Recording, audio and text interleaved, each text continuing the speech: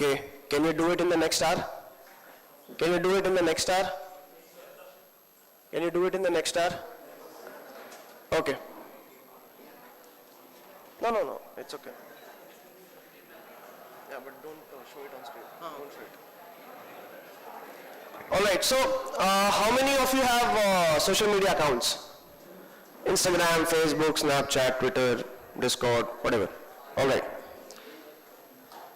How many of you have posted stuff about IBC Media until now? Nice. Okay. How many of you would want to get certificates for posting that? Okay, yeah, that's pretty much. See, here's what we'll do, alright? Let me give you some exciting things that we will be doing in the next 5 minutes and how we will be incentivizing the same. So one thing is what we'll do is just like a team strengthening exercise.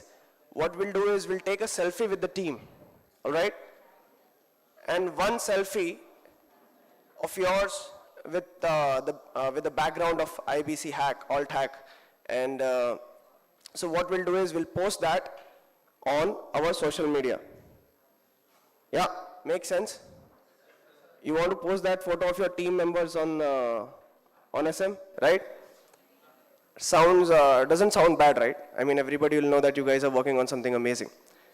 So, but at the same time, you need to use certain hashtags. Otherwise, how will we find out that you have posted something? It'll be haywire, right? So the hashtags are hashtag IBC Alt Hack, right? IBC Alt Hack, all right? The second hashtag would be hashtag IBC Media, okay? So hashtag IBC Alt Hack, hashtag IBC Media. So you're doing two things. You're taking a selfie with your team, you're taking a selfie with the background, and then you're posting it, you're posting the photos on your social media. It could be a photo, it could be a video, it's totally up to you. You want to say something, you want to add something into that photo, video, you want to add a collage, you can do that. So here's how we will incentivize this entire thing, right? So firstly, we will give you, we'll give you something, I won't say what, but it will be exciting. All right. So two people will get a certain award for the best photo and the best collage, like respectively, like they say, right? So the best photo and the best collage, okay? Secondly, there will be two winners for the most engagement on their post. So this is the time to leverage your friends, your circle. You know, when you say that I have X number of friends on Facebook, or when your parents ask, why are you spending so much time on Snapchat and Instagram? And your cousin might say, Arey, he has like so many followers, what do you know? Something like that. Something like that happened in my family. I know someone doing that. So, so now is the time to leverage that. Third, you'll get the award for most active participant on social media. So that basically means is the person who has posted the most number of times and leveraged his network to talk about IBC Media and what we are doing, right? Then you have the most active participant. Okay, this is something I already said. Most creative video. So we will be giving 2 awards for people with most creative video. So you know what to do. In our previous hacks, we had some brilliant videos coming up on Instagram and Snapchat. So I know you guys have the talent, so use that. So there will be 1 award for most interactive student over here. That doesn't mean we'll be giving the award for the person who was talking the most during the entire session. Right? That's not the interaction I'm talking about. The interaction is conversing with the speakers, asking questions, being present on ground, like we're not somewhere else, mentally. So we'll be giving an award for most interactive student, all right?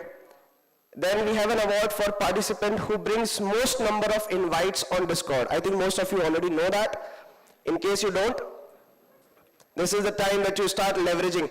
By the way, on Discord we have a parallel competition going on where if you bring 100 invites, then you win something amazing. It's there in Discord, do check it out. Do check out what exactly you win. So there are multiple competitions going on Discord right now. One of it is this.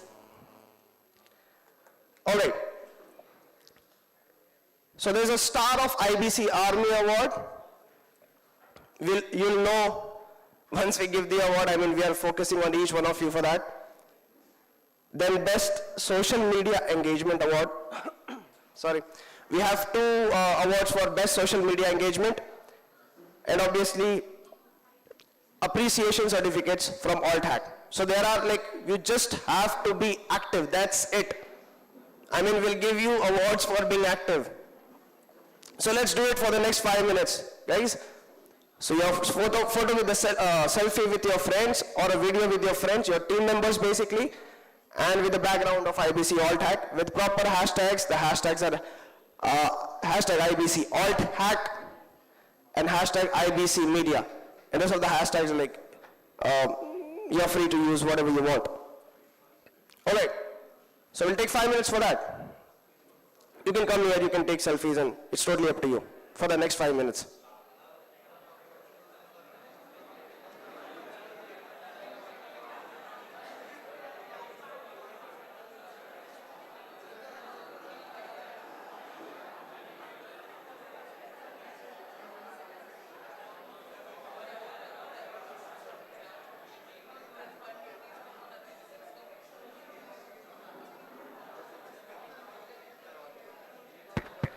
By the way, guys, our volunteers are going to come and check each one of your phones. You have to show that selfie.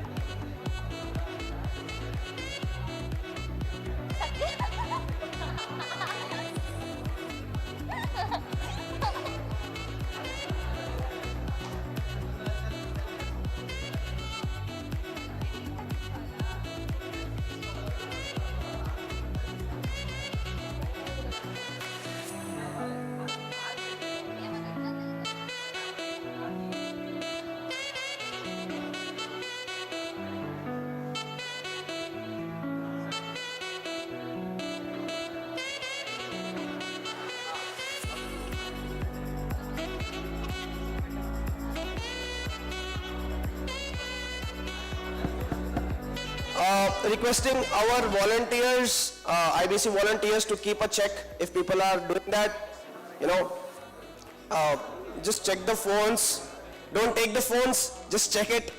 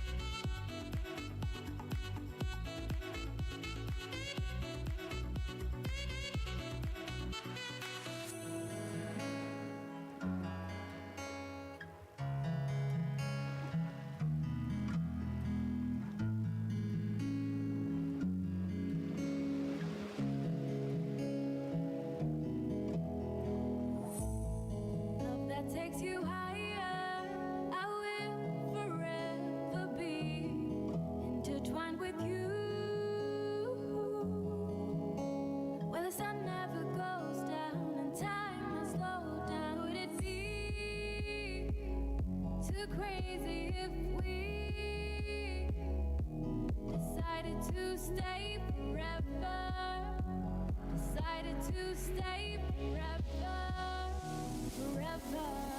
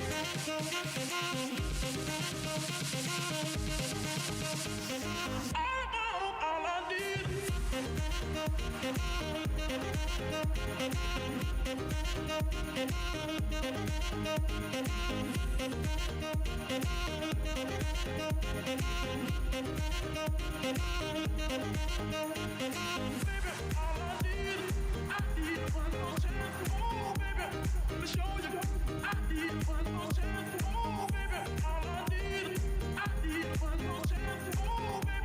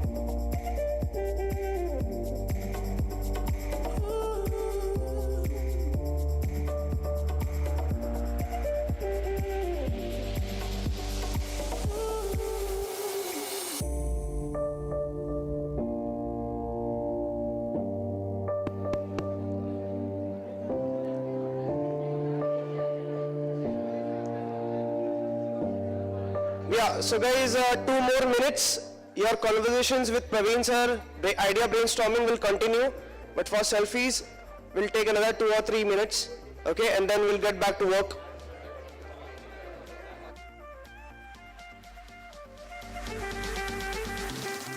Look at those palm trees, damn!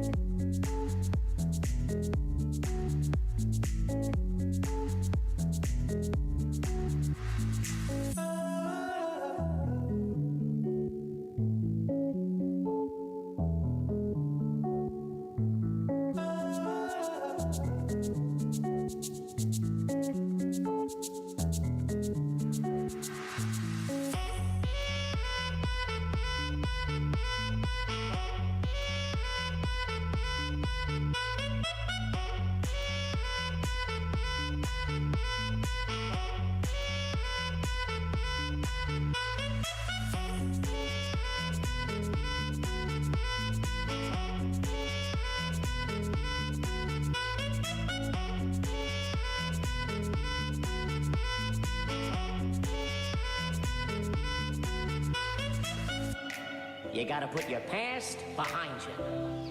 Look, kid. Bad things happen, and you can't do anything about it, right? Wrong. When the world turns its back on you, you turn your back on them. Well, that's not what I was told. And maybe you need a new lesson. Repeat after me. Hakuna Matata. Hakuna Matata. It means no worries.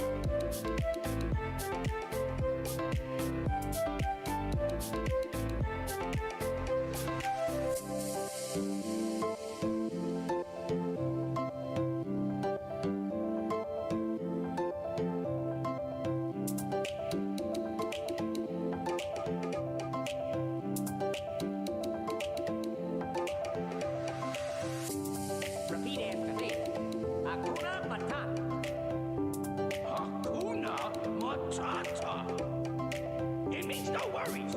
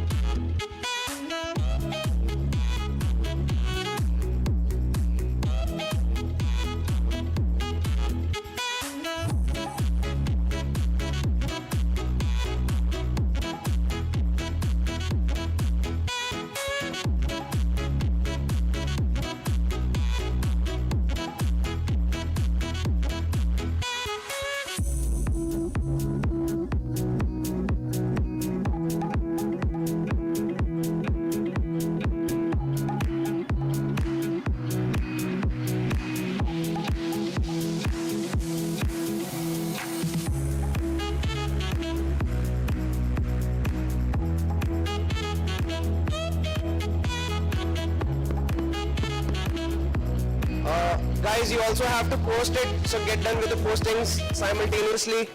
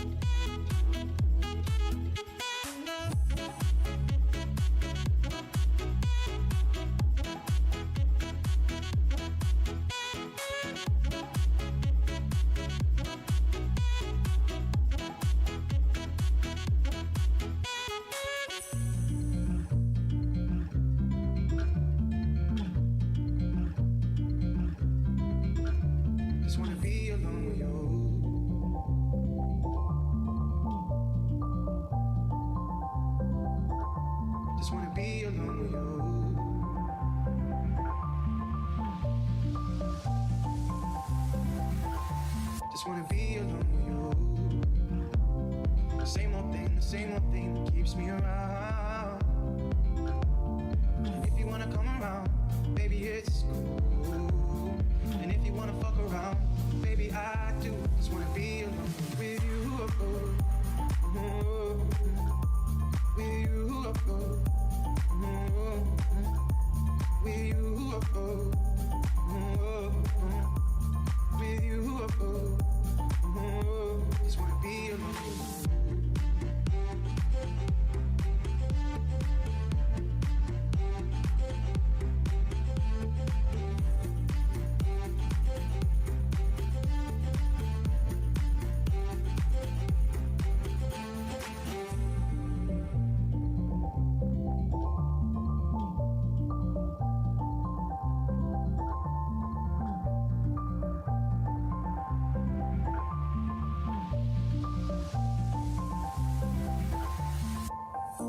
What was your name again?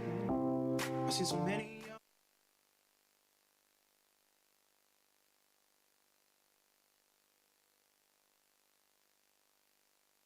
But I just wanna be alone with you. Just wanna be alone with you. The same old thing that keeps me around. If you wanna come around, baby, it's cool. And if you wanna fuck around, baby, I do. Just wanna be alone with you. With you. With you.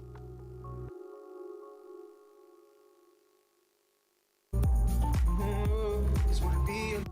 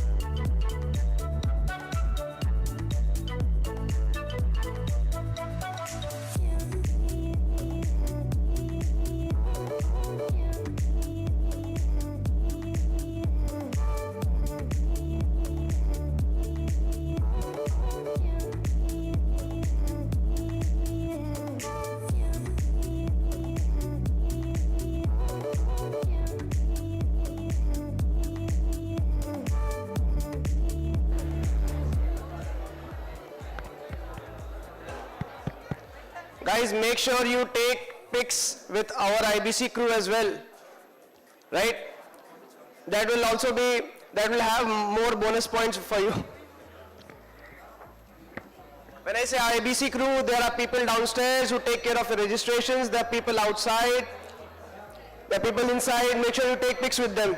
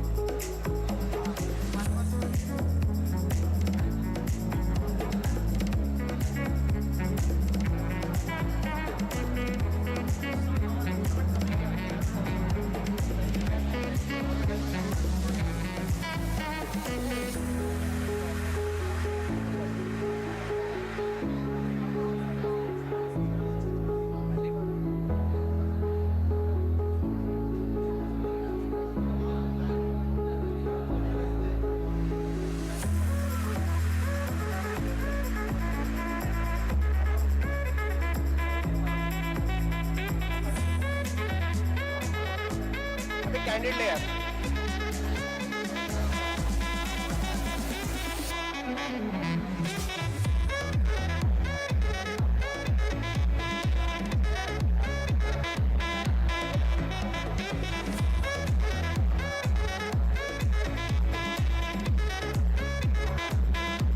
Guys, balance between SM, social media and your work.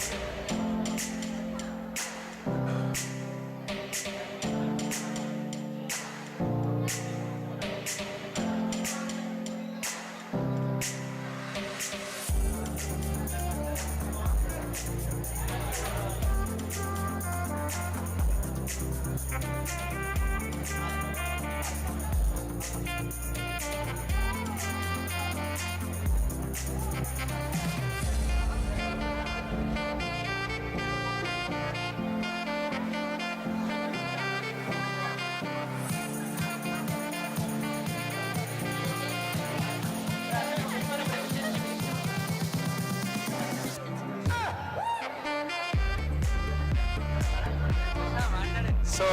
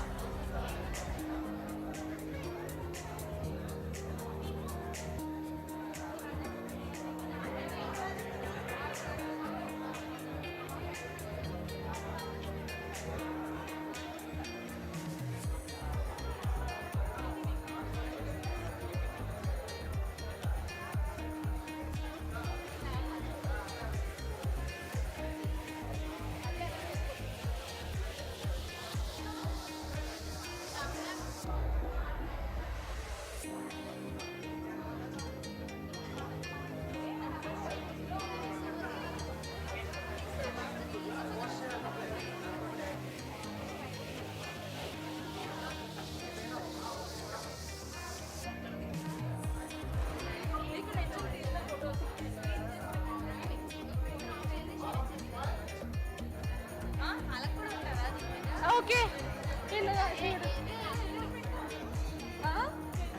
సరే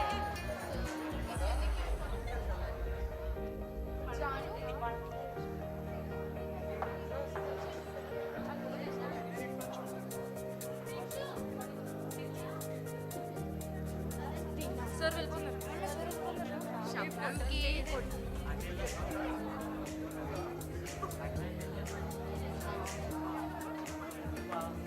మర్చిపోలేదు కావాలని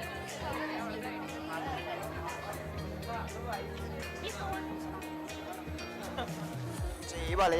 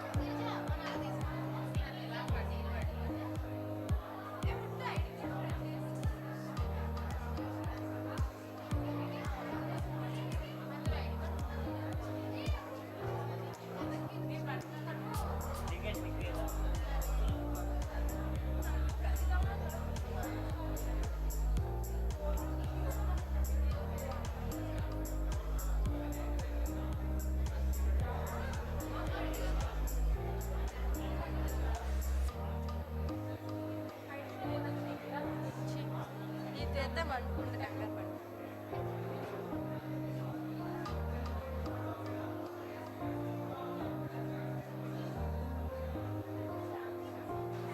ఇద్దరికి సింగిల్గా తీసుకోండి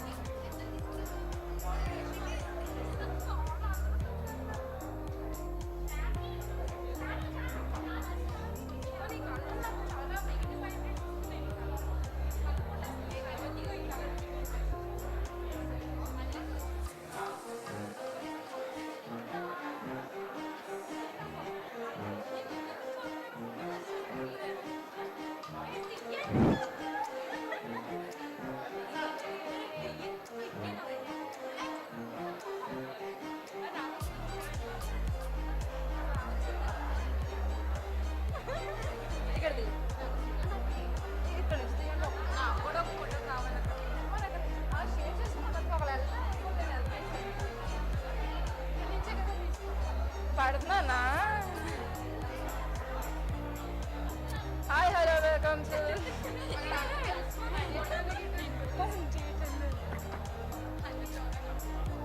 position ఉండకూడదు తీగే ఫాస్ట్గా చెప్పండి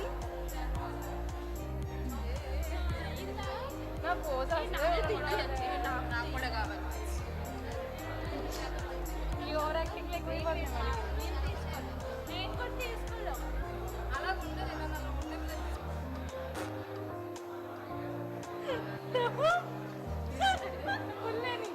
వచ్చిందా అక్కడి నుంచి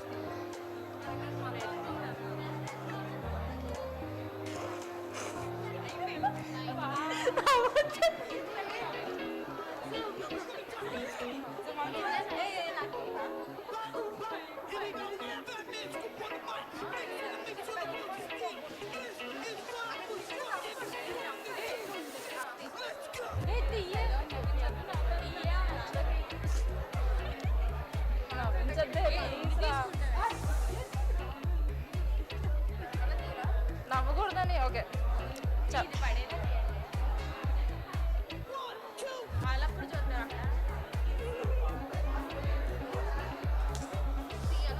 ఓకే చెప్తున్నాను ఇక్కడ క్లాస్ వినండి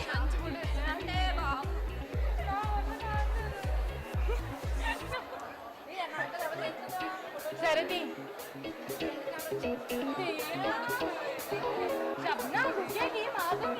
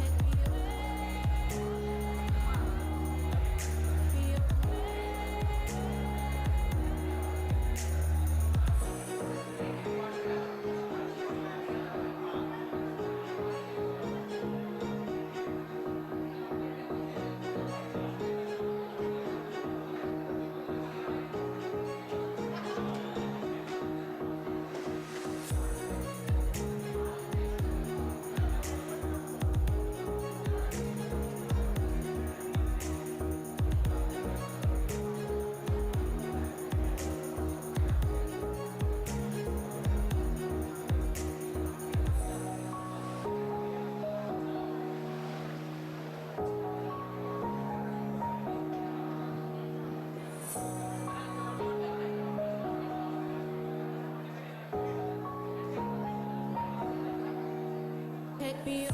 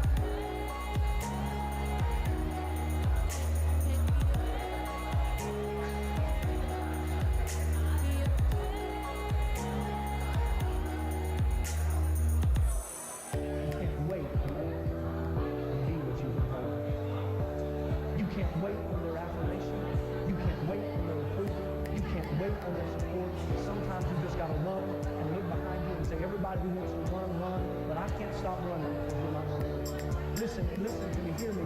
You can't stop chasing your dream just because somebody in your life is chasing your dream. You can't stop believing in yourself just because somebody in your life won't believe in you. You can't stop chasing the dreams of your life just because when you know when you do it, you're going to have to do it all by yourself.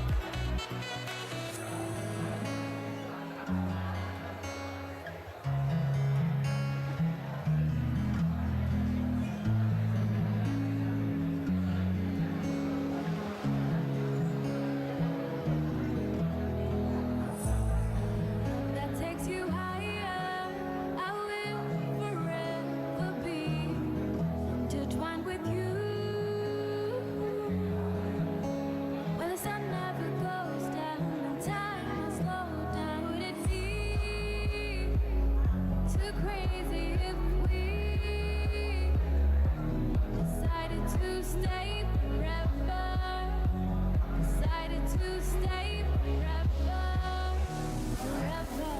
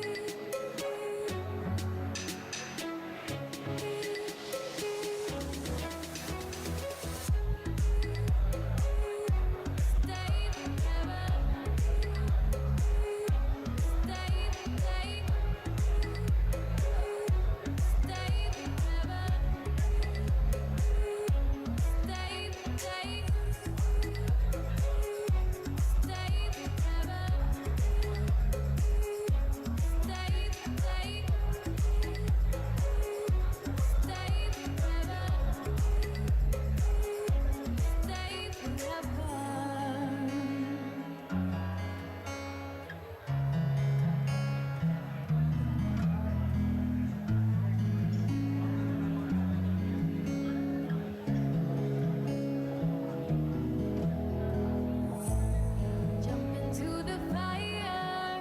I'd like to see your wild side. We should run away where the sun never goes down and time has slowed down. Would it be too crazy if we decided to stay forever? Decided to stay forever, forever.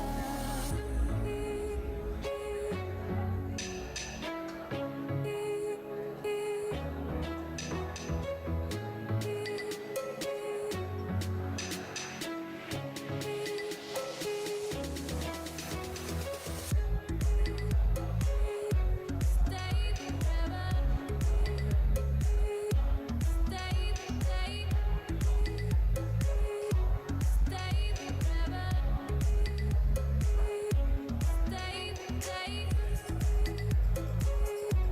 Stay forever. Stay, stay. Stay forever. Stay forever.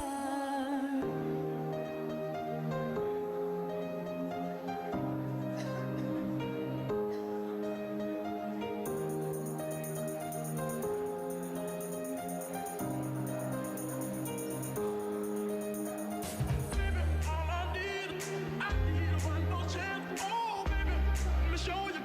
I need one more chance. Oh, baby, all I need one more chance. Oh, baby, let me show you. I need one more chance. Oh.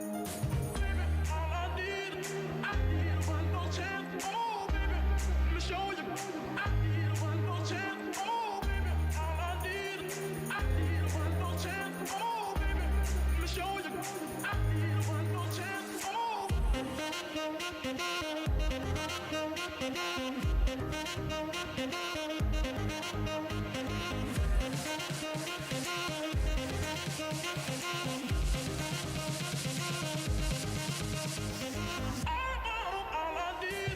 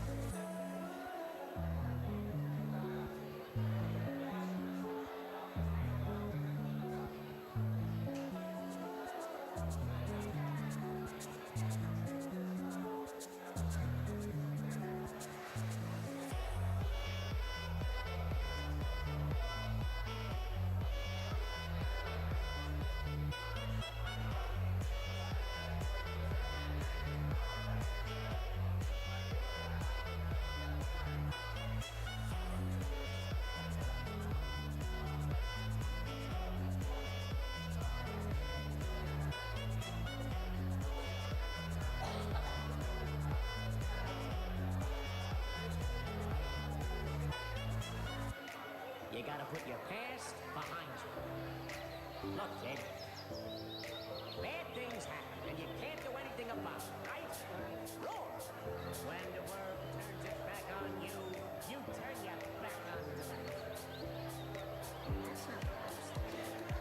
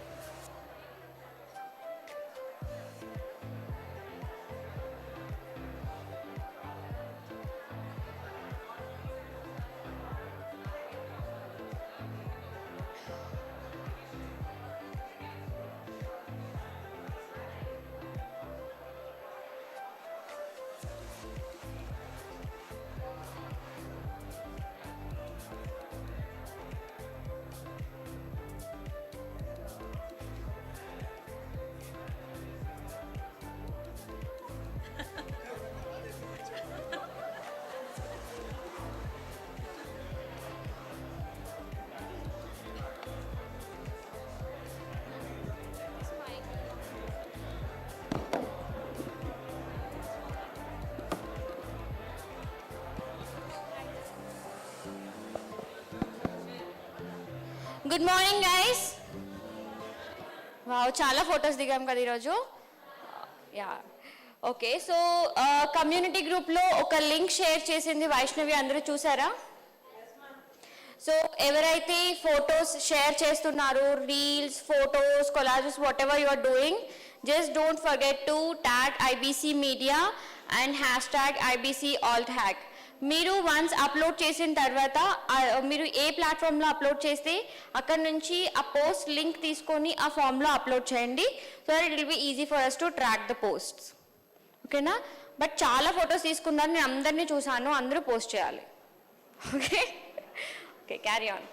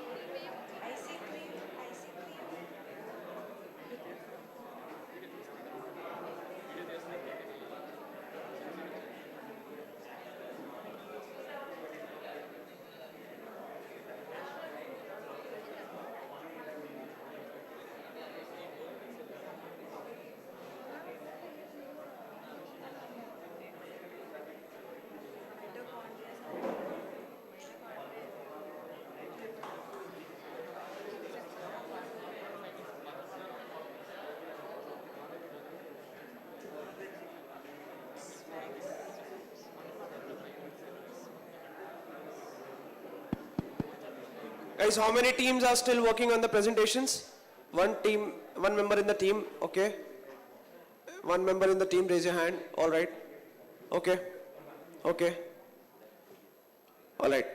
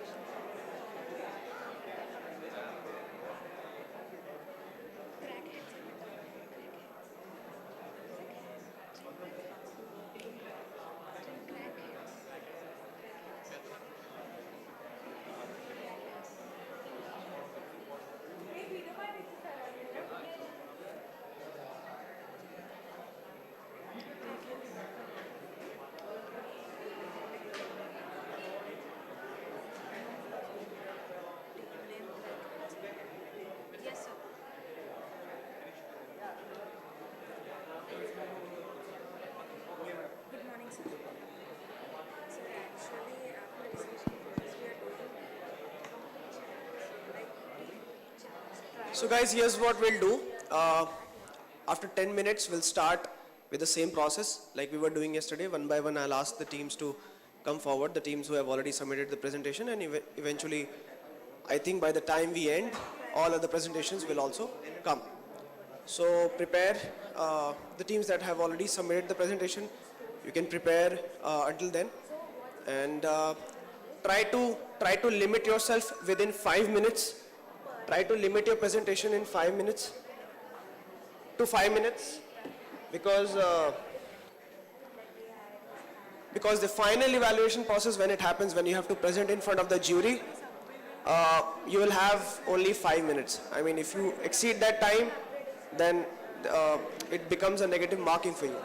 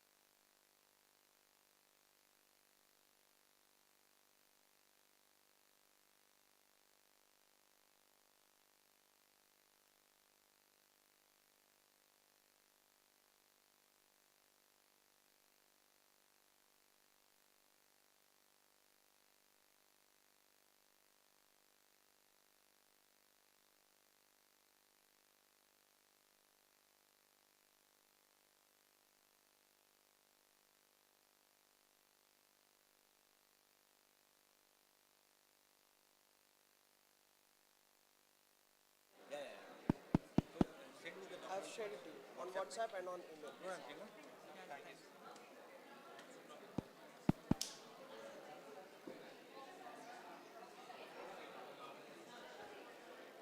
All right, so let's begin with the presentations. We have the team Elite 3.0 here. Raise your hand. Elite 3.0. Team Elite 3.0. Okay. So,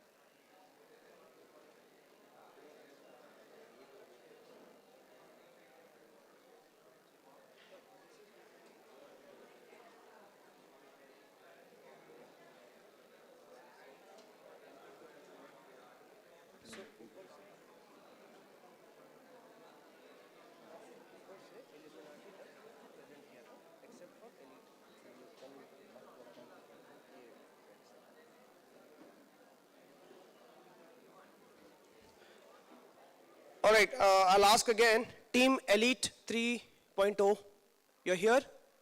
No worries. Okay, so Team Code Red. Team Code Red, you guys are ready to present? Okay, okay. So until then, let's go to Team Binary Coders. Team Binary Coders. Do we have Team Binary Coders here? B. Pavan, G. Ravi Kumar, CH. K. Abhiram. No?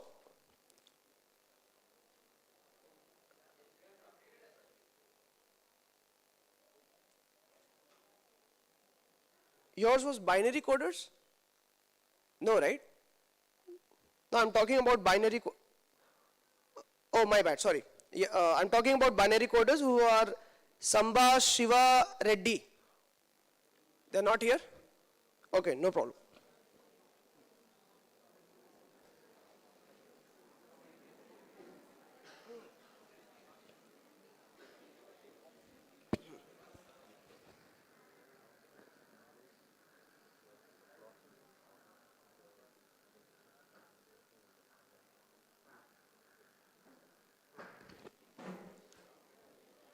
Okay, Team Gen Z Riders.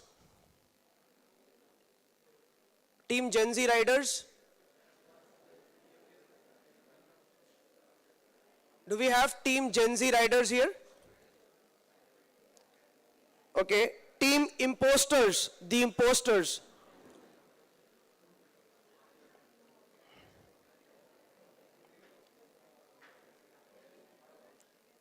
Nakka Swathi. No?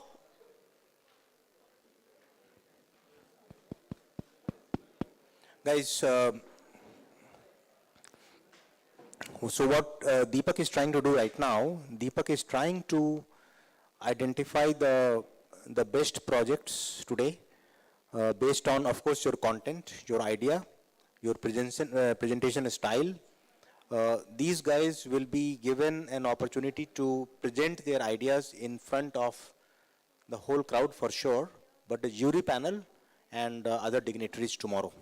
So take this opportunity seriously if you are here. So please come forward and let us see how you present, number one. And for people who have not yet submitted their ideas, I would request them to submit their PPT and banner as soon as possible in the Google Doc that Deepak had shared earlier. So these two things are very important if you really want to be in the, race. Okay? Yeah, Deepak. Thank you, sir.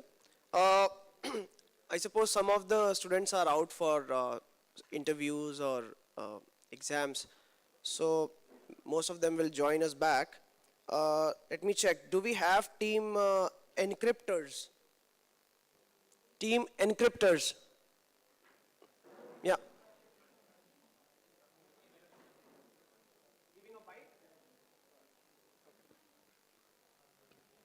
Team riders, RIDERZ. Team riders. Okay. Team Rosca developers. Yeah. Ready? The team is not there? Where are they?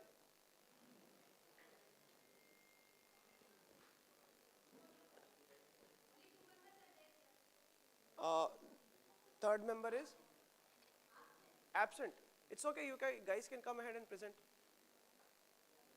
I mean, that's how we are evaluating. Don't worry. You come, present the idea, and then when the third person joins, then maybe we can discuss personally as well. Works? So guys, listen, if one or two members, one member is absent, it's fine. Even if two members are absent, it's fine. As a team, you are a team, right? So you have to take it upon yourself to make sure that you come out here and present. So don't shy away if one of the members or two members are not present. Any team name that I announced, people who did not raise their hand, did you not raise it because of the absence of your team members? You can come join us again. Anyway, so let's start with team riders.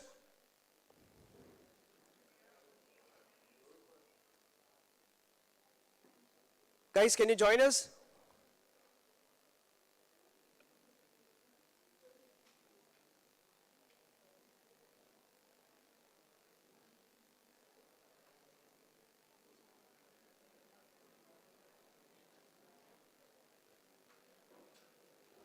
Right, guys, please join us. Come on.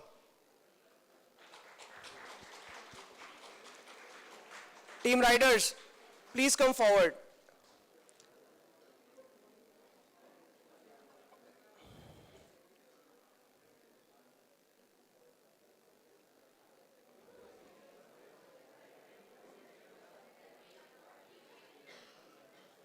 Okay, which team is it?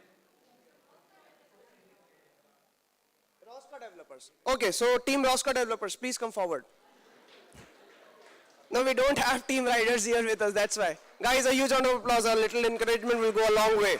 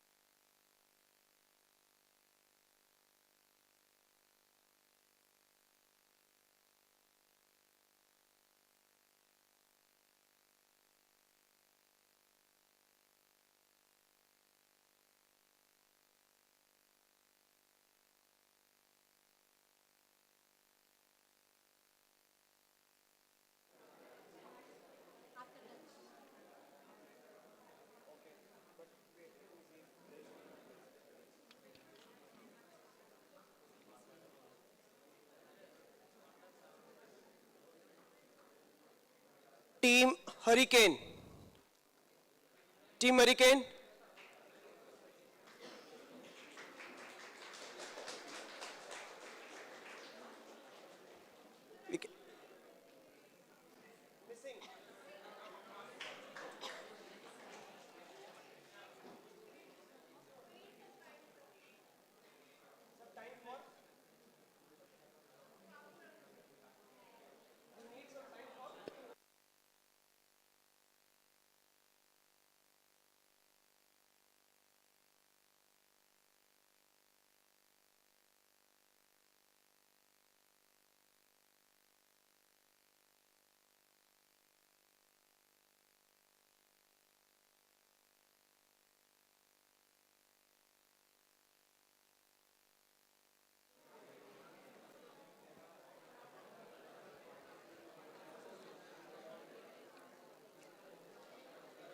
Okay, team Mighty Stars. All right, let me do it this way. Who all have submitted their PPT here? Which team? Okay, let me start from you. You want to present? Why? You have it?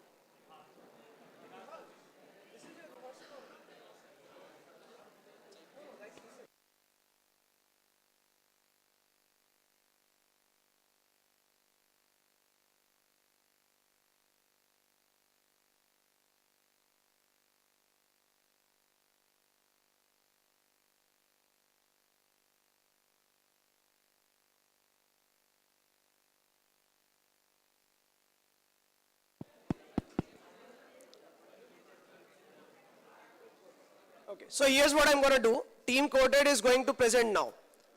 And after that, I will pick and choose randomly.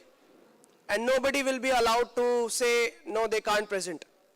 So 5 minutes, take 5 minutes, you prepare, you clear all your doubts in your head, you be confident, whatever you do. All right? After Team Code Red, I'll pick and choose randomly. Okay, great. So your team? Code Red. Guys, a huge round of applause for Team Code Red.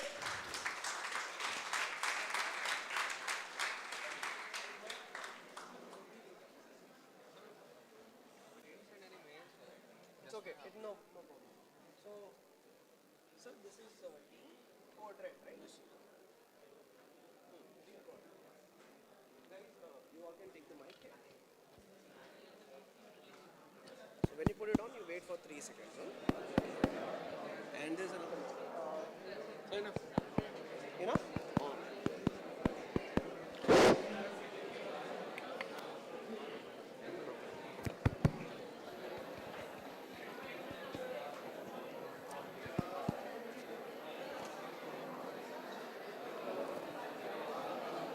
All right. Yeah, absolutely.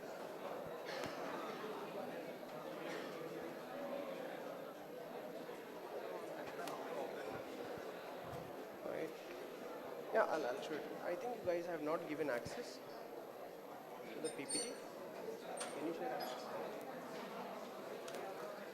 Guys, all of you who have submitted your PPTs, make sure that you give view access to everyone so that when we open it here, we are able to see it.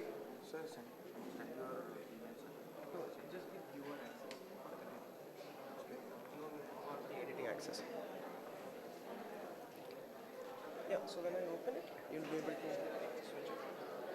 You can go next. You can go back.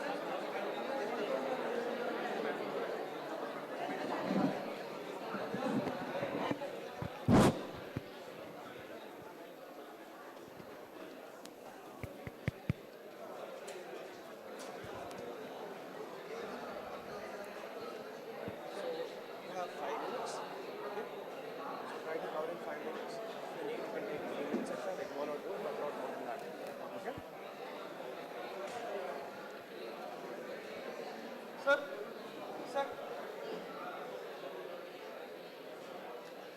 right, guys. So we have Team Code with us. Let's give them a huge round of applause. Guys, the stage is yours. Hi everyone.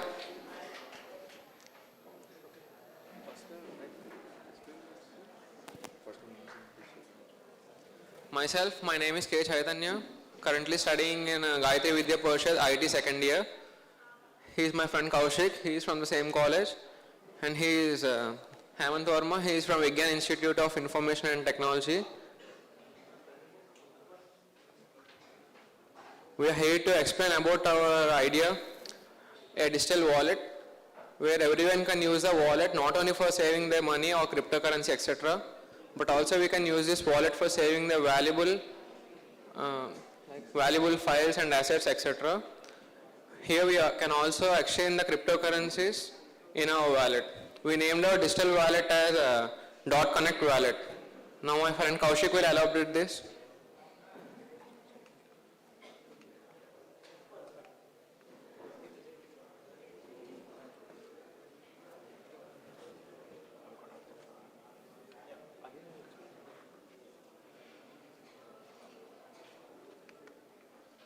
We have chosen the track Polka.Hack Pulse. This is the basic idea introduction that, as my friend Chaitanya earlier mentioned, that wallet is not about only saving the money or doing some transaction and all.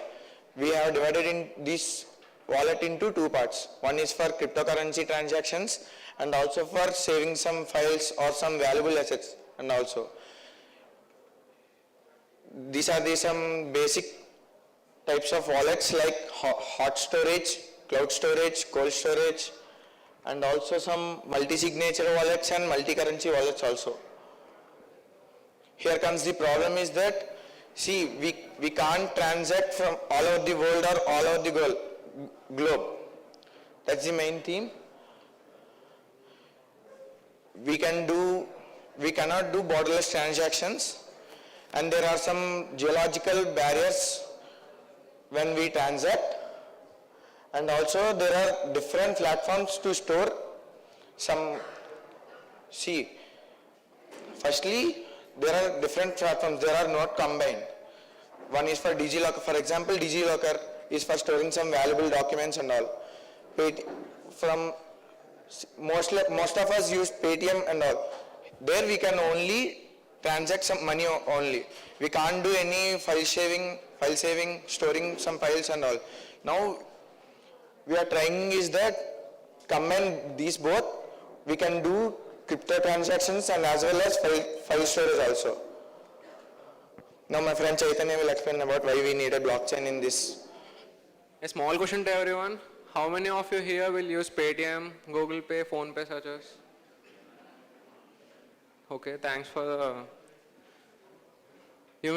You might face many difficulties while using those apps sometimes, like network issues, or else there might be some transactions that have not been done due to high amount transaction and all.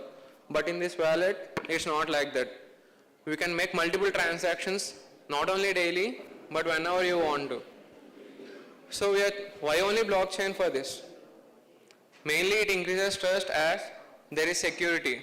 You know all about how blockchain provides the security as it unites the chains that the way the data items and all are stored, as well as unites the security in providing transparency, and also it is speed, increases in speed, because blockchain is high energy efficient as it uses a fraction amount of energy in the conventional chains, and automation. Next slide. Proposed solution. Now my friend Hemant Verma will continue from you. Thank you, Chaitanya. Now I will explain about our solution, because based on the real life we are facing some problems on the transactions like that. If you use our .connect wallet, you can easy. It is everyone can use it, and it is very secure. It is very secure. You can store any type of documents, any important documents you want to store, you can store it. And you want to transact any crypto coins within seconds, within low time, you can transact your crypto coins like that. It allows multiple crypto coins. Adding to that, the proposed solution is about the transaction speed. The traditional transactions are very much slow compared to this. Blockchain, we are using blockchain for transaction speed, okay? Our main competitive landscapes are Zingo, Ledger NanoX, Binance, Coinbase. There are some different platforms. See, Zingo is for software wallet, cold wallet, hot wallet, Binance for hot wallet. We are trying to combine these all formats, all apps.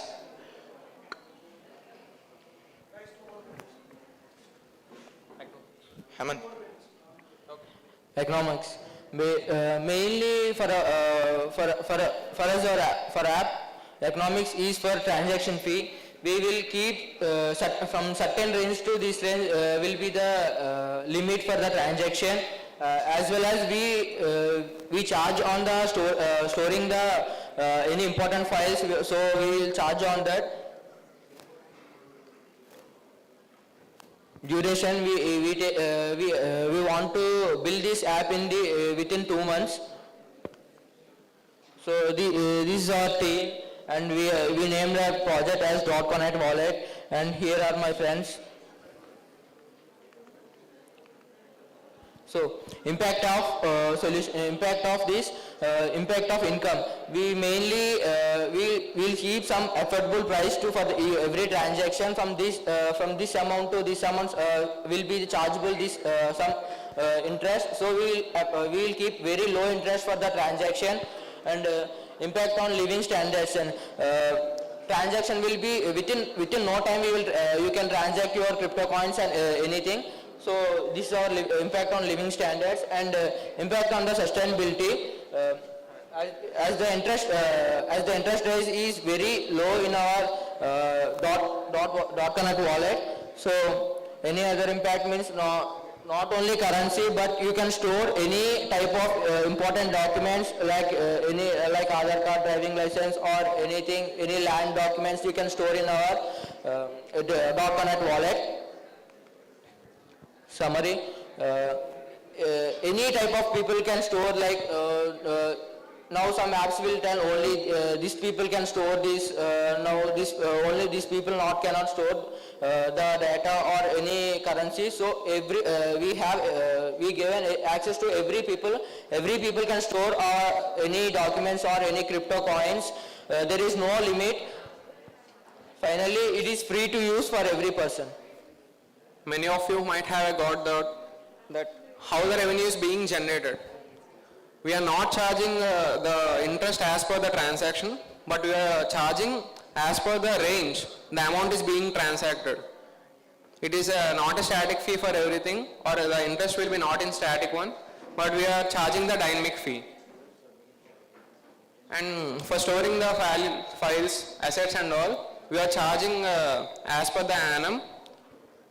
There will not be any higher interest by using this wallet. It is almost affordable to everyone. Thank you. Thanks everyone. Thank you IBC Media to giving this opportunity for presenting our idea. Thank you, sir. Thank you, guys. So Praveen sir, do we have any questions? Yeah. So when you say why blockchain, you are talking about why do you use blockchain? I mean, of course, wallets are here meant for blockchain only, right? So how do you, I mean, what is your strong differentiator? I mean, there are hundreds of wallets in the industry right now. So what is your wallet? What are you trying to build, something which is not there in the current market? Yes, sir. There are different platforms, sir. As we mentioned, our competitive landscapes, they are only for some software wallets, only for software information on like. Our wallet main motto is that not only transactions, we can keep also some valuable files and all. No, but then there are wallets which are basically, which handle the NFTs. NFTs are basically the way of, mechanism to store files only, kind of, right? I mean, digital identity of the files, right? So, I think you should try to, as I was telling you earlier also, try to get deeper into, and before you propose any solution in wallet space, you should first try to understand what are the different wallets, and hard wallet, cold wallet, those are basically the exposure to internet, that is one thing. But what I mean is that the functionality wise, right? How are the different functionalities, which are the functionalities being covered by different wallets, and are there any loopholes right now which you are trying to fix? So think from that angle. So unless you understand the current wallets landscape and then propose a solution on top of that, I mean, it will be difficult to kind of, sell. You know what I'm saying? Yes, sir. Yeah? And So here comes the main thing, interest, sir. yeah, Interest, and the wallets are charging the interest based on the amount transacted or some cryptocurrencies and all. But here, it doesn't matter. We have certain range of interest. For this range to this range, the amount has been transacted and all. So you can go for any cost model or revenue model, which is fine, but the only thing you have to make sure that your economics is viable, sustainable, and you are being able to kind of earn the money that you need as a platform, right? As an application. So you have to keep that in mind. Okay. Thank you. Thank you, sir. We'll be working on it. Thank you, sir. Thanks, everyone.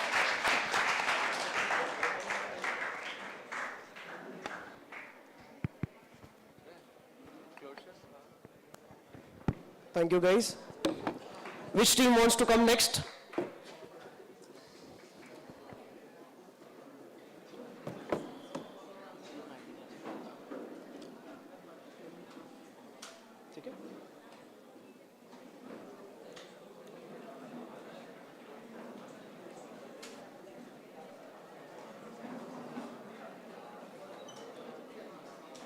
Tech Mavericks. Tech Mavericks. Tech Mavericks.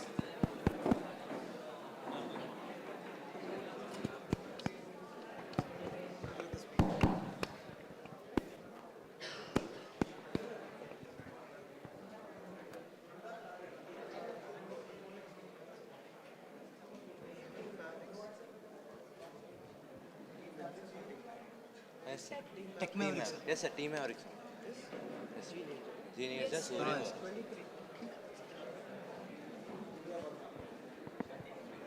sir. Yes, sir.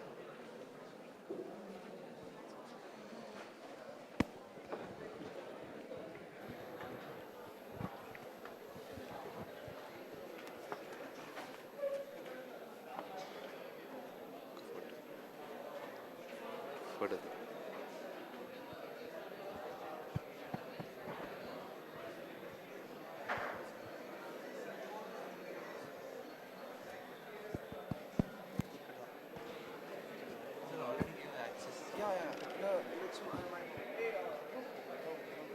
Sir, otherwise I sell it. Sir, send the mail also. Mail also I send it. Yes, sir, copy the mail.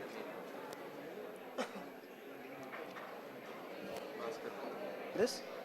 Oh, my bad, my bad.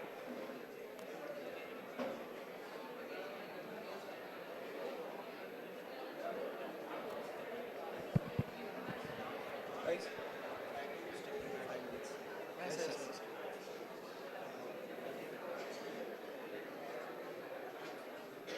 And go forward. I mean to say, when you're talking, right, you walk and... Yes, sir. Okay. Feel comfortable.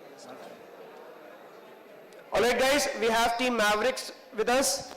Let's welcome them with a huge round of applause. Guys, the stage is yours.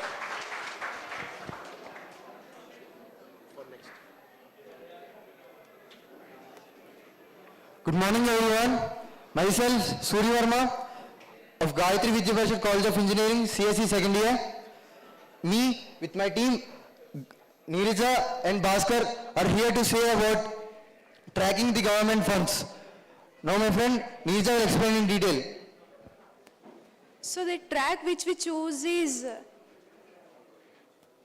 Polkadot Hack Impulse, first track, DeFi, decentralized finance. So the main idea is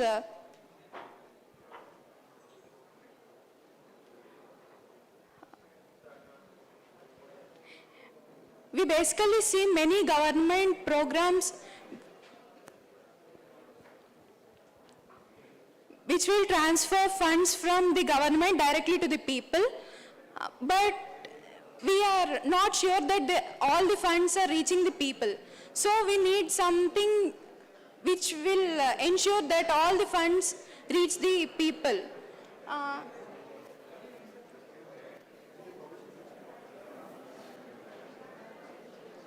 So I think blockchain is the best way to do this.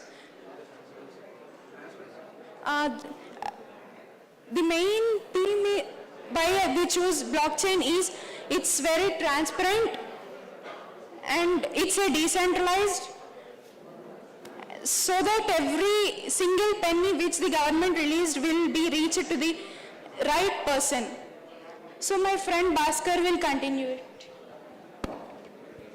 In this process, there are three main steps. First is we have to validate the users. Are they the correct beneficiaries or not? Then second step is transferring the amount directly to the beneficiary's account. Third step, we will use cryptocurrency Binance USD. We have chosen Binance USD because it's a stable coin. So at the end stage, we have to convert Binance USD into Indian rupees so that they can transfer it to the college account or something. So it has total 9 steps. First step, we have to select the beneficiaries. We kept government validators who will validate the process. There are 6 members for verifying. There are 6 members who will verify the one beneficiary. If 4 members, they said it is correct, then they will transfer the money. Second, all the data is transferred into the oracle. Those who are correct beneficiaries, we will create an oracle so that from there we will select it to the parachains. First we will understand about oracles in detail. So oracle, smart contracts are generally very isolated. So we have chosen oracles so that we can send outside data of the beneficiaries to the smart contract. So that's why we are using oracle.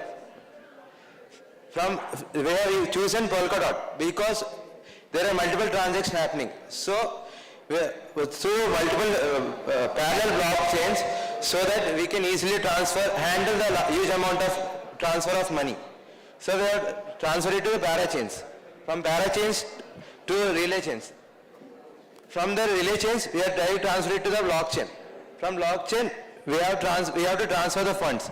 So we are using a smart contract so that the correct amount is reached to the beneficiary account directly without any interference of the third parties. From there, we have to convert that idea into cryptocurrency into the Indian rupees. So we have near government service agencies, we will convert the cryptocurrency into the Indian rupees because most of the beneficiaries are illiterate. So we need to transfer the money in INR. So we are converting into Indian rupees. After conversion, we will directly transfer into the account. Now my friend Surya will explain about the competitive landscape. So actually, we have many huge competitors in this platform. They are Microsoft Azure, IBM Blockchain and GovChain and many others. But what's different from them and us is they're charging the government for doing the whole process. But our plan is to do a one-time payment, means we'll sell our whole project to the government. And if our project success, we'll implement it to the other, means not only government funds tracking needs tracking, but other other welfare schemes or many other things require tracking. So this is a prototype so that we can see so and so government is using this which we built. So this is a one-time payment, and moreover, we are doing this to prevent corruption. So some amount of the corruption, some amount of the money which was lost in corruption is being saved, and this money, moreover, will be will be used in the economy or can be used in the economy and can be lead to a growth of GDP, etc. As I said before, our economics is so simple. This is a one-time payment, so we do not have much benefit from this project, but a government has a huge profit, like we can save money, etc. So let us, for example, take an example. In JVD, the total amount which is benefited to student has been allotted in 4 installments. For one installment, 700 crores is been allotted. So the gas fee, 50% of the gas fee is been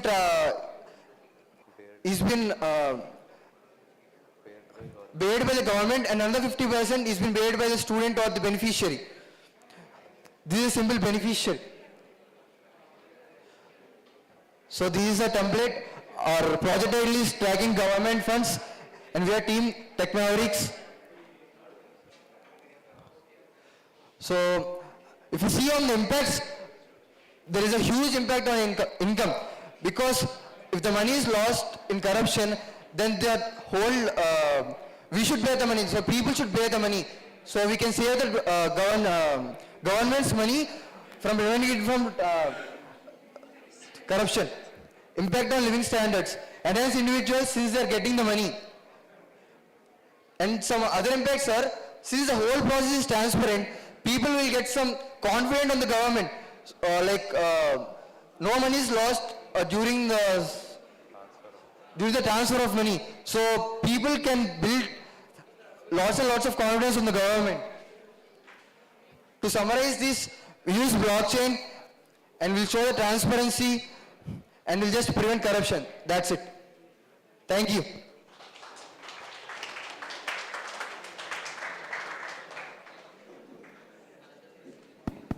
Thank you, guys.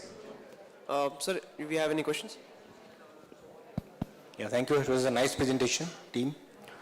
I think this is a very, legitimate problem to solve, and I think a lot of people are kind of looking at this problem very seriously already in blockchain.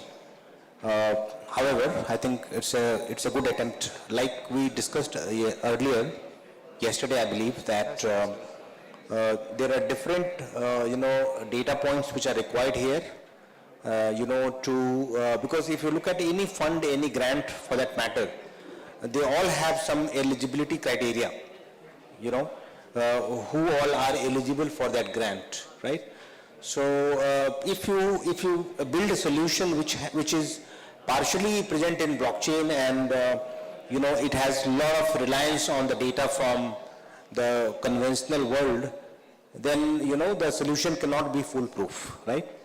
So in my opinion, these kind of solutions are very required, but then the whole solution has to be looked at holistically, and we have to ensure that any loopholes at any point in time is eliminated, by either you create a consensus there, or a voting mechanism, or community feedback, all those things really have to be thought about. So that is one aspect.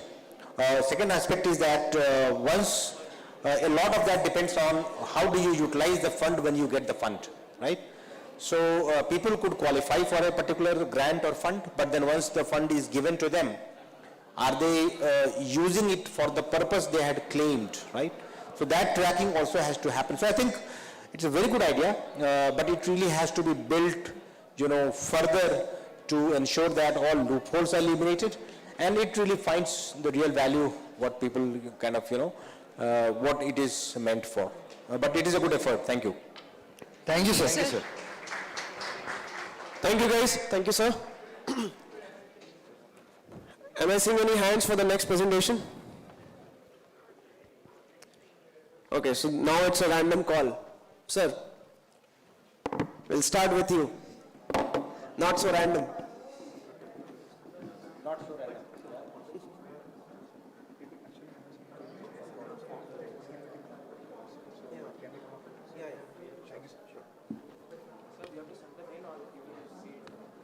You can mail it.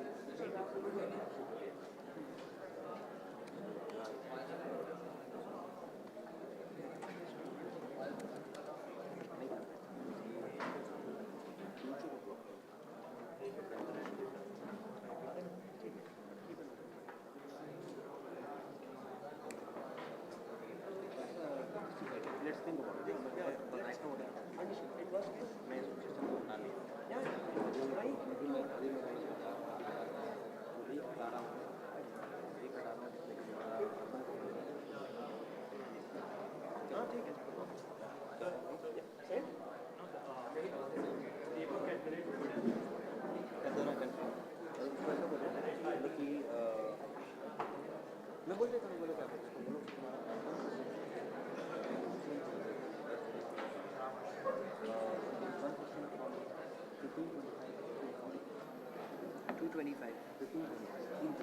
हाँ समय उसको हटा कर रखते हैं okay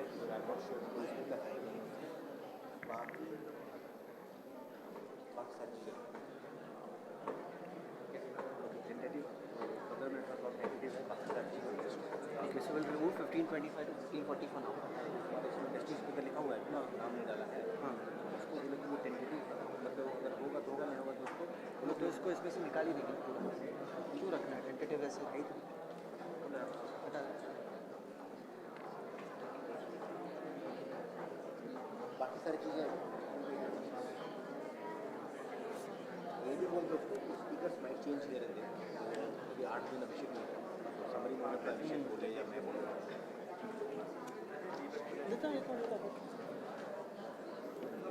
that Abhishek and I बोलते sir कौन बोलेगा सो या तो मैं बोलूँगा या तो अभिषेक बोलेगा दोनों में कोई बोलेगा but that we have concern Abhishek या स्लैश हाँ चलेगा ना तो अभी के लिए सिर्फ एक ही चीज़ निकलवा हाँ निकाल कुछ नहीं तो सिर्फ स्लॉटिंग वाइज के लिए वही okay talk from industry speaker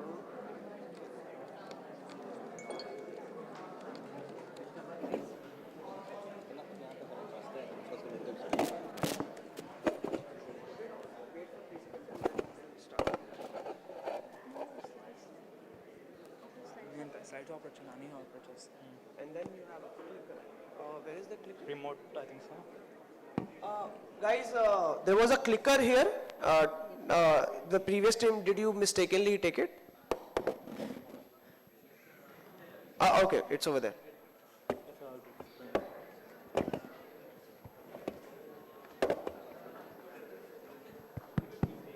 hello hello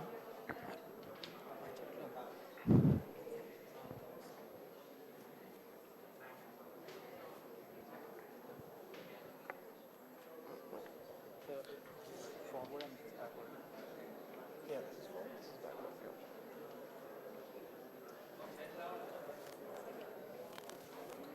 What's happening? The animation is done.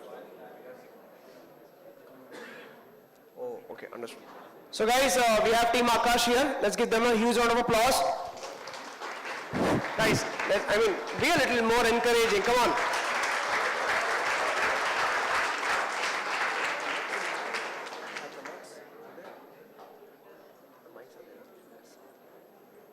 hello everyone namaste guys I need some energy yeah that's fine we have a small presentation over here just pay some attention to us and I have a humble request for you we will be asking some questions even if you don't know the answer just raise your hands okay over to you Yeah, so this is Shubhankar and we are Team Akash. So we will be presenting this. So our chosen track is Polkadot Hack Impulse and our theme is Web 3.0 and tooling. So coming to the title, our title is Resilient Decentralized Communication and Data Storage in Swarm Troops. To be simple, it is just providing additional security to the UAVs, like it's military drones. Coming to the next, problem statement. So basically the problem statement is that the UAVs that are present, the military drones, it can be easily hacked and the data that is transferred to the database can also be hacked. That is the second problem statement. And coming to the next problem statement, like we are actually trying to solve the problem that in case there is an internet breakout, like in case even if the internet breaks out, we are trying to solve that situation also. Like temporarily it will store somewhere and then it will push to the database. Like we are solving to that, even if there is no internet. Wait a minute. Yeah, guys, just imagine a situation where you just want to make different kinds of transactions. Like, if you want to make any kind of transaction, it could be the centralized or decentralized. You need some internet, right? Yes or no? Yeah. Imagine this situation when you don't have any kind of internet. But if you just want to make any kind of transaction, even if you have some internet blackout, is that possible? Even with our internet, we have to manage to in such a way that we can make some Bitcoin transactions or Ethereum transactions. Can we do that? Even with our internet. So that's the problem statement that we are focusing on. We can achieve that using some kind of radio wave communication technology. And we'll be discussing about that later. So. Yeah, coming to the next point, rapid growth of uses of unmanned aerial vehicles, UAVs, as I was talking about earlier. So it is used in military. So we can see that in India, we have the drone market in India is rapidly increasing. You can see that thing. And even in the global market also, the usage of the drones in military is rapidly increasing. Like they use a lot. Now, the security of the drones are at fatal risk. We have 2 case studies here that represents that the hacking of drones has caused a serious issue. So the first one is Israeli Intel breach, where US and UK have spied, means they have hacked through the servers of Israel, hacked the UAVs, and they were getting the data for like 18 years. Imagine that. They were getting a lot of data from Israeli, and that's because they were able to hack through it. The second one was the Russian forces hacked and tried to intercept the US surveillance drone. The second case. Yes, moving to the next. Yeah. Yeah, you must be heard of the thing, right? The problem statements. Just imagine the wrath when there are such kind of vulnerabilities being implemented into thousands and thousands of drones which are being deployed in some years of time. As India is full of young minds. Lots of many new startups on drones and then blockchain coming up. Just imagine these vulnerabilities being carried out onto those technologies. It would be chaotic, right? So chaotic by mean that the data leakage and the data manipulation being implemented onto that. So here are the proposed solutions. First thing, we would like to create a blockchain using the Polkadot substrate framework. That's the first thing. Second thing, we just want to create a blockchain database and then integrate that to the substrate blockchain that we have created. And then the third thing is that we want to establish the internet blackout resilient relay network. And for that, we have to design and prototype a particular device, and we name it as the data relay device, and we'll be explaining about that too in the next slide. So we just want to create that particular device which is capable of even operating itself in the internet blackout arena. And second thing is it is integrated with the Oracle system. You know what are oracles, right? Okay. Oracles simply fetch the real-time data and then validate it and then push it to the blockchain. So they act as a middleman, and we just want to integrate that into the device also. And then it is capable of pushing the entire data into the blockchain whenever there is an internet connectivity. So I would like to explain the entire architecture based on this particular picture. First thing, imagine each and every dot within the system to be a particular UAV, that is unmanned aerial vehicle. So what happens is, whenever this group of drones or UAVs travel to a particular location where there's internet blackout, there is no internet connectivity. So what do they do? How do you push all the secure data, the UAV related data, which should be secure, directly onto the database?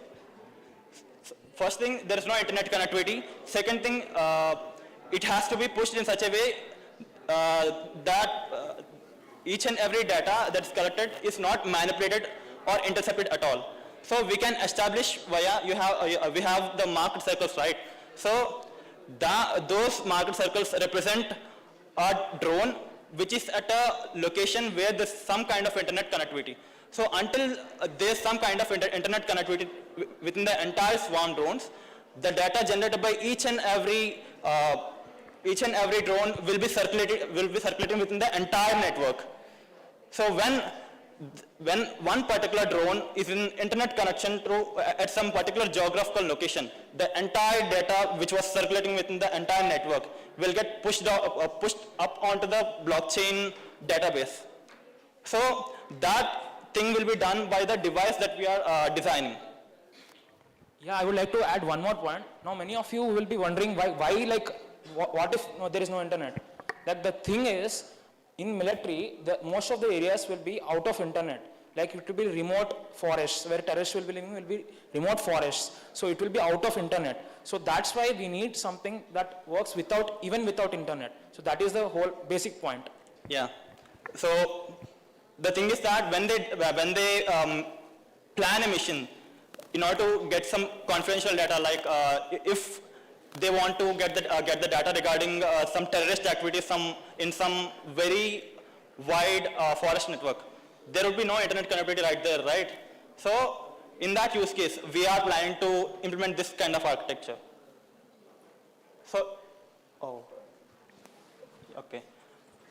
Implementation of the entire product. So we we will be using Powder substrate for implementing the blockchain, and then if we want to leapfrog onto the leapfrog even without building the entire thing, we can directly use the Filecoin or the IPFS, and then we'll be diving into the backend frameworks, and then to implement the oracles, so we can take use of the chain-link oracles, and then in order to build the entire device, we will be using some kind of firmware, and then that firmware is called LocaMesh firmware, and then some hardware components. We will be, in order to build the entire device, we will be using an MC unit, that is microcontroller unit. It could be Arduino, Adafruit, or Raspberry Pi, etc., and then we will be using some points out of the PPT. So we will be using a thing called CC1312R, which is a module for radio transmission, and then we will be using a power amplifier in order to amplify that particular radio waves in order to transmit within the entire network, the picture that I have shown you in the previous slides. Yeah, the hardware is mostly based on IoT, so it's a bit complicated. Yeah. Yes. So why blockchain?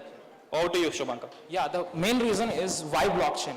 So then we have that the UAVs that are moving, anyone can hack it. So we have seen that in past it has been already been hacked. So the security is a very important factor we have to consider. So we have to make it so secure that no one can hack it and steal the data, or manipulate the data, to be precise. So that is the reason why exactly blockchain is required. And the second thing is, for establishing a relay network also, using blockchain, it makes it easier. Like establishing a relay network wherein one of the drone we said earlier, right? One of the drone should be connected to the internet, and the other drones will be taking data from that. That my friend will be explaining later. So that's why we need exactly blockchain. Without blockchain, implementing this is really impossible. Yeah, there is a competitive landscape. There is already existing thing called LocaMesh. In Africa, there was a massive internet blackout wherein this startup company has made a relay network wherein we can perform transactions without internet. Imagine that. Without internet, we can perform transactions. That thing was achieved by LocaMesh. It is a startup company. It's growing up. We will try to compete this with our own idea of establishing into military side. Yes, next. Yeah, so our economics for the solution is we will be trying to establish a data relay device based on IoT that can work without internet. It will be sharing data with radio waves, encrypted radio waves to be precise, so that data cannot be manipulated. Even if it is radio waves, data cannot be manipulated. We'll ensure that using encryption. So based on IoT, we'll be trying to implement that with IoT. So data relay device, we'll create that and we will be sending it to UAV manufacturers initially. Then slowly once we get the thing, we'll be directly delivering into the Indian Armed Forces. Our purpose is for them, for army. Yes. Yeah, this is the entire business aspect of this entire solution. So the data relay device that we are about to prototype, we'll be establishing some kind of market or business thing by supplying those devices either to the UAV manufacturers so that they can treat them as the OEMs. OEMs, yeah, sure. Sir. The original manufacturers of the entire system. So we can deliver these things to the UAV manufacturers or to the direct Indian Armed Forces. So this is one of the business aspect. And the second thing is we are trying to build an end-to-end product with our system. Sorry about that. Guys, speak, but I know you guys are working also, but keep it low so that at least we can hear them properly and it's not distracting for them. So keep it low, whisper, and then continue working. Sorry, sir, please continue. Yes. So we are trying to build an end-to-end solution which includes each and everything ranging from blockchain, communications, and then the IoT. So firstly, we will be building the data relay device, and then we will be creating a decentralized application which is used to retrieve the data that is being pushed with some kind of data related to the UAVs. And then we can establish the decentralized database within the client's arena. Like if US Army, Indian Army are our clients, we will be establishing those the required infrastructure in order to make the entire system functional. So I think we are somewhat missing this entire architecture. One thing that we might miss is this. So we might be building up all the three things, this decentralized database establishment, building up the product, and then building up the DApp. That could be fine. But if we include this thing called UAVs or drones into the entire circle, that could be an end-to-end product, and that could be a very beneficial product for the clients. Yeah, I just want to clarify that for those who the UAV is a separate point because data relay device means it's like a transmitter that we are attaching onto the drone. Like it's a part of drone. And this is separate. We will be trying, once we achieve that, we'll be trying to create the entire, with the help of others, we'll be trying to create our own UAVs. That's it.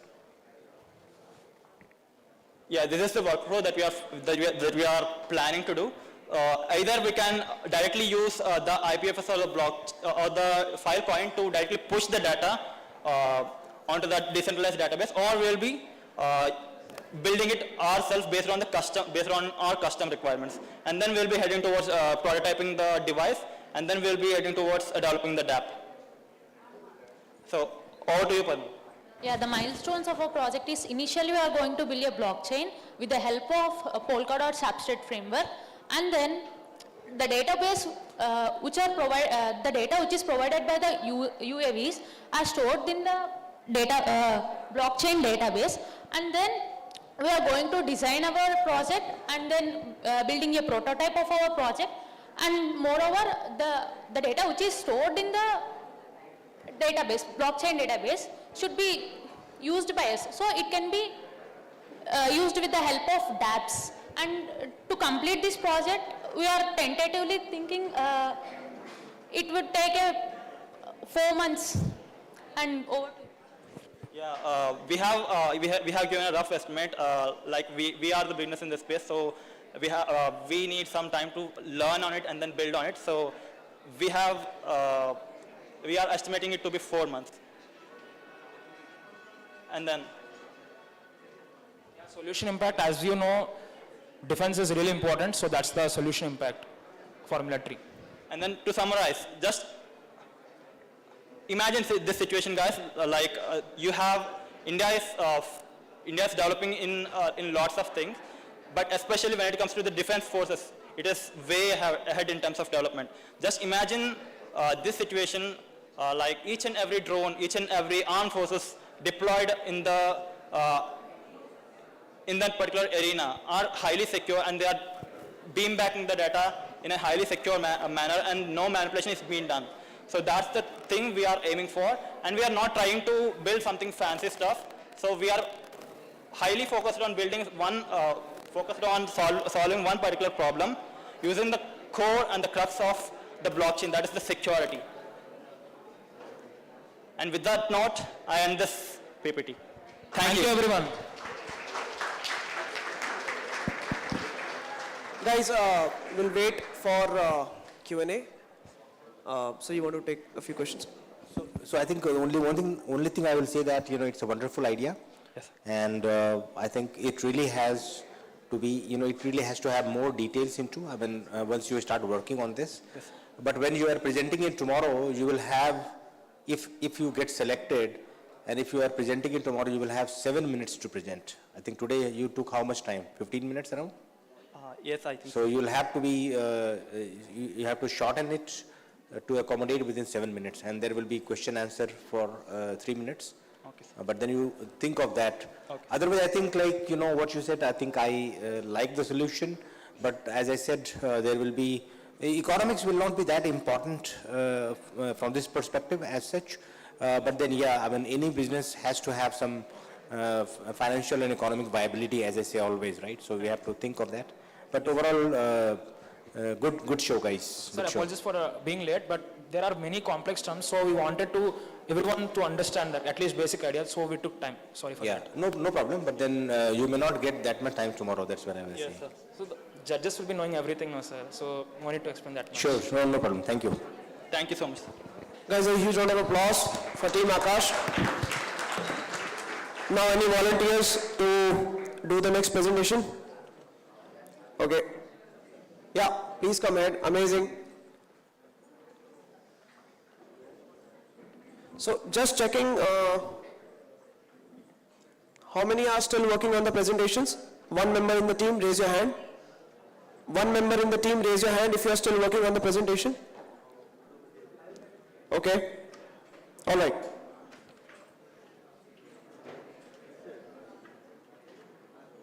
Guys, try to be quick. All right.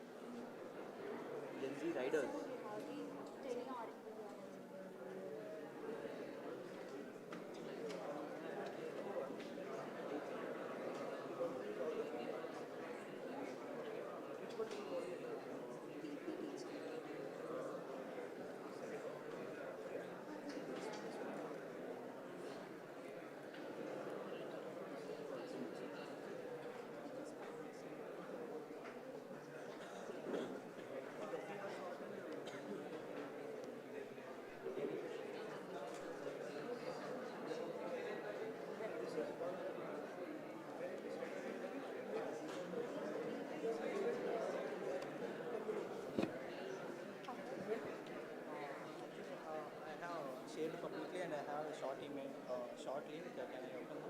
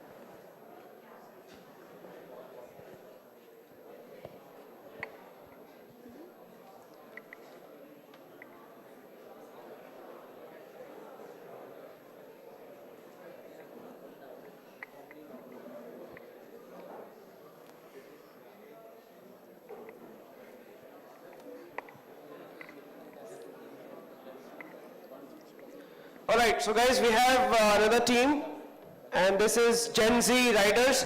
Let's welcome them with a huge round of applause. Be gracious. More gracious. Thank you. Hello, good afternoon everyone, good afternoon sirs. We are a team of Gen Z Riders and we are of 3 members. Myself Ambika, I am from CSE, and she is Nandini from CSE, and he is Kiran from IT department. And basically we are here to present our idea which helps in public services. Okay? Okay. Next slide. And we have chosen the track one, that is Polkadot Hack Impulse. So here we would like to build a blockchain, develop a blockchain using substrate framework, okay? So basically what our idea is, public distribution system using blockchain. So here we would like to develop or create a blockchain where it will track every asset that is released by the public, that is released by the government, and it tracks everything, how it is going, and whether it is reaching the needy people or not. So the main idea here, we would like to avoid the middleman, because we all see in the middleman, we know that the middleman is always ready to do corruption in India, right? So this is the area, so we would like to avoid the middleman here.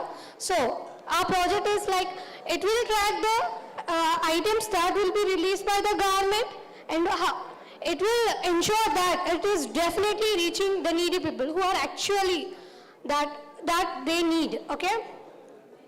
Next. See, in present days we can find that in mainly India there is a lot of corruption by the middleman. So we mainly concentrated on this problem. So we would like to provide a solution for that using our blockchain technology. So why we applied blockchain to solve this problem is because of the following reasons. See, the number one is to avoid the middleman. So the middleman is for, they are doing corruption roles, so we would like to eliminate the middleman completely. So the estates that are released by the government, for example, if we consider a ration shop, we all know, right? So the assets that are released by the government should reach the public directly. So there should not be any middleman, so we were eliminating the middleman. Next, we would like to create a decentralized network. And it is immutable. Every transaction that it would be recorded immediately, whether it would be reaching, to whom it is reaching, and how much it is reaching to the public. So it is immutable, so that is the reason we are using blockchain. And the fourth one is smart contracts. So can anyone explain what are smart contracts? I think we have studied before, right? Can anyone say what are smart contracts? So yes, you are right.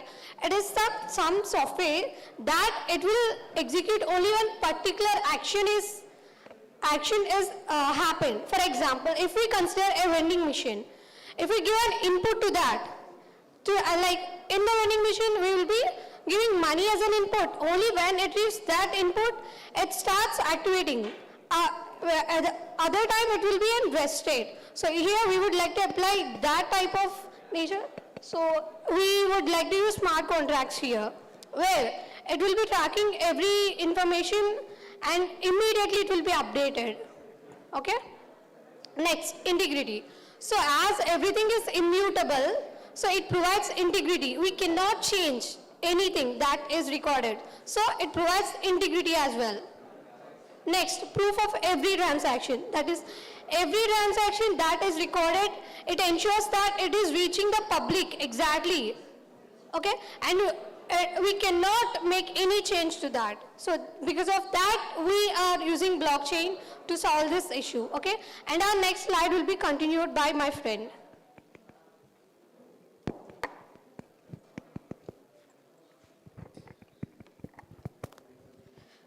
And proposed solution. We came up with the smart public distribution system with the user-friendly environment to the users who are using the public distribution system. And the technologies which we are used is cloud technology and IoT and blockchain technology. And why cloud means it stores all the transactions and records every transaction in the cloud. So we, and next, blockchain technology.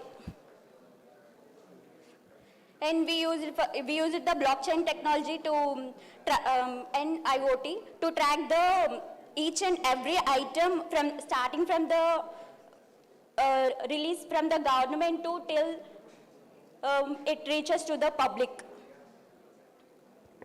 And competitive landscape is in our olden days, so many middlemen were there. Once government released the product or food grains, and it reaches to the ration dealers and they distributed the public. It doesn't reach all the public or who are eligible. So, and it was overcome by the e-pass by eliminating the bogus cards.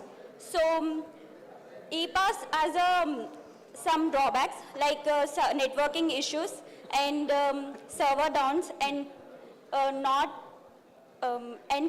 some other. So we came up with the blockchain technology to overcome all these issues. And my friend will continue the remaining. Coming to economics. Coming to economics of our solution, in our India, we have more than 5.5 lakh of ration shops. In all ration shops, we can implement this idea. What our solution idea is every middleman, so many middlemen are trying to steal the food grains which is provided to the needy people. Our idea is to implement a system using an IoT and combining blockchain.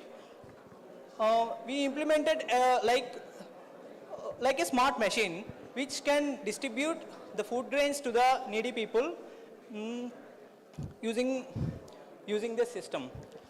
Next slide, please.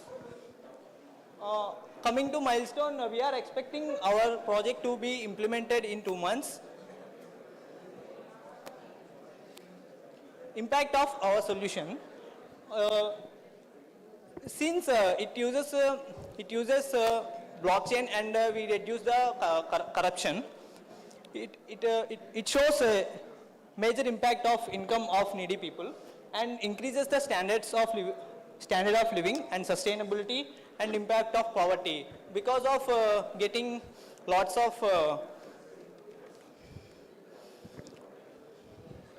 impact on poor people, it decreases the poverty also. Next slide, please. Let me conclude the final idea. We are likely to implement a system like any other like ATM, and the people have a thumb registration at the ATM, and the system authenticates them using blockchain. Because why we are likely to implement blockchain here is, we have a situation in our Andhra Pradesh is like, there is a person who alters the thumb impressions of the people, and he automates the script, and he steals all the food grains. He updated, they already taken the issued food grains. So there is a chance of ability to alter the system by the middleman. So what our solution provides is it automates the everything that no middleman can alter the situations. So thank you for giving me this opportunity. Thank you. Have a nice day.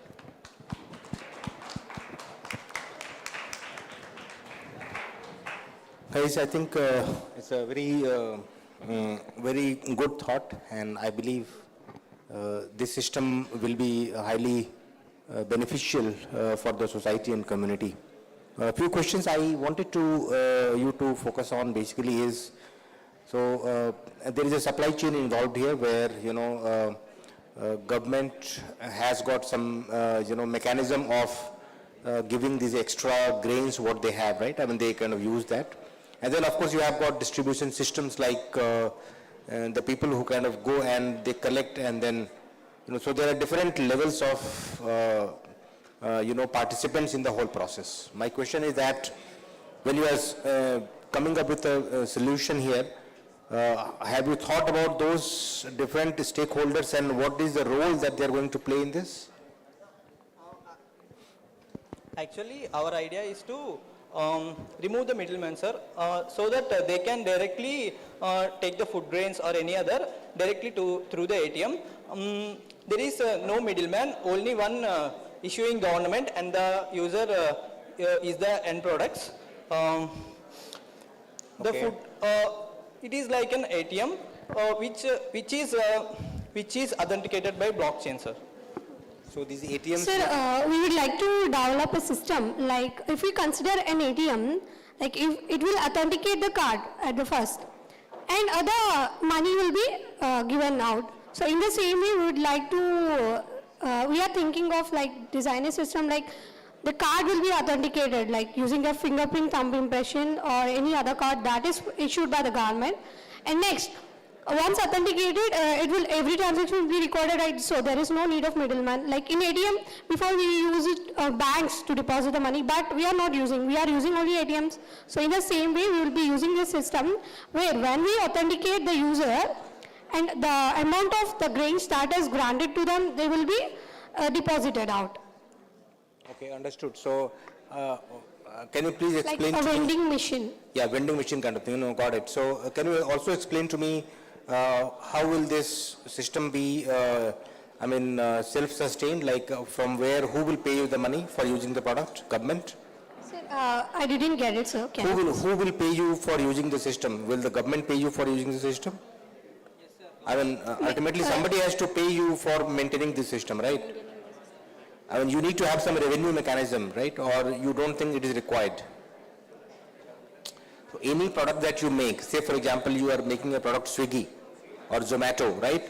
So when the end consumers, they use the system, or the restaurants when they use the system, they all give some money to the application, like Swiggy guys, right? They get some revenue from, all these platform usage. So in your case, what is the revenue model? Who will be paying you, your platform, the money? Yes, sir. The government should take an initial step to just implement the system, and once it is implemented, and it can be used, and maybe the government... I think maybe it's a social kind of thing. Government should adopt the application or something like that, what you are saying, right? That could be one of the ways in which this application could be used. No, so this application, what you are thinking about is definitely, in my opinion, a very futuristic application which has, which leverages the blockchain to remove the intermediaries, middlemen from there, and establish the connection between the government and the end users. But at the same time, there will be a lot of supply chain, there will be a lot of things that you will need to take care of, right, to make this happen. There will be a lot of... Every item that will be tracked using like IoT devices. Yeah, so I think there will be again, so of course it has a lot of minute details. For example, if it is a vending machine, the packaging of the food, the quality of the food, there will be a lot of things that really needs, they need to be kind of thought about, and then only you can implement it. But it's a good thought right now, and I think you should further pursue it, in my opinion. Yeah? Thank you. Thank you, sir. Guys, a huge round of applause for our team. So the next volunteer, awesome. Please join us.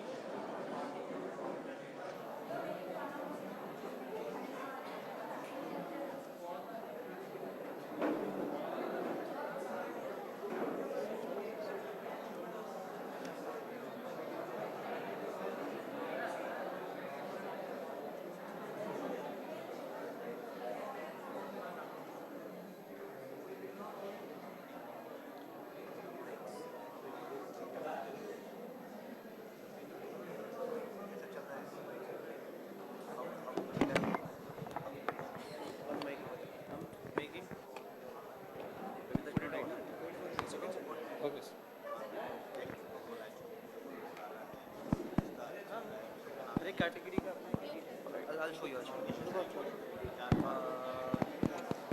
All right, guys, so we have the team Tremendous Trio, right? Let's welcome them. Guys, come on here. I mean, if people are coming out, you need to appreciate that. Hello guys. Thank you. Good afternoon everyone.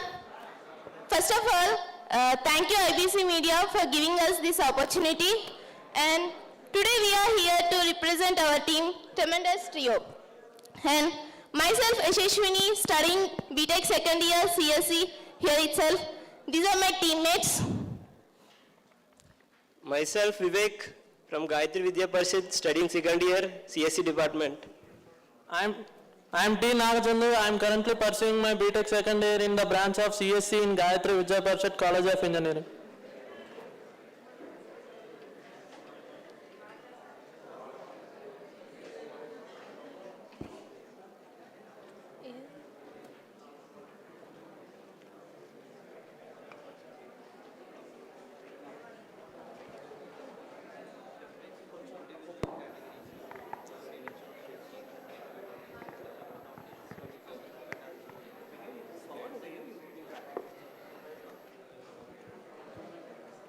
And we have chosen track 2, IBC Open Innovation Challenge. And coming to the idea, and we have chosen the idea that tracking of emission of chemicals from factories using blockchain and IoT. And now my friend Nagachandu will continue. Okay, let's get into problem statement. Many companies wanted to track their emission of chemicals, but they can't track it efficient manner. So we have come up with the idea to track the chemicals in an efficient manner using blockchain and IoT. Okay, let's get started. Why blockchain? Here we are using supply chain management system to track the emission data end by end. And here, since blockchain is a decentralized network, so everyone can get the accurate data of emissions. Okay, next, from here onwards, my friend Vivek will take up. Yeah, the proposed solution. Firstly, we'll be engaging with the companies or the industries we'll be explaining about the technology we are using and what will be usage. The process is, we'll be installing the equipment such as gas sensors, chemical sensors, which will track the emissions of the industries. Now, these data collected from the gas sensors and the chemical sensors will be transferred to the blockchain, and we will be using the blockchain here. The smart contract will be validating it. Normally, if any emission is normal emissions are been happening, nothing will happen. If other emissions like harmful emissions are being occurred, then our blockchain will be used to get the notification to the factory that it indicates that some harmful chemicals are being emitted, and the factory will be ensuring will be preventing the damage. Now coming to the economic to our solution. Our main motto is to go to the small scale industries and explain about the technology. Then we would be getting revenue from them.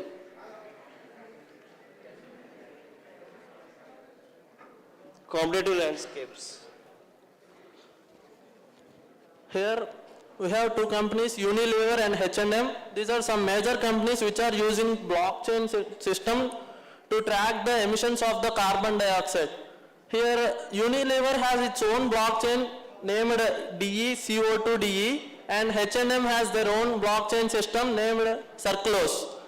And these are two big companies to use the blockchain systems, and some of the small scale industries are not adopted yet. So from our idea, our main aim is to make small scale industries to get track of their emission of chemicals. And next, solution impact. As I mentioned above, there is a huge impact on income, and if there is any abnormal emission of chemicals is done, then the factories can, then the employees can get the notification and they can take the appropriate measures to avoid it, so that the company will be saved from the chemical accidents, so that there is no property loss, and it improves the public health conditions, and finally it provides the eco-friendly environment and pollution-less environment. Finally, summary will be my friend Vivek will say. Yeah, I have already explained you. Our main motto is to help the small scale industries to track their emissions, and by this we can be tracking, if we can prevent the chemical accidents occurring in the factories, and this would help the environment to avoid that chemical accidents. Yeah. Okay. Thank you. Thank you, guys.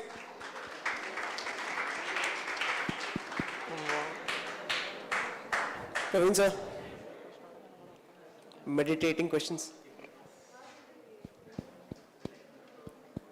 So, yeah, I think it's a good thought again. My question to you is, the equipments you are talking about, the devices which will track different type of, chemicals or, whatever parameters that you are talking about. How do you kind of, so your system consists of an IoT side of the things which will track these data? Yes, sir. And then these data points will be sent over to some application which really puts these data into the blockchain? Yes, sir. And who are going to be certifying, who is going to be validating these data points or transactions? In the smart contracts, the rules and regulations are mentioned according to the manufacturer's requirements, so that smart contracts acts as the validators in this process. Smart contract will act like validator. So what you are saying basically is that, no, what I'm saying is that, for example, an IoT device can be tampered to give data wrongly. Who will validate whether the data is correct or wrong? Actually, the employees of the company can be accessed the data, sir. They will be accessing the data so they can understand, no, sir. See, yeah, so one way is to do is that, any blockchain, you are building on Polkadot? Polkadot, Ethereum is being used, sir. You are using Ethereum for this? Yes. Okay. So you will need the validation services of the validators. Yes, sir. To, see, there is one is the technical blockchain transaction validation. Second is the data authenticity. I mean, these are the use cases which could also be thought in a permissioned kind of environment. But then again, permissionless also, but then you have to define what is the role of all different stakeholders who are part of the solution. Now, the people who are providing the data from IoT, then you have got the chemical companies, they will have their own stake in this. Then there will be some consumer, government body or the pollution monitoring bodies, they will also come into the picture, right? Yes, sir. This is permissionless, sir. We can do permissioned also. Then these all acts, sir. We can use Polkadot and use that parachains. Then it comes to permission, sir. So I think it's a very good thought. My only point here is that what for you to think is that who all are going to be the key stakeholders of the application and what roles are they going to play in this. That's going to be important for you to think. Okay, sir. Now, if you are talking about open permissionless blockchains, right? Then I think anybody can come and do. But what can people do? I mean, for example, you are creating a game in a permissionless blockchain. You define the roles that if the player comes, what can the player do? If you are monitor in the game, what you can do. all those roles are, and so for any application system, be it centralized or dApps, you have to first find out who all are the personas in the particular system, right? So similar to that, you also have to identify all those personas who are going to be engaged into this product and what all will they be doing, and then accordingly you have to make sure that the system works. Okay, sir. Make sense? Yes, sir. Yeah. Sir, already carbon prints are using this technology and tracking the carbon emissions, sir. It is a permission, but we are making permissionless, and overall it is helpful only to that company, but it is already implemented that each large scale technologies. So changing from permissioned to permissionless is completely a different paradigm. Yes, sir. So you have to be very careful about the roles and responsibilities, because if you are working in a permissioned blockchain, you already know that these 5 people are going to be playing these roles. Yes, yes. Transaction comes, these 5 people you can always say that, okay, 3 out of 5, if they sign the transaction, it is good enough, for example, right? So you need to define those roles. So, and those rules becomes very complicated when you come to the permissionless blockchain. So you have to definitely think of all those things. Okay, sir. The rules must be enhanced, sir. Okay, sir. Yeah. Thank you. Thank you, sir. Thank you, guys. Thank you, guys. Ready for the next session? Yeah. Yes, sir. So we'll break away for the lunch session and then get back by 2:30. All right? Because we have a lot to cover. All right, guys. We'll meet you at 2:30.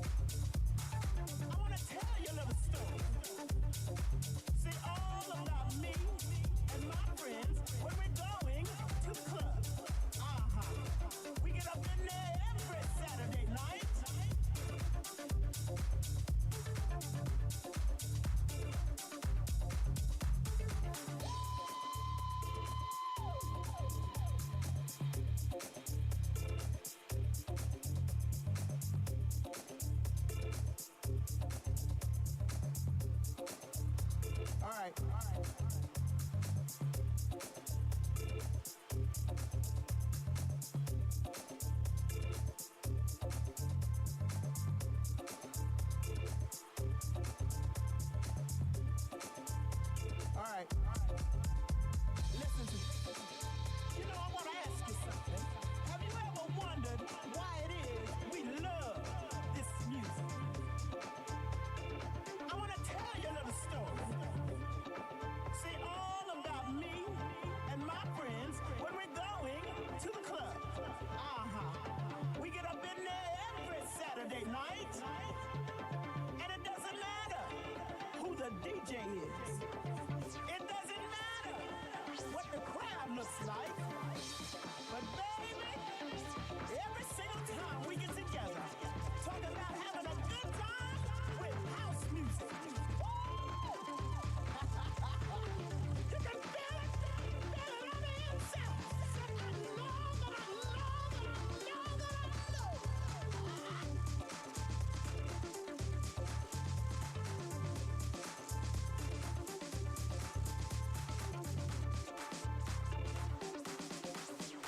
All right.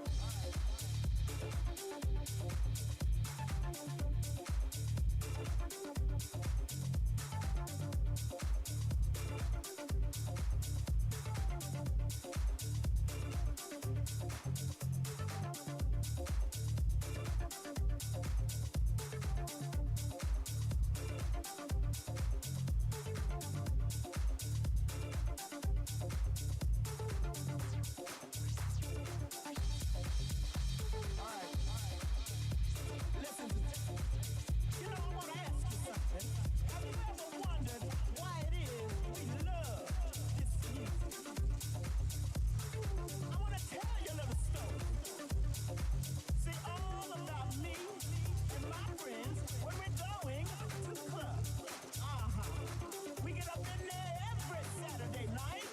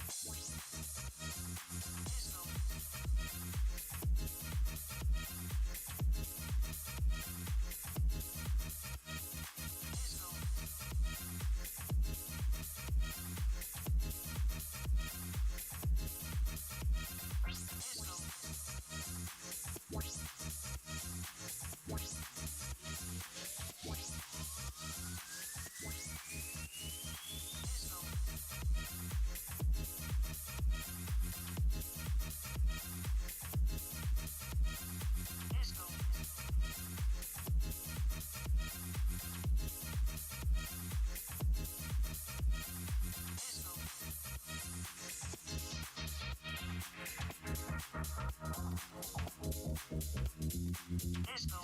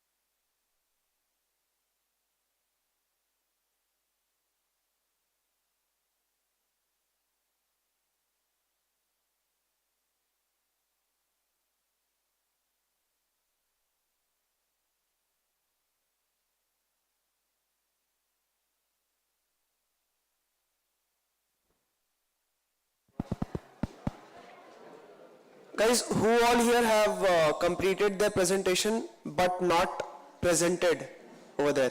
Raise your hand. You have submitted the presentation but you have not presented, right? Can we start?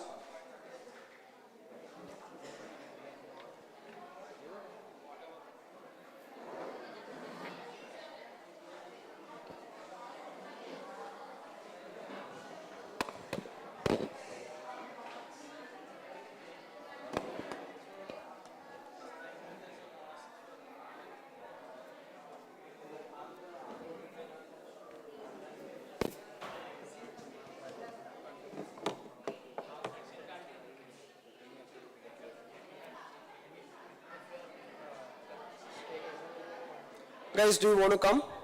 Yeah.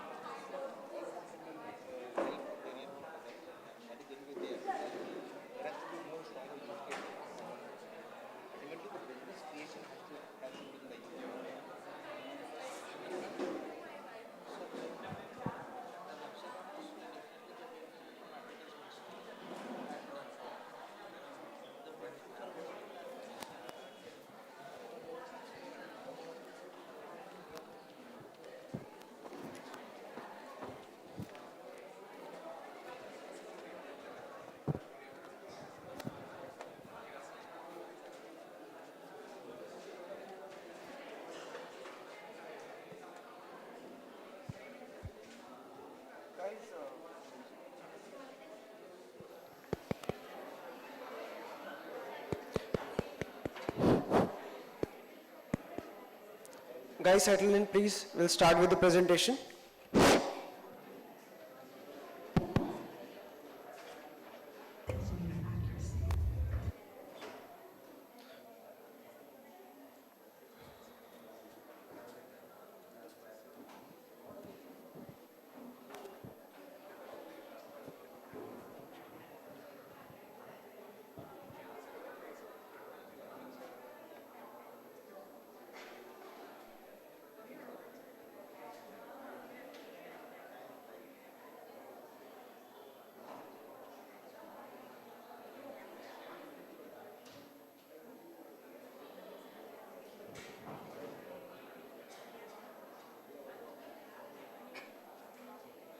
Okay guys, so we have the team, the smart contractors. Give it up. Louder, I want all of you to clap. Thank you. Thank you. Guys, the stage is yours.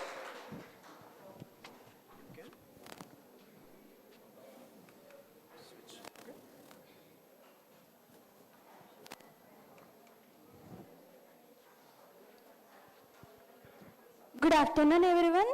We are here to represent our team. Our team is the Smart Contractors.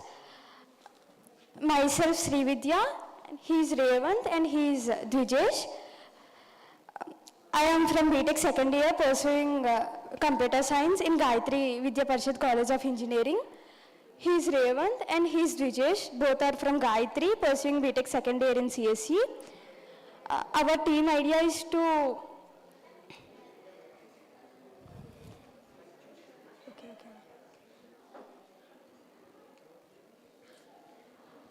Our chosen track is IBC Open Innovation Challenge. We use Ethereum blockchain platform. We use Ethereum because Ethereum is an open source blockchain platform and many insurance companies use Ethereum as their main objective. And our main idea is to make insurance system smart and accurate with the blockchain technology and artificial intelligence. Our main objective is to decrease the settlement duration of the farmers and reducing the manual risk analysis effort by the insurance company with the help of blockchain and artificial intelligence. Now my friend Revant will continue the rest.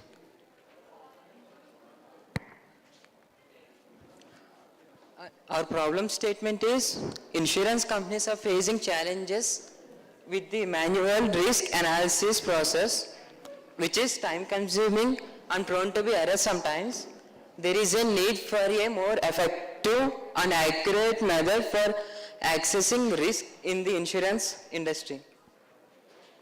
Why we use blockchain?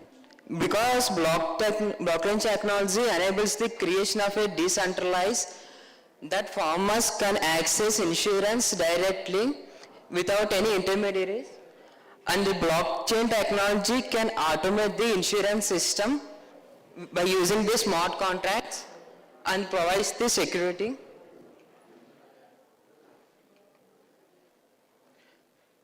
This picture is how blockchain functions in the insurance system. Many insurance systems use blockchain by using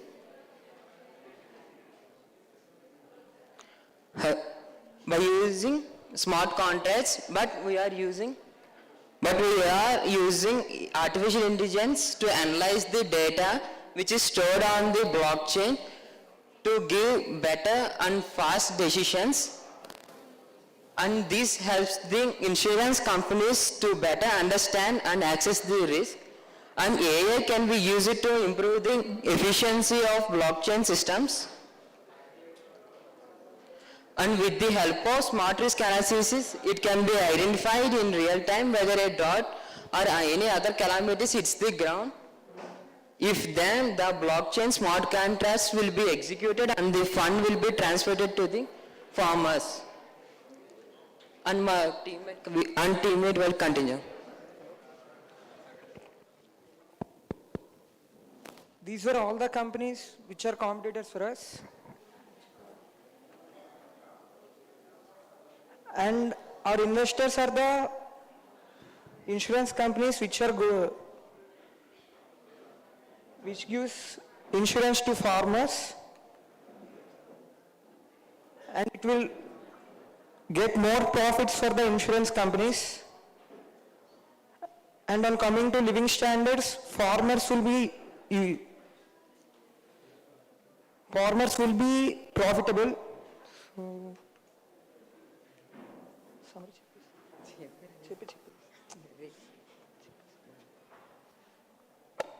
And our summary is the goal of this approach is to improve the efficiency and effectiveness of the insurance system for all the parties involved, including farmers and the insurance companies.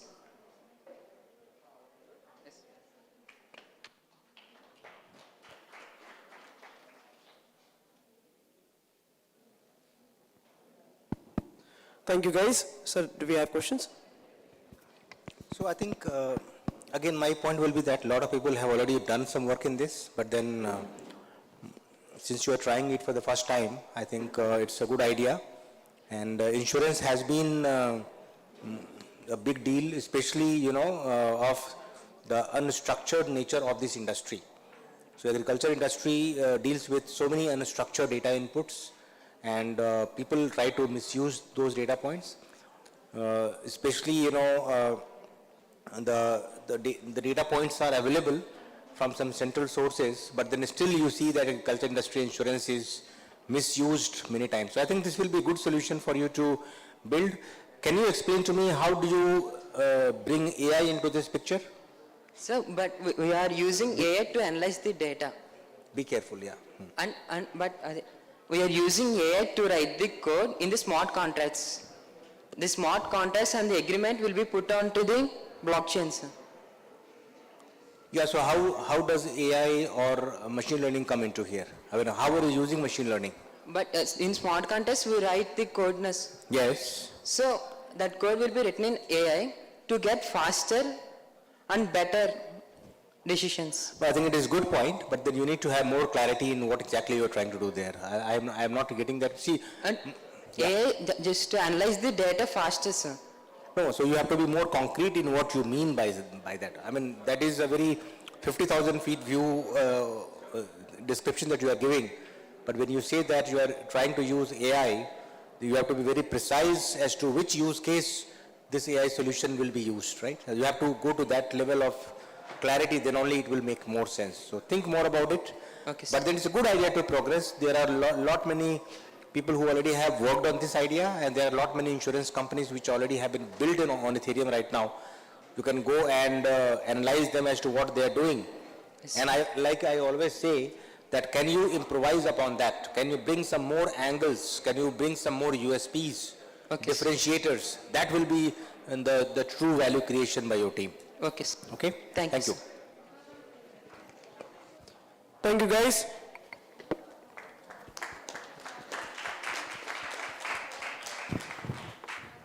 Any volunteers for the next, yeah, please go ahead.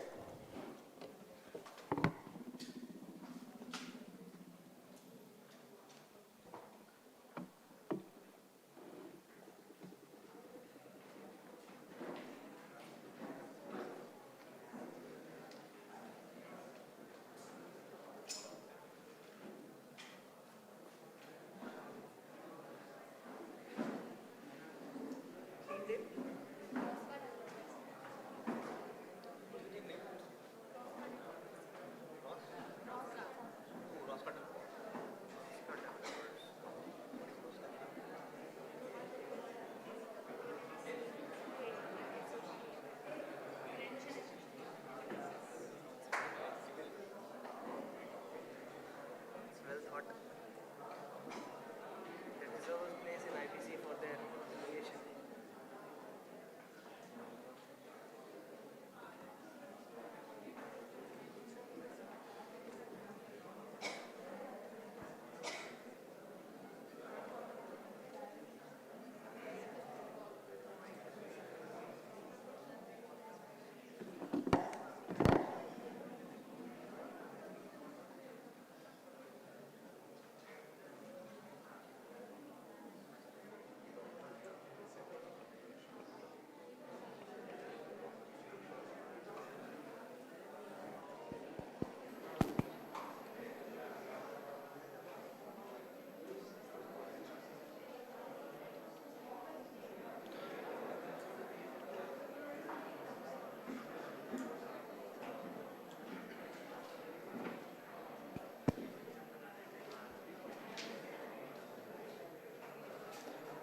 All right, guys, so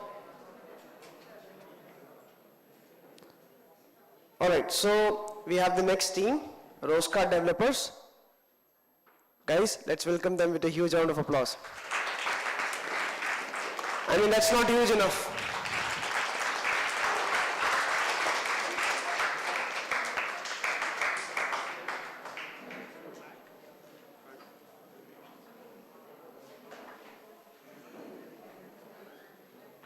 Hi guys, good afternoon one and all. Myself Tanusha, I am from team Rosca Developers. Introduce my team members, Abita and Jayant.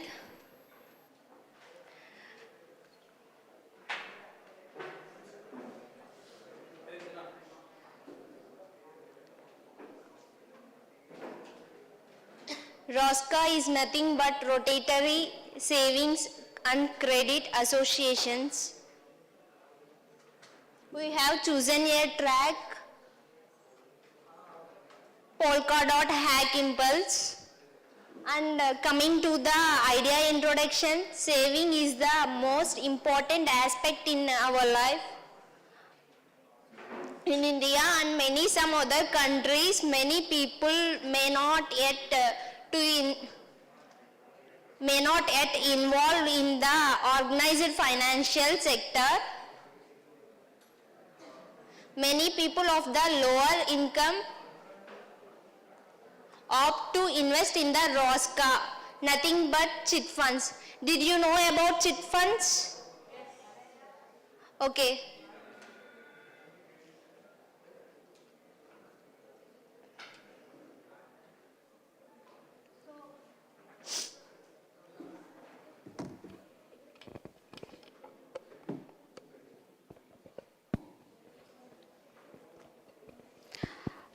I think many of you know about chit funds. So there is no security in chit funds, even it is government. Take an example of agri-gold.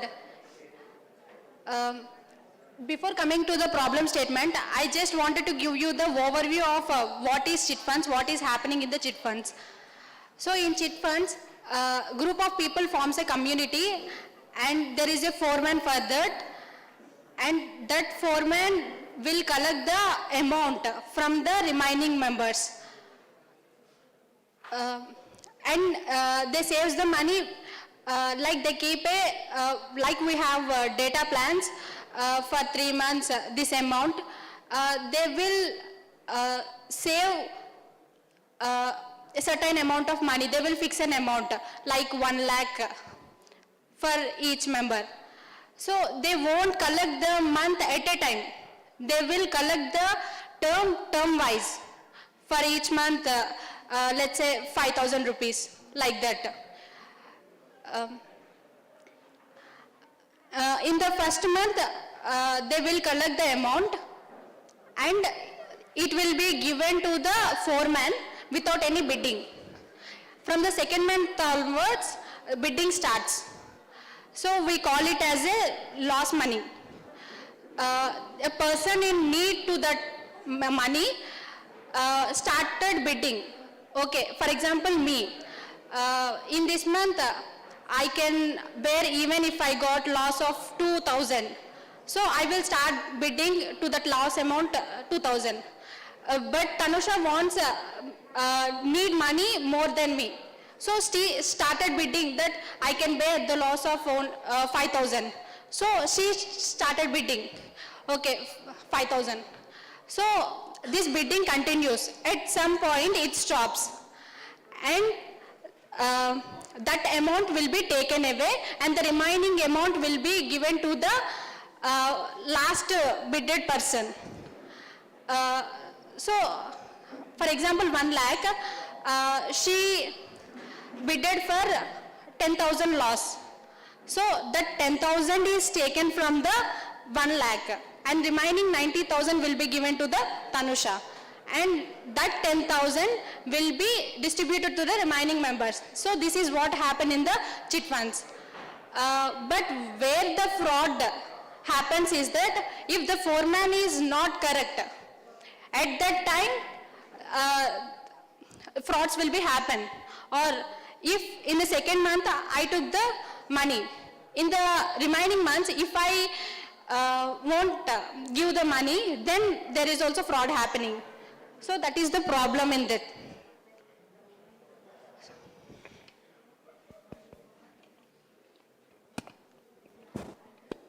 Coming to the why blockchain used to this. Blockchain is used this technology to secure the transactions and to reduce the fraudulence occurred in the chit funds. By using blockchain, we can secure the transactions and transparency between the community in chit funds. Next.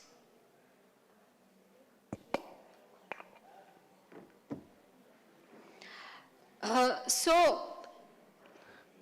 I said that the collected money is given to the foreman and he will collect from the remaining members. That's all the process will be going. What happens, so the proposed solution is that we wanted to create a decentralized website so that everyone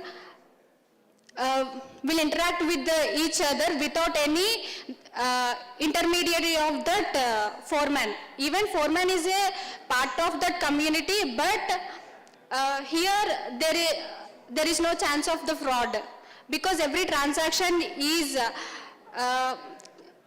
created in the blockchain, which is immutable. And there is a tamper proof. We have a proof that we given to the money to him. In general, there is no proof like that. So to get the license from the government, the foreman has to pay some tax. But in our local areas, it is not at all happening. So there will be a native cryptocurrency for this website, and the funding is invested to that cryptocurrency. So the person in need will participate in the auction, and the bid winner will get the cryptocurrency. So the remaining amount will be distributed to the remaining members. So this is implemented through smart contracts. And this cryptocurrency will be exchanged to the actual amount if the remaining members of that website grants permission. For example, if I take the amount in the second month, I wanted to convert into the money. So it asks the permission from the remaining members. So competitive landscape, so many financial websites are working on it, but it has not yet implemented in the form of Web3 application. So economics of this solution, so after giving the amount as a reward to the bid winner, the remaining amount, in that remaining amount, 1 or 2% will be gone to that website, and the remaining will be distributed to the remaining members.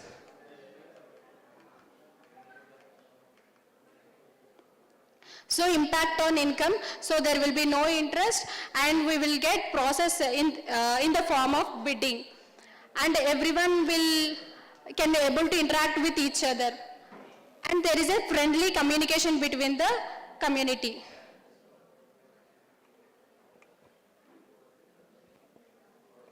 The features of blockchain like immutable, tamper-proof, DeFi, decentralized finance, secured and decentralized approach helps in frauds occurring in chit funds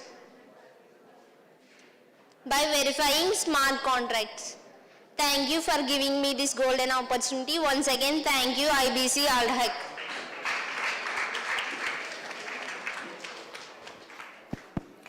Thank you guys. Praveen sir. So I think this is a perfect,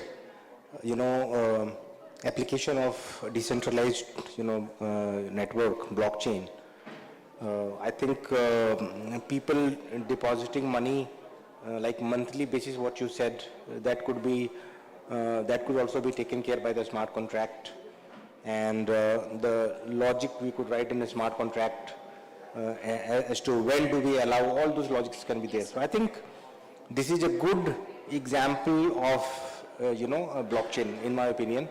I'm not sure whether anybody has tried so far, but when I think more about it, I think we should definitely look at it, number one. However, there are certain things that we need to keep in mind. For example,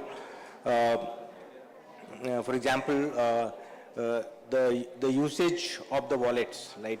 All these people, if you expect this application to go in public, the wallet usage will become complex because we need to, simplify that process. And that's nothing what I'm talking about your project, but that's a problem with the industry is facing right now, where the end user interface has to be simplified. That is number one. Number two is that also cryptocurrencies, while a lot of effort is going on right now, but it will still take some time for the cryptocurrencies to get to a level where the community is familiar with this. Right? Otherwise, you'll have to integrate with exchanges where these cryptocurrencies could be converted into the fiat currencies, right? All those exchanges also. So, in my opinion, it's a good use case.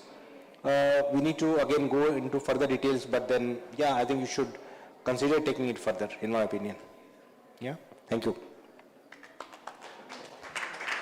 Thank you guys. Thank you, sir. So, my eyes are looking for the next volunteer. Next team who want to come forward and present. Any volunteers here? No? You want? Perfect. Please come forward. Thank you.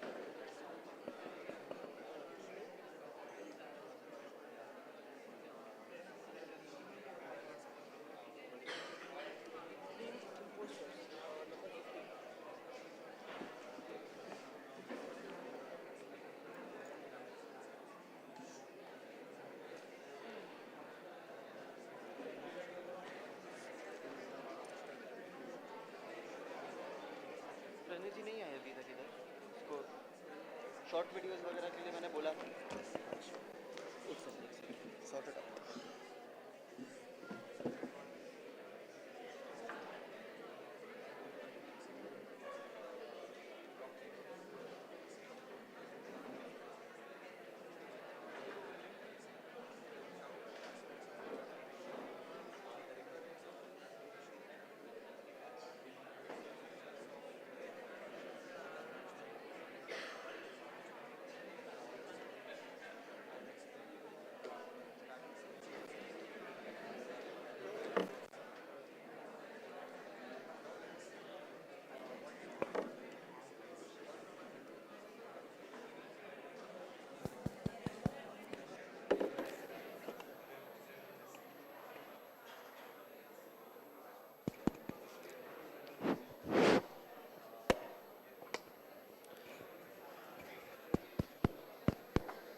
All right, guys, give it up for the team, the imposters.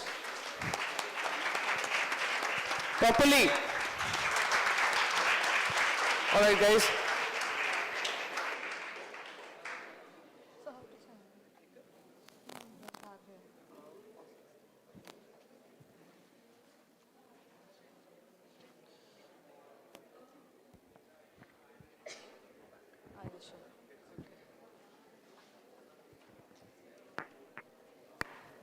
Hello everyone, I'm Shravya from GVP Women's. I'm pursuing final year. Here we are presenting the NFT based gaming technology.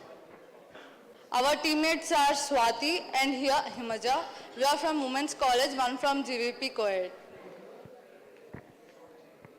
Here we have chosen the track IBC Open Innovation Challenge and we have selected the theme decentralized finance and NFT, and we have taken the gaming because we are doing this on the gaming technology.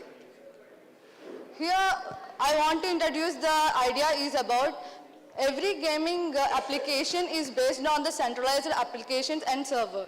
We want to introduce the decentralized applications where the gamers can have the accessibility to the in-game assets. They can take it into NFTs or the cryptocurrency. This is our idea.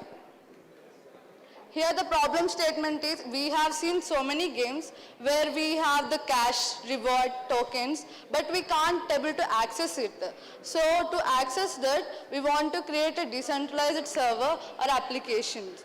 We have the one of the decentralized application like Axie Infinity. Why we have chosen the blockchain is it is interoperability, not only that it is transparency. So we have chosen the blockchain. Here we can buy it and sell to the different operators and the one who is playing the games here. Here our proposed solution is about, here we can give the access to different, here the gamers have the access to have the tokens and cash. They can convert it into cryptocurrency. We have seen many games like GTA, PUBG, Fortnite. Here we have the assets, but we can't access it in the in-game. We can't access it in the outside world. We can't convert it into cash or anything. Here we want to introduce the idea to take it for another applications. We can access this on the outside applications also. From my friend will continue. Hello guys, my name is Himaja. I'm from GVP Women. Our competitive landscapes are we have the anyone know what is Axie Infinity game looks like? I think no. So Axie Infinity. He knows. Huh? He knows. What do you know about the Axie Infinity game?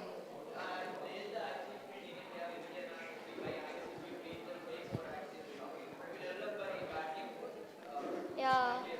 I mean, it's like similar to Pokemon game. Yeah.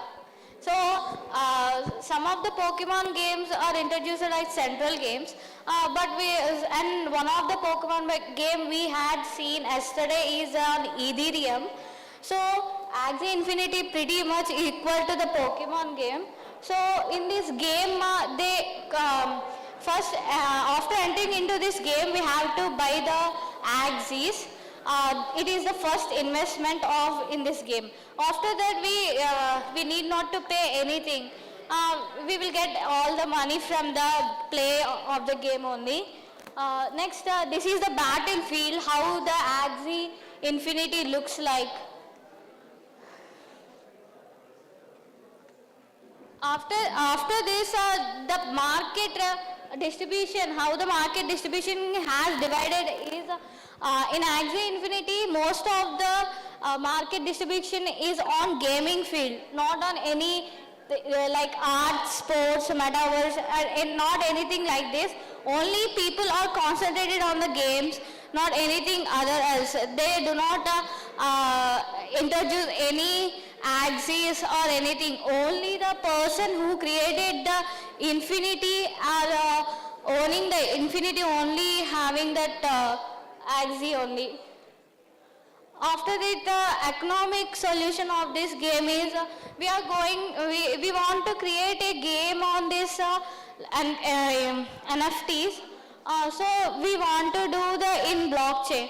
So the Web3, we use the Web3 infrastructure, and after the game developer gives the best experience field to the player. After that, player can get the revenue usage. After that, he can transfer that money to in-game cash to the outside cash, liquidity cash. After that, some games are like we cannot access the cash due to the poor UX or UI designs. So we want to make sure that our UI and UX designs are perfect in pitch.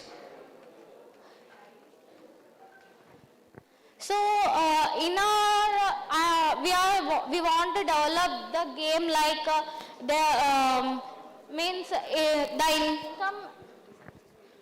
the income impacts are not much pretty effective to the human, because gamers will increase their incomes, and living standard does not affect them, because increase in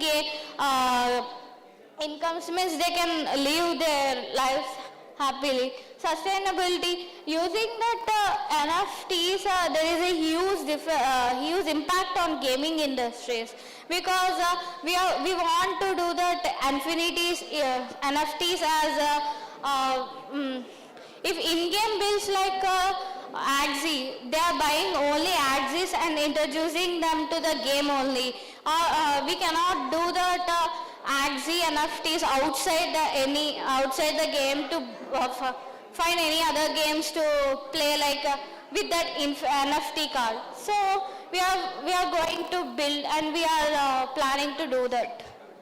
And this and our summary comes the characteristics of blockchain are immutable and decentralized. We know that blockchain is immutable and decentralized. We are using NFTs because they are the enhanced versions. In these NFTs, the users get the ownership of that assets, and we can use it anywhere outside the game. Thank you.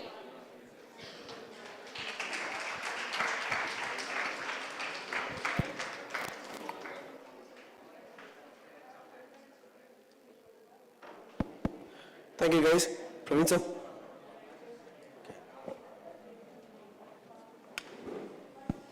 So, a good presentation. I'm trying to think what you're trying to build. So, when you talk about a game, then for sure you have got in-game assets, and all in-game assets are typically NFTs, right? And then you have tokens and currencies within the game.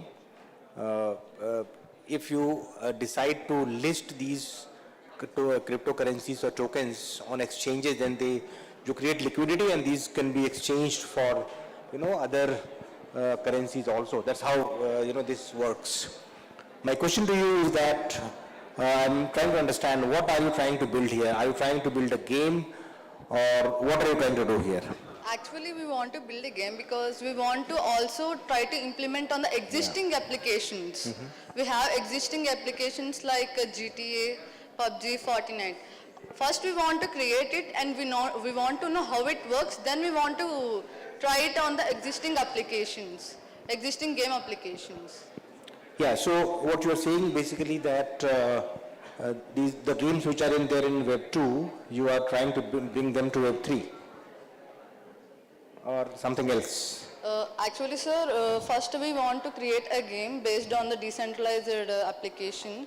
Then we want to know how it works and how it will be working on the Web 2 applications. We have so many games, all will play PUBG, Fortnite and GTA. Still, so many people are playing like Candy Crush. We want to know how it works on that system and this system. How can we convert it into the cryptocurrency or the tokens? See, I think if you look at the gaming industry right now, of course, there are new games which are coming up in Web3 directly natively. But at the same time, all important games are being converted right now, and there is a huge race of all games getting into the Web3 space right now, right? I think that is a trend in any case. My suggestion, and of course there are other problems that you talked about, when you have some assets as NFTs in a particular game, typically in Web2 space, these assets are locked to that game. Yes. And these assets cannot go out of the game, and you can make use of you can make use of the assets in the same game, but then they don't have any utility outside.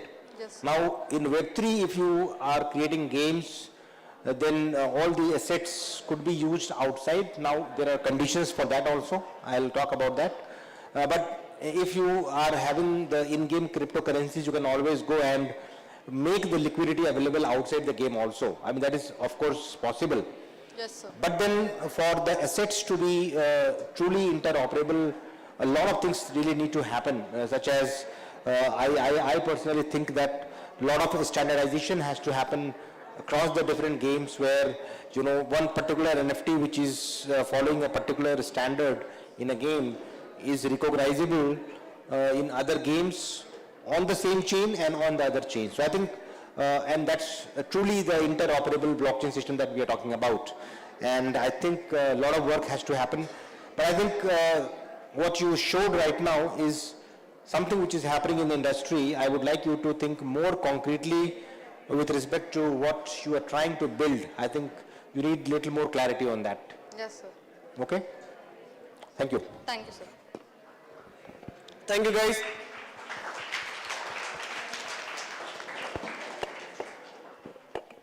Any volunteers? Great. Come forward, guys.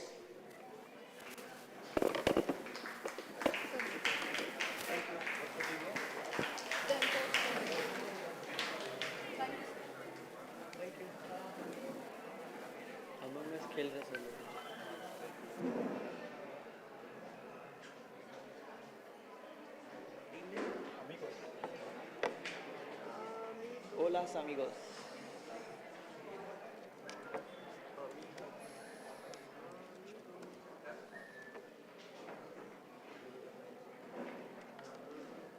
Take the mics.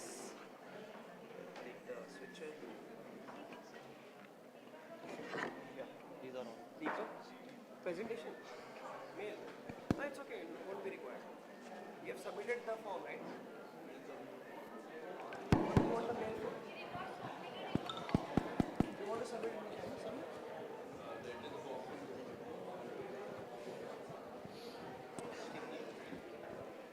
Amigos. S with the apostrophe.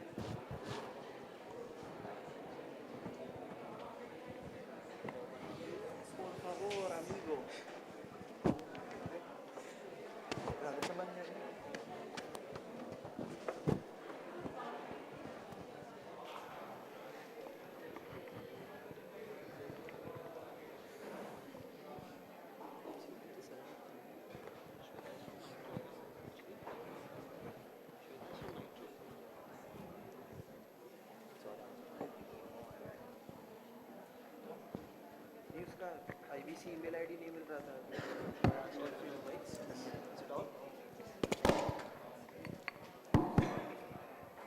All right, guys, give it up for Team Amigos. Nicely. Thank you.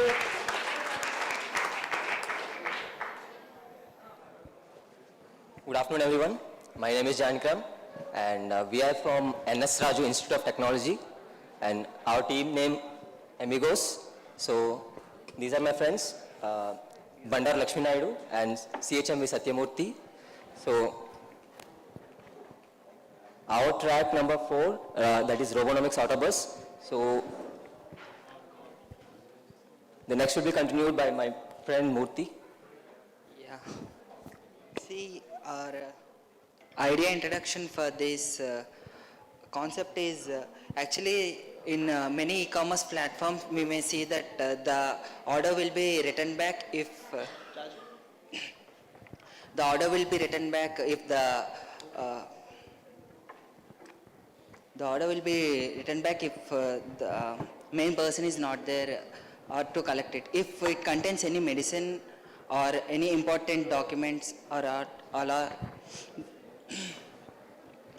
and our project will help the delivery person to enter into our premises with our own permission. Means we are using IoT platform and blockchain with blockchain technology.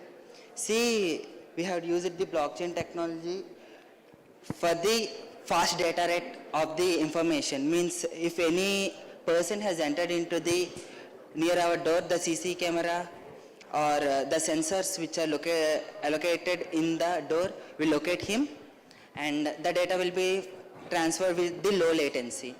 And later on, my friend Janikram will continue.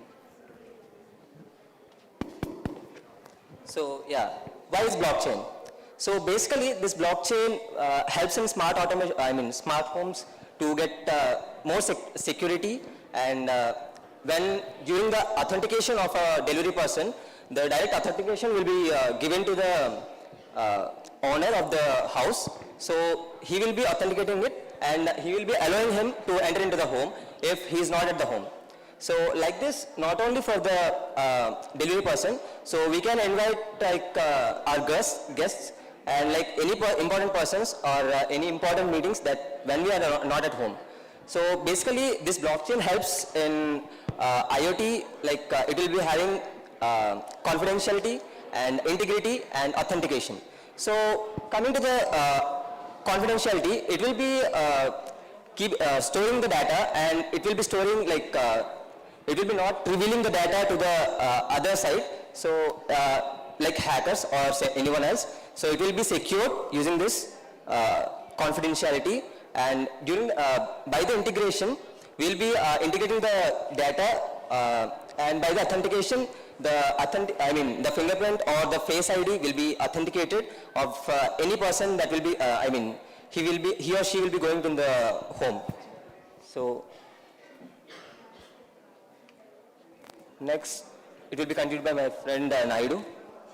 Yeah, thank you. Coming to the proposed solution, by the combination of hardware and software, we can solve this problem.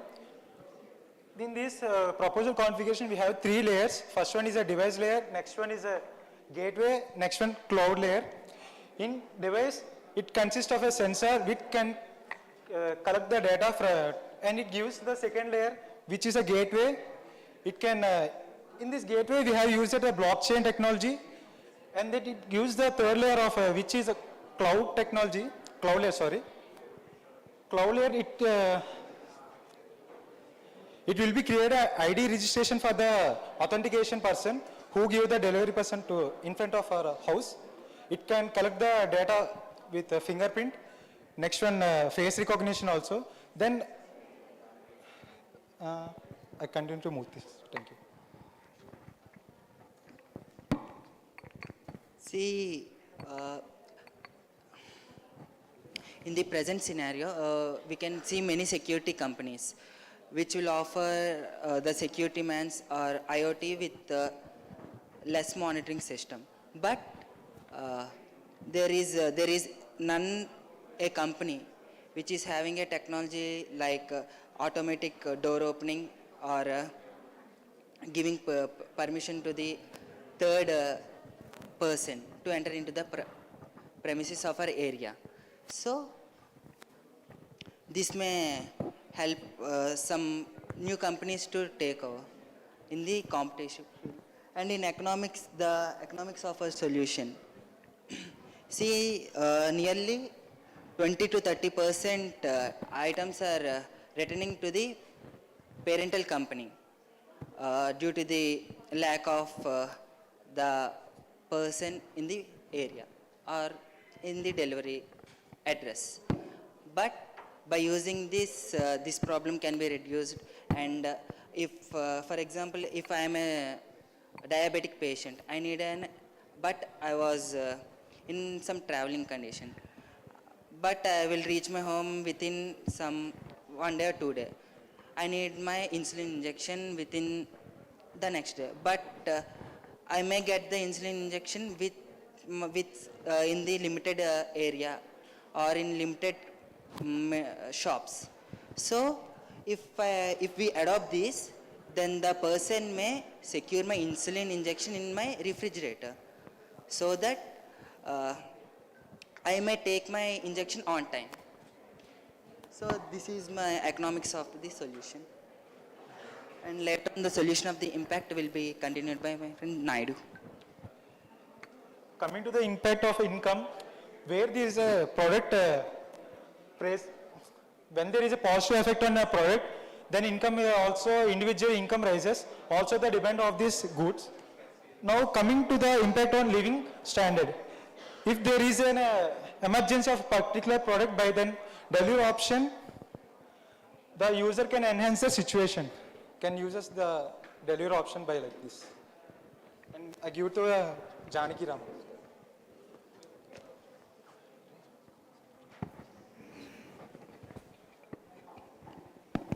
So coming to the summary, this idea basically states that whenever we are in uncertain conditions, like if you are out of home and you need delivery within a particular day or particular time, as you enter into the home, you will be getting required that component or that product. So by this, by this process, you will be getting this product or package within, by the time you need it, and with security and authentication. So as you will be having the security and authentication, you will not get you will be not having any worries about this internal properties of our home. So that's our idea basically. Thank you.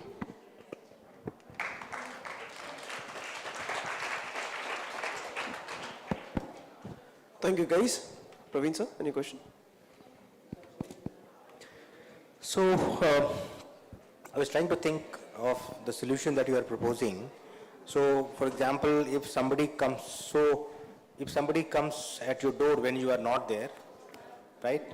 Then you are going to be doing some validation, fingerprint or face ID or whatever, and then you will say that he is the guy that data already exists in your database somewhere. Yes, so that person is an authentic person, and then based on that you will be opening the door, yes, right? And then he can do whatever he wants. So basically you are trying to authenticate the person before that person provides any service. Yes, right? sir. When the person who steals any item, it can capture the data and it upload it cloud. Then we can complain our delivery partner. He can. Why are you getting blockchain here? Sir? Why are you getting blockchain For here? authentication of the person, for opening the doors from anywhere. Why do you need blockchain for that? I mean, you can do. Actually, we are collecting the fingerprint of the persons who enter into the area. So the blockchain may enable the fast data recognition with more Blockchain is security. It secures from the falsification of the data, authentication. Like if someone is hacking the data, like authenticated data, it will be secured by this blockchain. Okay. Data transfer of the blockchain we can not delay. Yeah, it makes sense. Basically, if you can authenticate and if somebody's fingerprint you are keeping, and you are hashing that and keeping it on chain, then it will be difficult for anybody to falsify that, like you said. And yeah, it looks like a proposed solution, good solution. Who will be the consumer? Who will be using your product? Sir? Who will be using your product? Sir, who all will be using your product?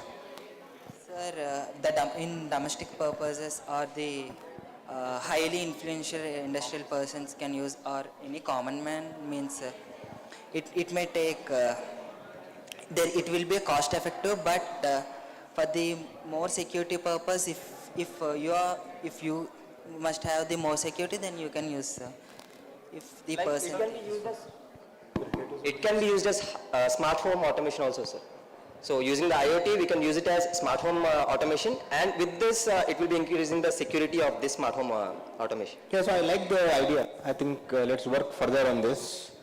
Guys, I think one thing that I want to say, all of you here, that whatever products or the ideas that you guys are putting forward right now, if you are, if you are selected, maybe you can present tomorrow for sure. If you are not even selected, you should not give up on idea, because there are a lot of, awards which are there, which you will be, getting if you are successfully proceeding with the ideas, because tomorrow we cannot have all 100 people present, right? That's not practical. Let's understand that fact. All of you cannot present it, but even if you are presenting or not presenting, my request to you will be that pursue the idea, build on this, and our sponsors are more than willing to help you build your product. I don't think this happens normally, okay? So all these sponsors are specifically saying that if your people are needing any help, then ask them to, all of you are on Discord, right? Yeah? So you have all the channels, you have got experts, so don't lose on this opportunity to build.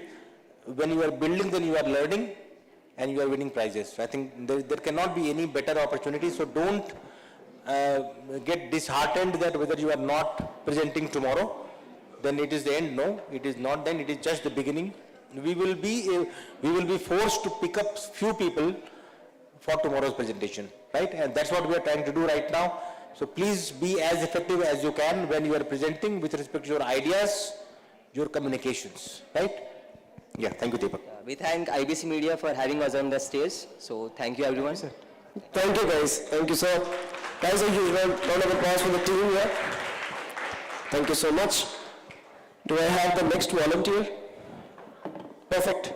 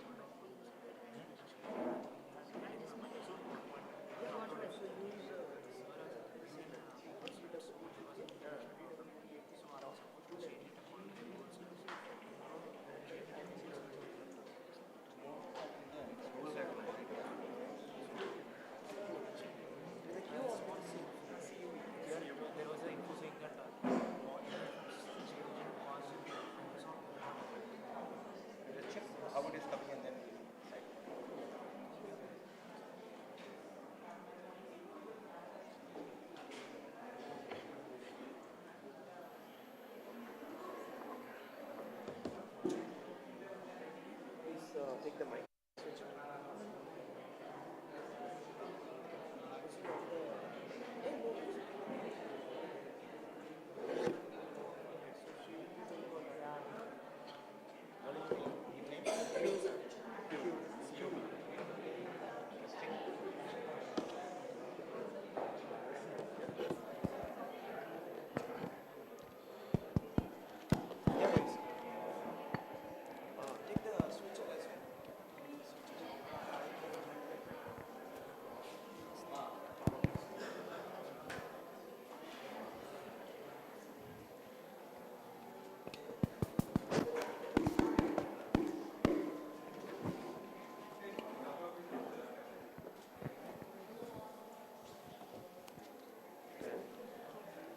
Will it work?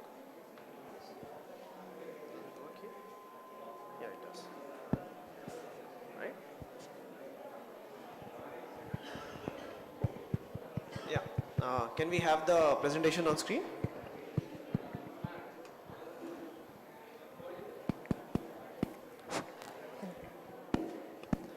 All right, guys, let's give it up for Team Cube. Nicely, please. Thank you.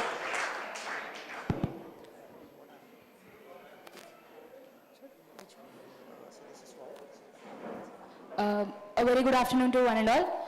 Good afternoon, sir. So we are Team Cube. Yeah, we didn't spend a lot of time on our team name, but I think it's cute. Anyway, moving forward, we just want to introduce our idea. It is very simple. Lay back. We won't ask any questions. Yes, let's dig into it. This is the overview. And by the way, I am Himabindu 1080 from Team Cube. And he is Karthik and he is Prabhas. Hey guys, I'm Prabhas. Hello. We needed that anyway. Yep. So coming to the track, we chose track 1, Polkadot Hack Impulse, obviously to leverage the 3 main trilemma provided by the ecosystem. And we'll talk more about it and how we used it efficiently in our idea implementation. Coming to the idea introduction, this is a high-tech solution for a very old problem, littering. Like we see here a lot of plastic covers lying around or water bottles lying around. And to solve this problem, we came up with a very simple idea, yet a lot of work need to be done, but it seems simple. So like basically, we'll be giving cryptocurrency for people who put their recyclable waste into a certain smart can. So this is our idea. I hope you got it. Did you understand the idea? Yeah. So basically, you have a bottle, you will put it in a smart can and you'll get money. See how simple is that? But we have a lot of things we need to work out, and like, it's not like everybody who puts a bottle in the smart can gets some money. We have to create value for that money. So like we explored a lot, we researched a bit and came up with some solutions. So coming to problem statement, despite being increasing awareness on importance of recycling waste and reduction of waste, still many people are not doing recycling as much as they could. It often because of some convenience or some accessible options they have. So this end up in the significance of amount of waste being dumped in landfills. So it having major negative impact on the planet and also as parallel to the public health. So by offering people a financial incentive for recycling their waste, it would help for overall performance of improving of reducing recycling and reduction of waste. So this is neither being sent to landfills. Let's hear why traditional approach is not important. Like we can also give just 10 rupees or 2 rupees for people. Why only cryptocurrency? Why blockchain? Karthik will be talking more about it. Hi. Well, so why blockchain? This is a very interesting question. So, all we know, blockchain is a very revolutionary technology. So, blockchain provides decentralization and there is no central authority. So, that is the main requirement for our application. So, yeah. So, high transparency. Blockchain provides high transparency and there is no central authority. The best thing here is we can run our own central governance on our own blockchain, so that's a great thing. Our rules, our configurations. So, coming to the security, blockchain is very secured. So, all you guys know, the data is immutable when it gets stored in blockchain. So, blockchain is very secured. So, coming to the aspects of our application, in our application, actually the features of Polkadot and our requirements of applications are really match made in heaven. So why it is match made in heaven, and I will explain you all this when the backend slide comes up. So yeah. So a proposed solution, like technically speaking, we'll be digging more into the technical part.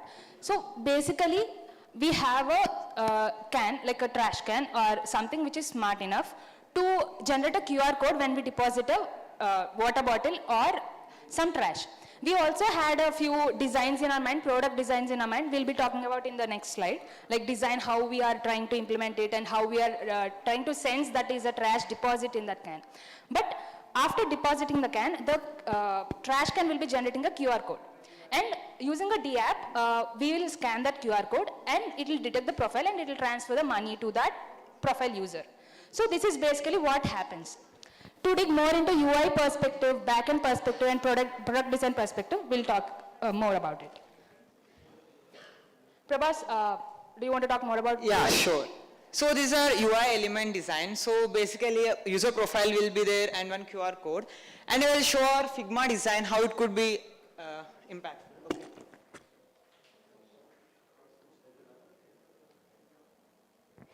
Give me a sec, guys. We made a little UI, so we just want to show it out.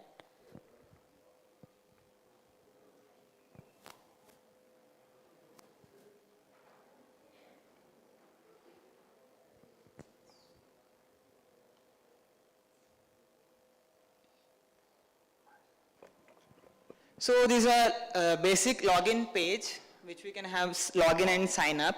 And the next thing is after login we have trash the scan and add manually the bid. So this is a smart trash which have a QR code. Like after using of this water bottle we can dump that there. So it will provide address of the user, and the second thing is the amount of reward we have to get. So it was done by the backend like smart contract. So Karthik will take part of that. And this is the amount how we rewarded to the, like how much reward you got after dumping this. And this is like our revenue income, something like.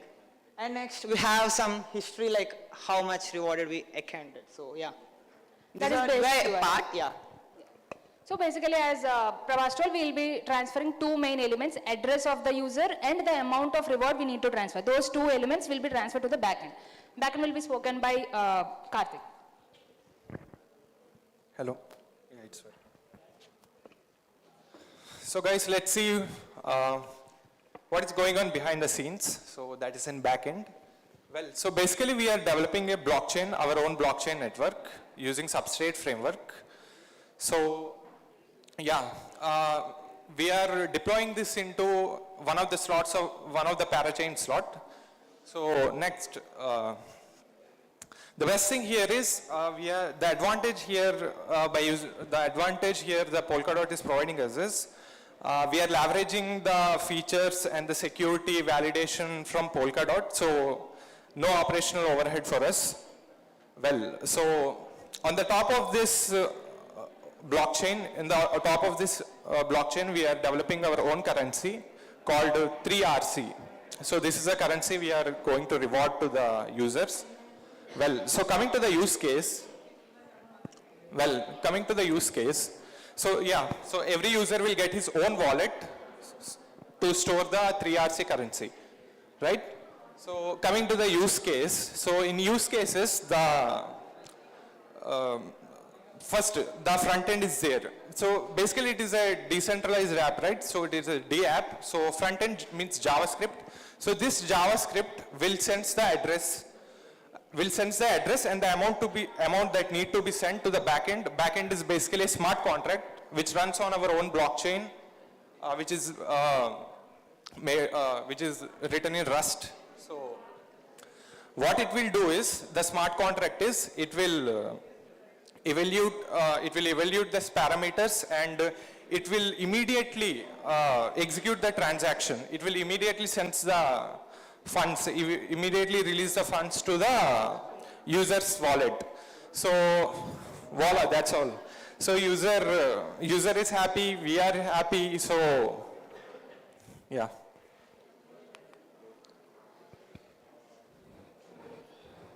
So this is like a little doodling about the backend. And coming to the product design, as I told before, like we want to reward people on weight basis. We have two use cases, like one of them is domestic use and one of them is commercial use. Like imagine you are in a shopping mall and you have this commercial use trash can, you drank water, you just deposited, and you will be scanning the QR and you will get the amount. But these domestic use product is like more like a public use, like huge amount of trash can be deposited. So we thought of two designs, and this is like we'll be using only single bottle we'll be putting in, but where we can put bunch of trash, and it has some other facilities, like it will be giving rewards on base of weight of the trash, and this will be just giving rewards on the bottle. So these are the few product design. It is still in work in progress, but we are improving it after brainstorming a little. So we also thought of edge cases, like what if some people come and put a huge stone in the trash can. We cannot give money for putting stones in trash can, right? So for that we thought of like a low profile camera, like for a bottle crusher we cannot put stones, but for a big opening we can. So for that we thought of a low profile camera on the top so that they can take a snapshot, and it will be included in the transaction history of that person profile. We can verify and validate. And also sensors will be sensing or weight. We can also calculate it using weight. So we are still working on that, but we also gathered some edge cases and failure estimation points here. Few of them are this. And people cannot just put trash and take it out and again put it, so that people can get rewards again. So for that we ensured we have a threshold gap, like every 2 hours they can put trash, not every minute. So we are coming up with some more edge cases so that it will be more robust. But yeah, this is about it. So this is our competitive landscape. We didn't find exact solutions anywhere, but we found something very similar, Z-Loop. They are not similar, but they are collecting pictures of the trash and verifying if they need currency or not. They are not collecting according to the trash cans. We read their white paper, and I suggest you to go through it. They are not competitors, but we got inspired from them because we got an idea how economically we can improve this idea. I'll be talking about more on the next slide. Economics of a solution. So this is more like contributing to the society, like developing more sustainable environment. So we are not expecting to generate a revenue, but I think more people need to use it so that more people will be like recycling waste. But to people use it, we need to create demand for our coin, like 3R coin we are talking about. To create demand, we have few ideas. So primary idea is we have to pitch to the potential investors who want to raise funding. So we pitch to the investors or venture capitalists who are interested in eco-sustainability domain. So next part is like creating demand to a 3R coin, like which is basically a utility coin for goods, and we are providing an ecosystem for inter-exchangeable ready-made or gift tokens, which we can really buy some products with help of our currency. And last and important thing, like promoting through many influencers and actors, well-known personalities like Elon Musk. So we are impacting, and we have to know how much it is useful to environment by using our system more consistently. So that is a major fact of a business economic model. Yeah. So these are all the milestones we are thinking of. We will have at least 2 to 3 months to implement this project. I'll just skip over it.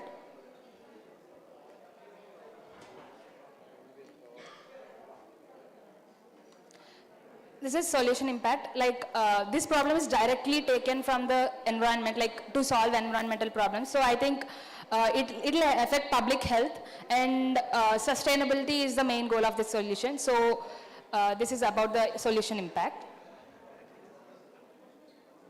So promoting environmental responsibility with rewarding cryptocurrencies for better recycling is a summary. Like people can able to get crypto rewards for depositing recyclable waste through our smart cans, and it will help to, we believe it help to more useful of with sustainable behavior on them and reduce of waste, and finally it end up in fruitful to our environment. Thank you. Thank you so much.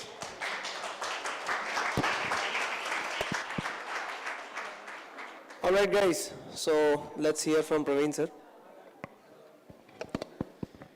Wonderful job, guys. Wonderful. Thank you. Couple of questions I have. One is basically that when you are talking about these, smart cans, have you thought about the economic viability of how much will be the cost, because and how, where all will you be positioning them, how will you be securing them, all those things. Have you thought about them? Yes, sir. Like, Be careful, yeah. we understood the fact that it might be little pricey, like costly to design that can, but it is a trash can. Like, if it is designed perfectly, it will be like useful in daily use. So I think that is the advantage after we are implementing this trash Yeah, can. so you have to keep that in mind, because this is a wonderful solution, first of all. I think my recommendation will be to not think of it only till tomorrow, but work on this actively and build something, okay? I'm already seeing $1 billion company here being created, but that will happen only if you continue working, don't stop it. And in this process, you will come across several, bottlenecks, issues, all those things will come. But then you will have to cross them and continue working on it, maybe modifying some of the things as you learn more, right? Get help from the Polkadot ecosystem. They are very helpful people, right? And then continue building on this. But then also look at the practicalities of the solution, also look at the economics of the solution as to how much will it to build it, where all, how densely you will be keeping these things, how are you educating people. There will be like, I was talking to some other team earlier, that there will be the cryptocurrency to the fiat currency conversion, right? How would you simplifying the end user interface? People don't need to get into their wallets. So there are a lot of things which really, when you talk about mass adoption of a technology, then many things also, start coming into picture. It is not only solution innovation, but then implementation implementation points are also equally important, right? So you are not creating a product just for the sake of it, but then this really, for this to have a real impact on the society, what you are envisaging, you will have to be worried about several other factors, right? So keep those things in mind, and I think continue building. Good job. Thank you. Thank you, sir. Thank you, sir. Thank you, guys. Just one request. Can you go back to that slide of Polkadot?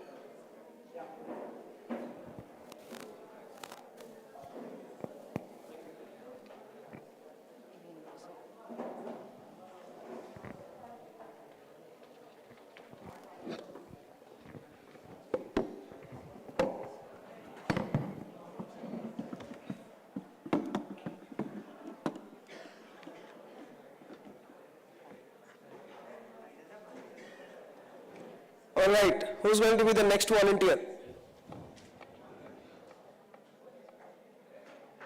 Am I seeing any hand? Great, sir. Let's do this.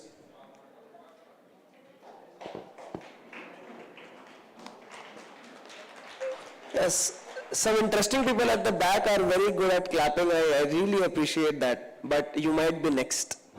So just keep that in mind.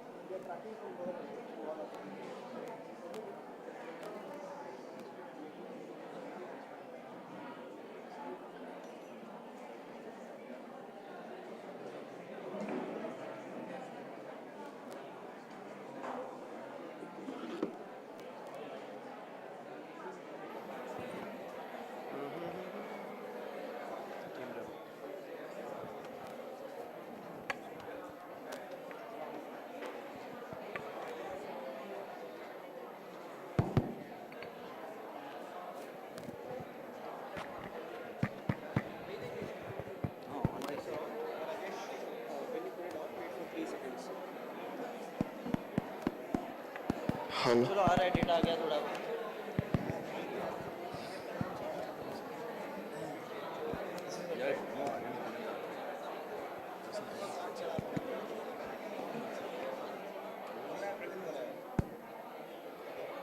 देखो wallpaper कैसा है। Hello James Webb telescope.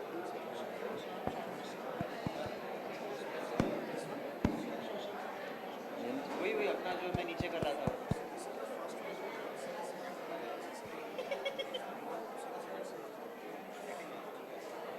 अरे नहीं setting होता तो पहले डालते ना।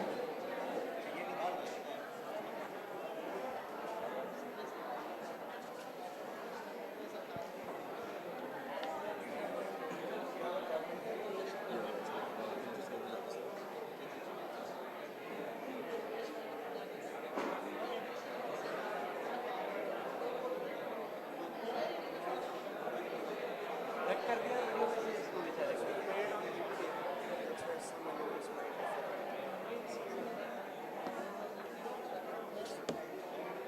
देखो ये जो फर्स्ट वाला है ना, ऐसा इसमें राजेश के साथ में दागाबाजी हो गई है फर्स्ट वाले में।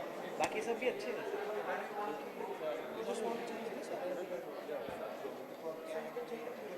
चीज़ क्या होता है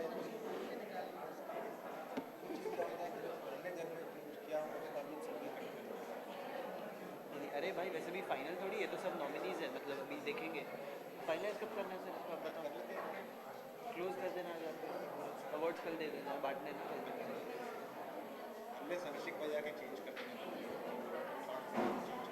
I mean tomorrow is the last day, so when else can we give awards?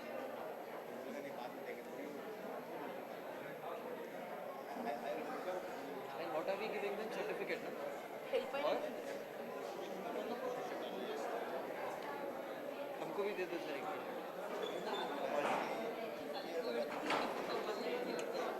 यार हमको टी शर्ट नहीं दे रहा है, देना ही चाहिए।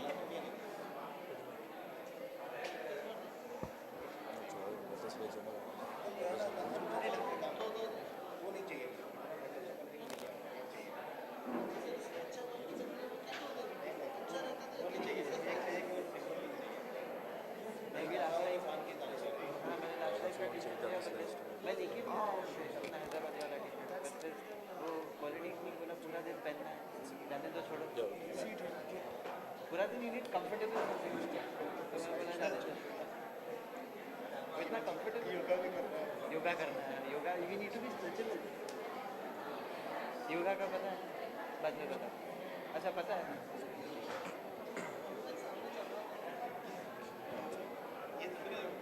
वो अलग है, बताता हूँ शांति से बताता हूँ, बहुत लंबी कहानी है। So you can just have a look at this people in the it's kind of different from the other PPTs. और ऐसा कंटेक्स्ट है ना, दिमाग उड़ जाएगा सर। देखा प्रवीण सर का दिमाग बढ़ा दिया, सोचो। No, there's no problem. तो मैंने समझा दिया। Okay. मैं छोड़ देता तो फिर आप सोचते कि ये क्या बोल के गया पागल। All right, guys, let's welcome Team Revo.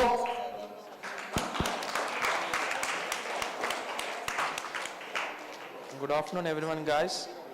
My name is Suman. I'm from Team Revo, and my teammates are Ratan, Prithvi, and Prasad. And our project is digital property. It is nothing but a selling and purchasing a property by using NFT. NFT is nothing but a non-fungible token. It is a digital identifier and cannot be copied. And NFT can be anything like photos, videos, and files, etc.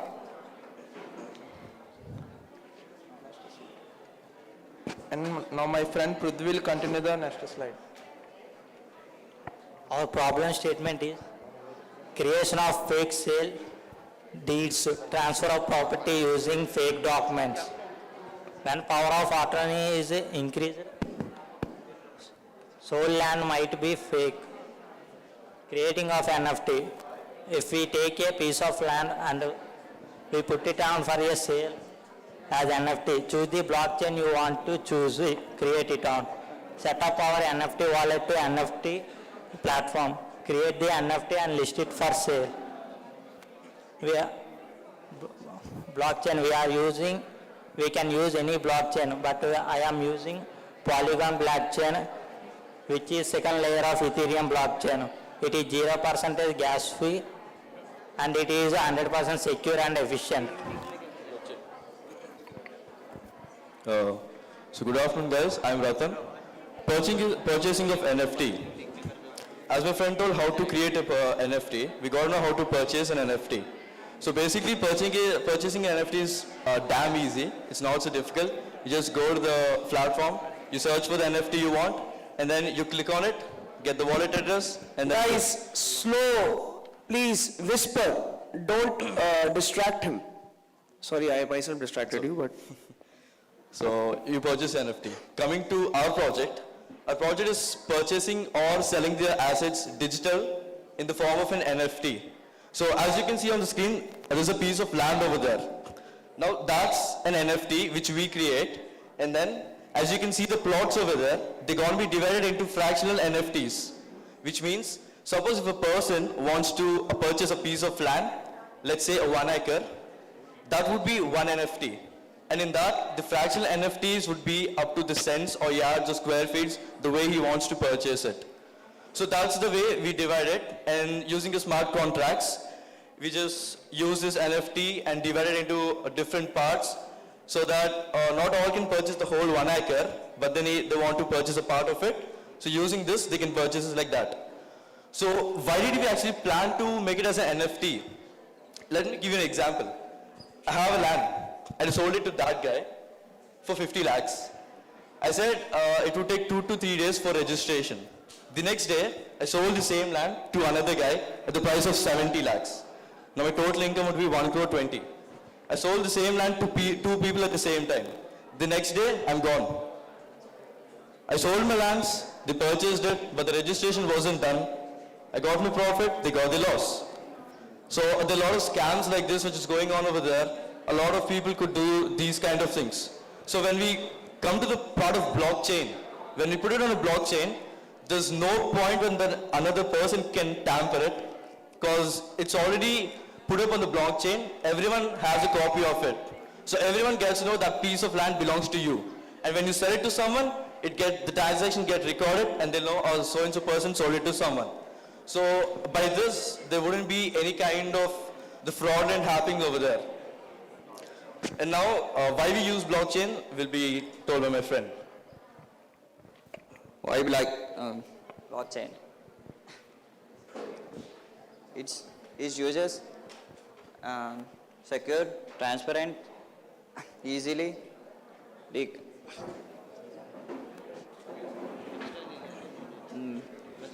impact solution. Ownerships easy to share and purchase. Low fees of. Well, what is the economic from our project? It's a gas fee. Actually, we tried to use the layer 2 solution, which is a Polygon, because using Polygon, it's secure and we have 0% gas fee using a Polygon. For us to implement it as an NFT, we have 0% gas fee. But then, as we get these retailers who want to sell their lands to us, so we take a minimum percentage of gas fee from them for our economics to run what we have to do for all the nodes and everything. So our economic would be a gas fee. That's all. Thank you. Thank you, guys. Sir, any questions? Yeah, so I'm primarily trying to understand, you are coming up with a platform which is going to be doing what? Are you an NFT marketplace or what are you exactly? It's kind of like an NFT marketplace, sir, where you can purchase your lands or you can put it up for sales. Okay, so you are creating an NFT marketplace where people will be able to, bring the land records in the form of NFTs. That's what you're saying? Yes, sir. Okay, and how exactly? See, all land records right now, they are basically in the register of government, right? Yes, the real estate department, right? how exactly are you linking this solution to the, to the government records? Yeah, this could be like two ways. We got centralized and decentralized. If we are trying to involve government in this, then it would be centralized. But then our main motto is to make it more secure. Because even it is registered in the government too, when we go to the traditional way, there's a lot of fraudulent ways that you can sell the same land to other guys, or you can even make fake documents. Using those fake documents, you can transfer others' property your name. So without these problems, if you put it on a blockchain, there wouldn't be any kind of problem like this. Everything would go fair enough like that. And then purchasing it through NFT is... Yeah, but then if you are building a solution which does not involve the land data, where the data is maintained, then this will not make much sense. Don't you think so? The NFTs are also the lands with the documents. Like we already have the documents for all the lands. No, but then that does not have any verifiability unless that data gets registered with the government. Yes, sir.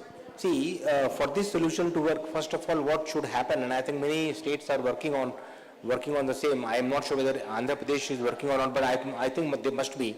Yes. The point is that first of all, the digitization of all these records.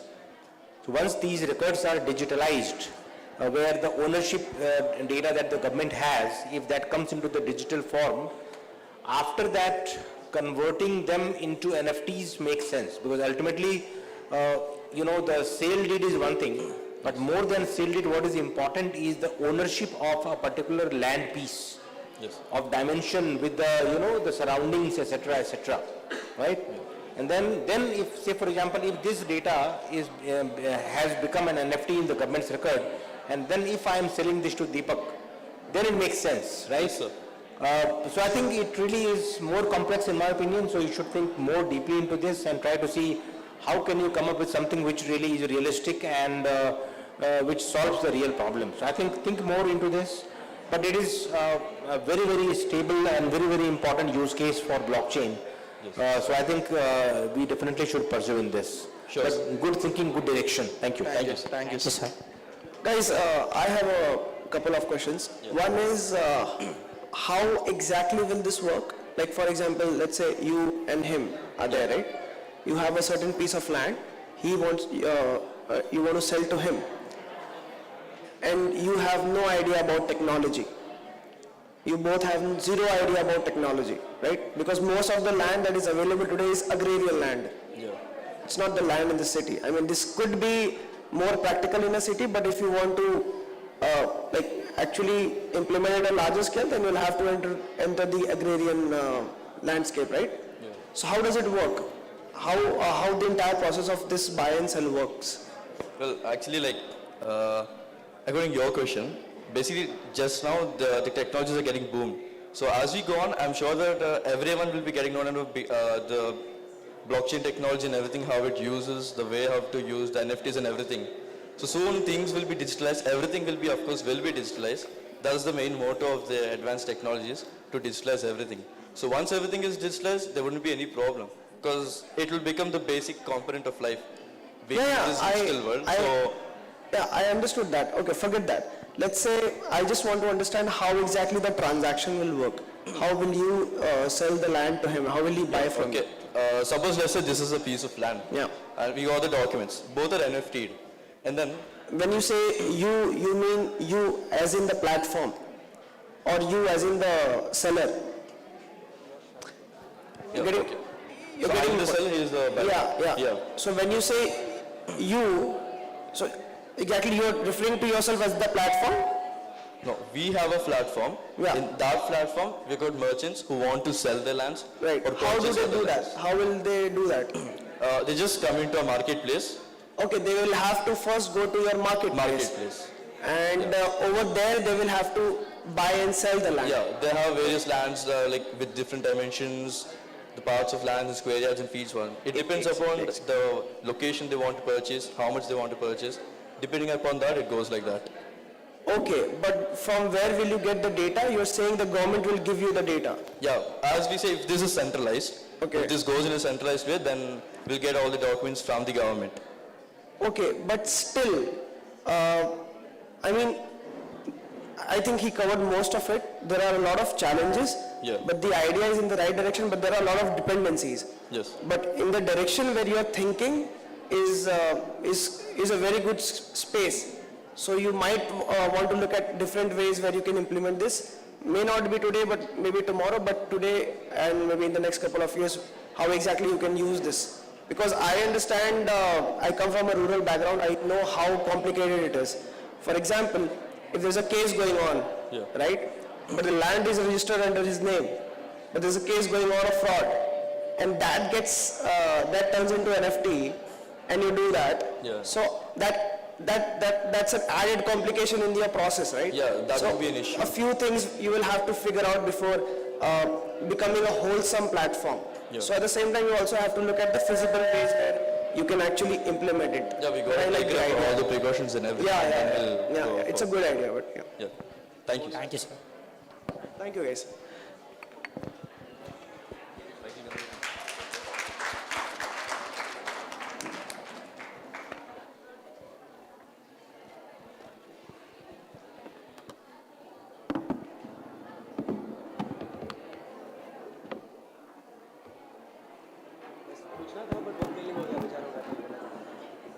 All right, so next volunteer.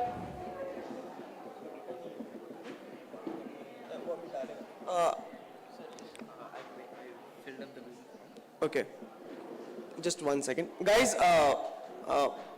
just fill the Google form right away, no? Right? I'm going to present the idea. Okay, what's your team name?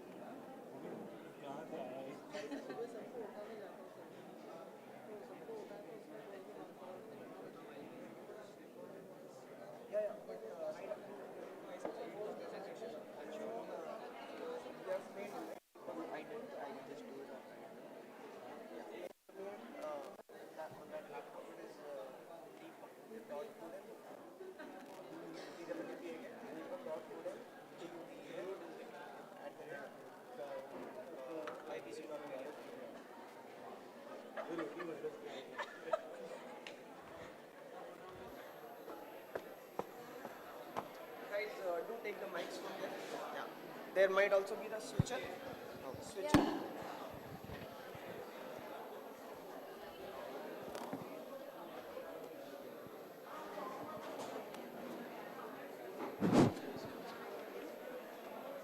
No, not this.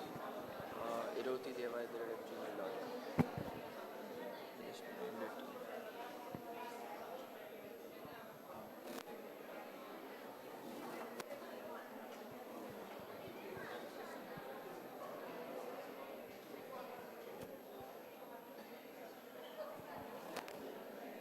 I guess I'll just try to do it again.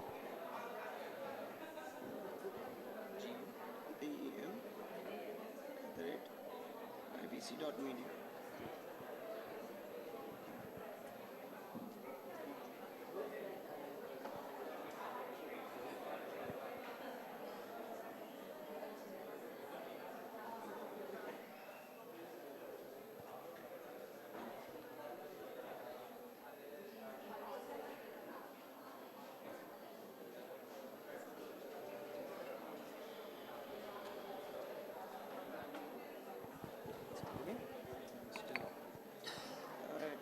network issue.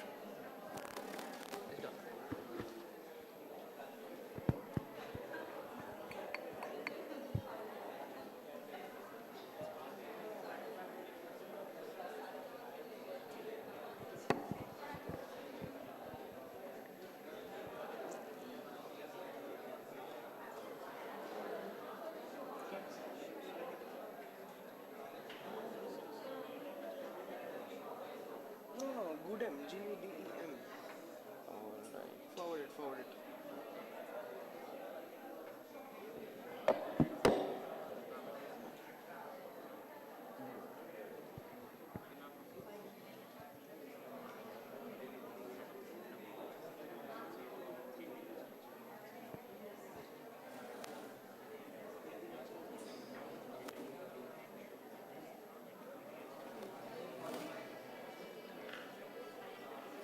This is a PDF.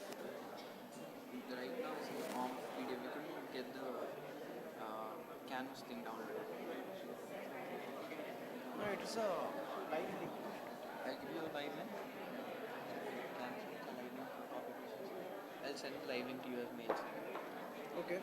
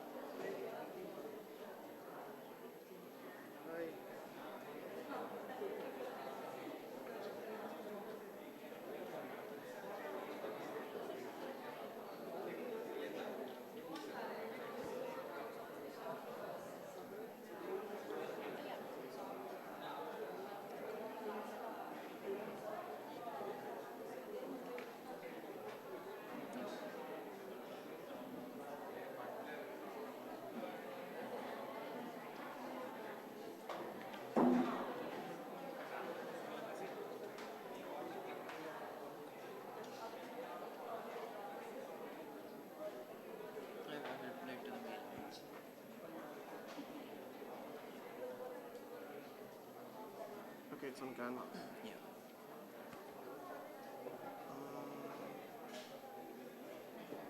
How do I enter? Okay. It says edit.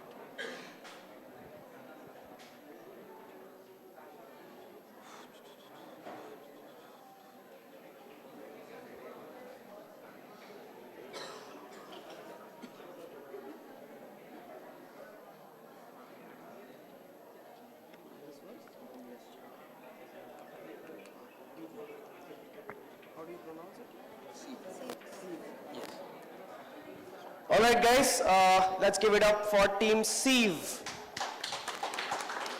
Nicely, please. Please carry on.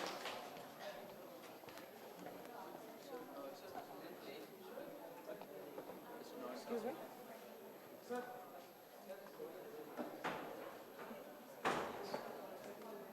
Mike's. Yeah, wait.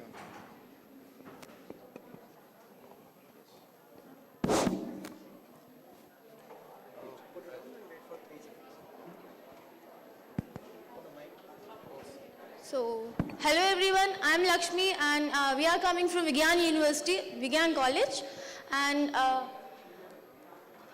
team is SEEF, and our idea is all about international fiat. Next. Okay, our idea is about international fiat currency transfer with zero fees. We actually used the track 2. We actually used Tron blockchain and stable coins, and we actually have some challenges in cross-border payments. Like we have high cost fees, like we have high charges while we are making the transactions, and also we have sometimes our transactions also slow when we have to transfer huge amount of currency, and we also have a lack of transparency, and also we have a security risk. So to overcome this, we are actually using borderless payments, which actually allow users to send and receive money from different parts of globe, and we can also transfer any currency. And the next part will be explained by my friend. Peer-to-peer. Peer-to-peer is a service, a decentralized platform where two individuals interact with each other without third parties. Next. Global economy payment. Using this, cross-border payments, institutions and other companies can use currencies for transaction by other side within few seconds. Now my friend will continue. So, to enable the cross-border payments across the globe, right now throughout India, if any of us had to make a payment from one individual to another, we use banks, and the most available fintech apps for us right now are Paytm, PhonePe, Google Pay and other versions. So these are all based on UPI. You are obviously not being charged anything for your UPI, but then the RBI does have plans to charge you around $15 for the transactions that you're going to be making from the next financial year. But then if you've ever thought about making an international payment across the country, what are the available platforms or other services that you have? Widely used platforms right now is Western Union, and next comes up Wise, but Wise does not support all countries across the globe. Then we have Razorpay for fintech institutions and financial bigger startups and stuff. We have Stripe. Stripe is not based in India, so it's going to take you around 1 week if you are to make a payment. Before I came up with this idea, so we've done like 1 month research on what is the hassle that Indians have to face as an individual if they had to send money across the country to another individual in any part of the globe. So firstly, very high transaction charges. The forex market is a $178 trillion industry in the present scenario of 2022. And as an Indian, we have a market of around $81 billion in revenue happening to and fro across the country.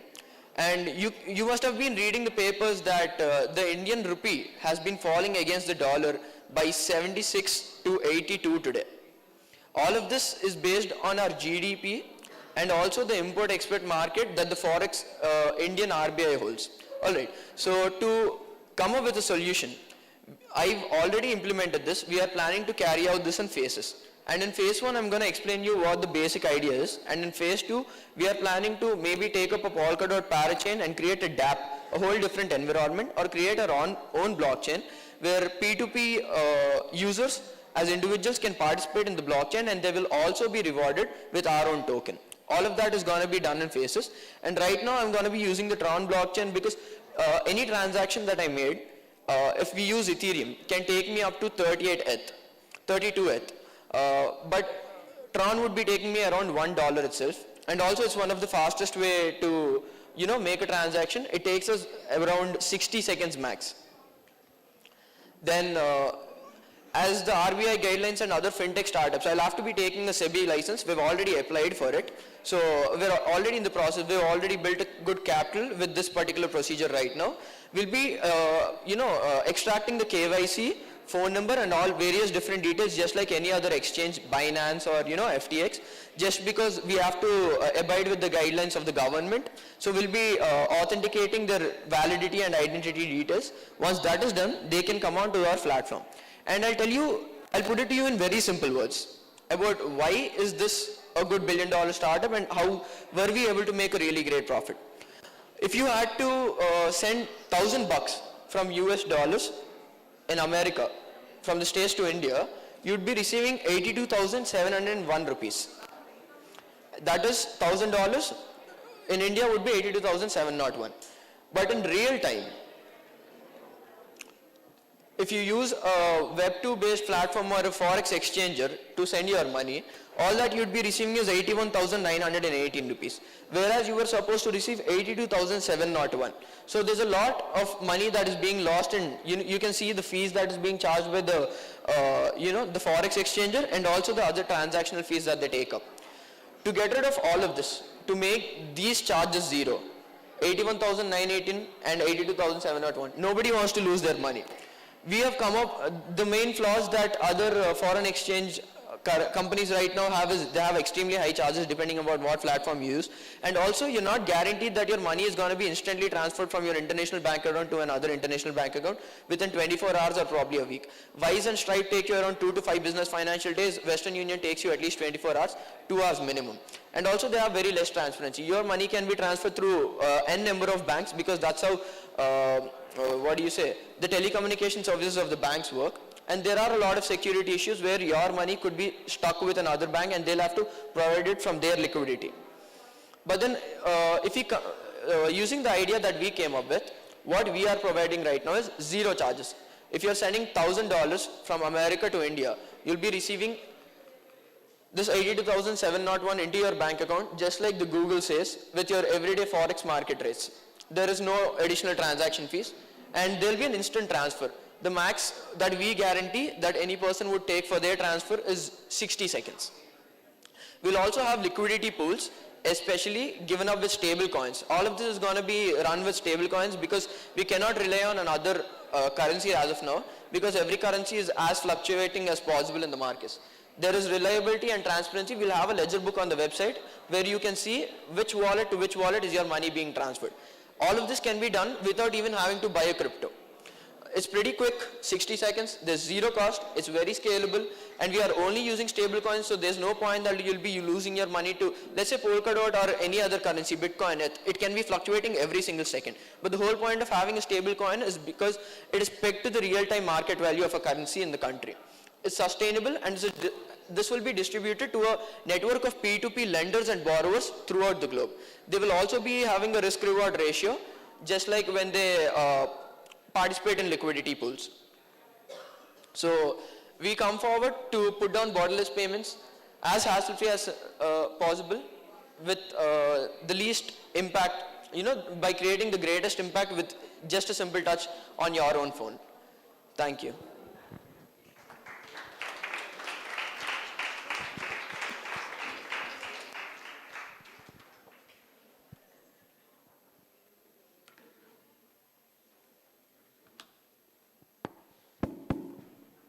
Thanks, Deepak. Yeah.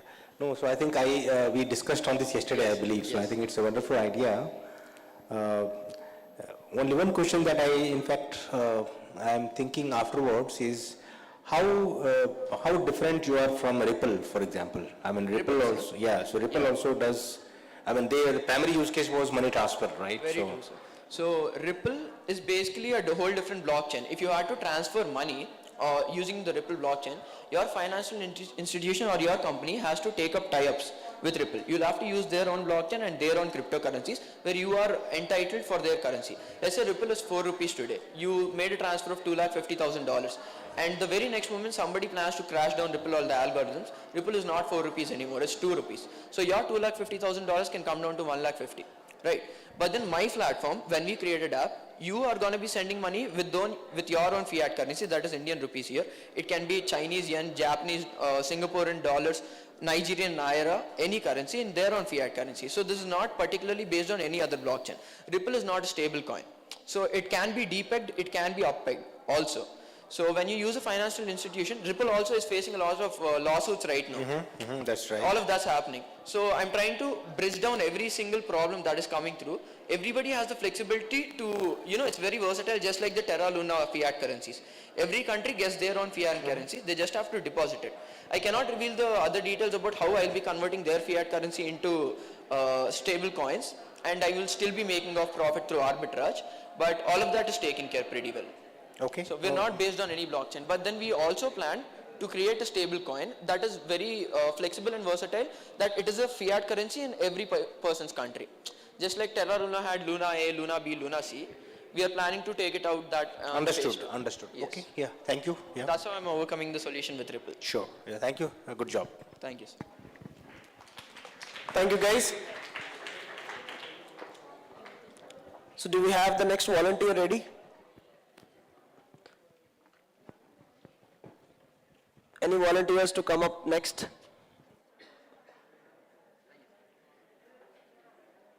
Yeah, please join us, sir.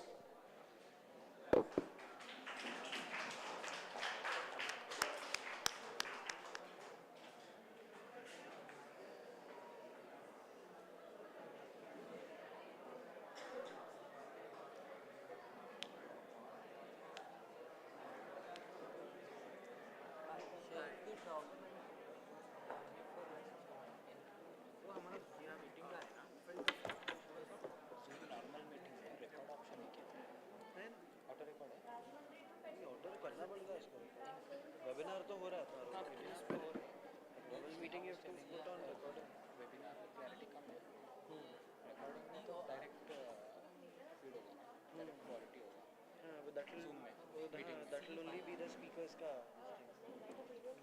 that is what well check कर लेते हैं wait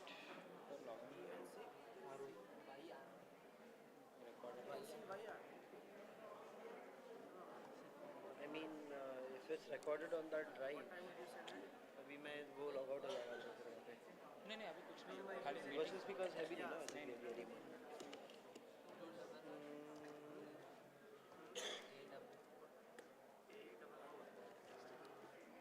यही था ना hello now we have 3 IDs and I'm confused what 3 IDs one is hello info लिया था हैदराबाद के लिए अपन so hello info and now webinar events events are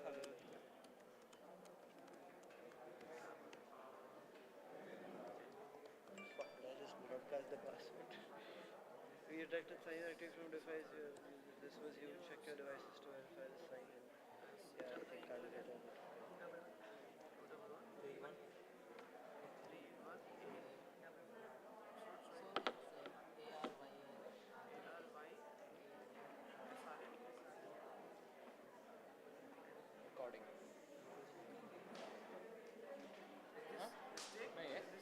करना पड़ता है इसमें मैन्युअली उसको दबाना पड़ता है बटन रिकॉर्डिंग के लिए all this are manually recorded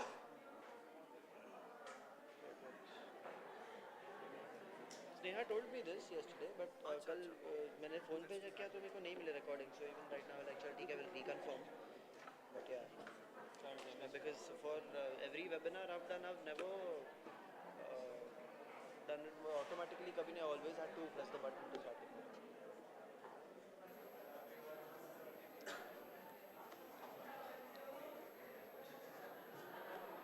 yeah which one is it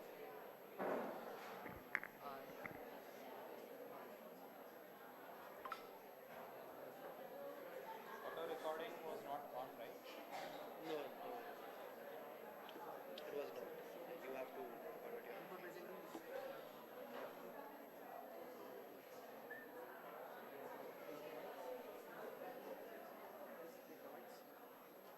but like won't that one webinar have just the speakers would we need like the entire thing उसमें तो इतना सही छोटे window में आएगा ना if you're talking about a speaker meeting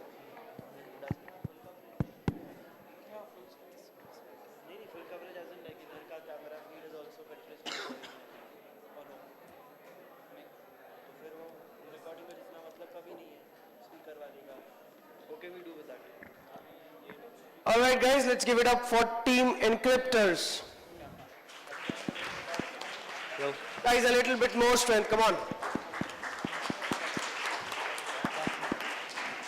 Thank you.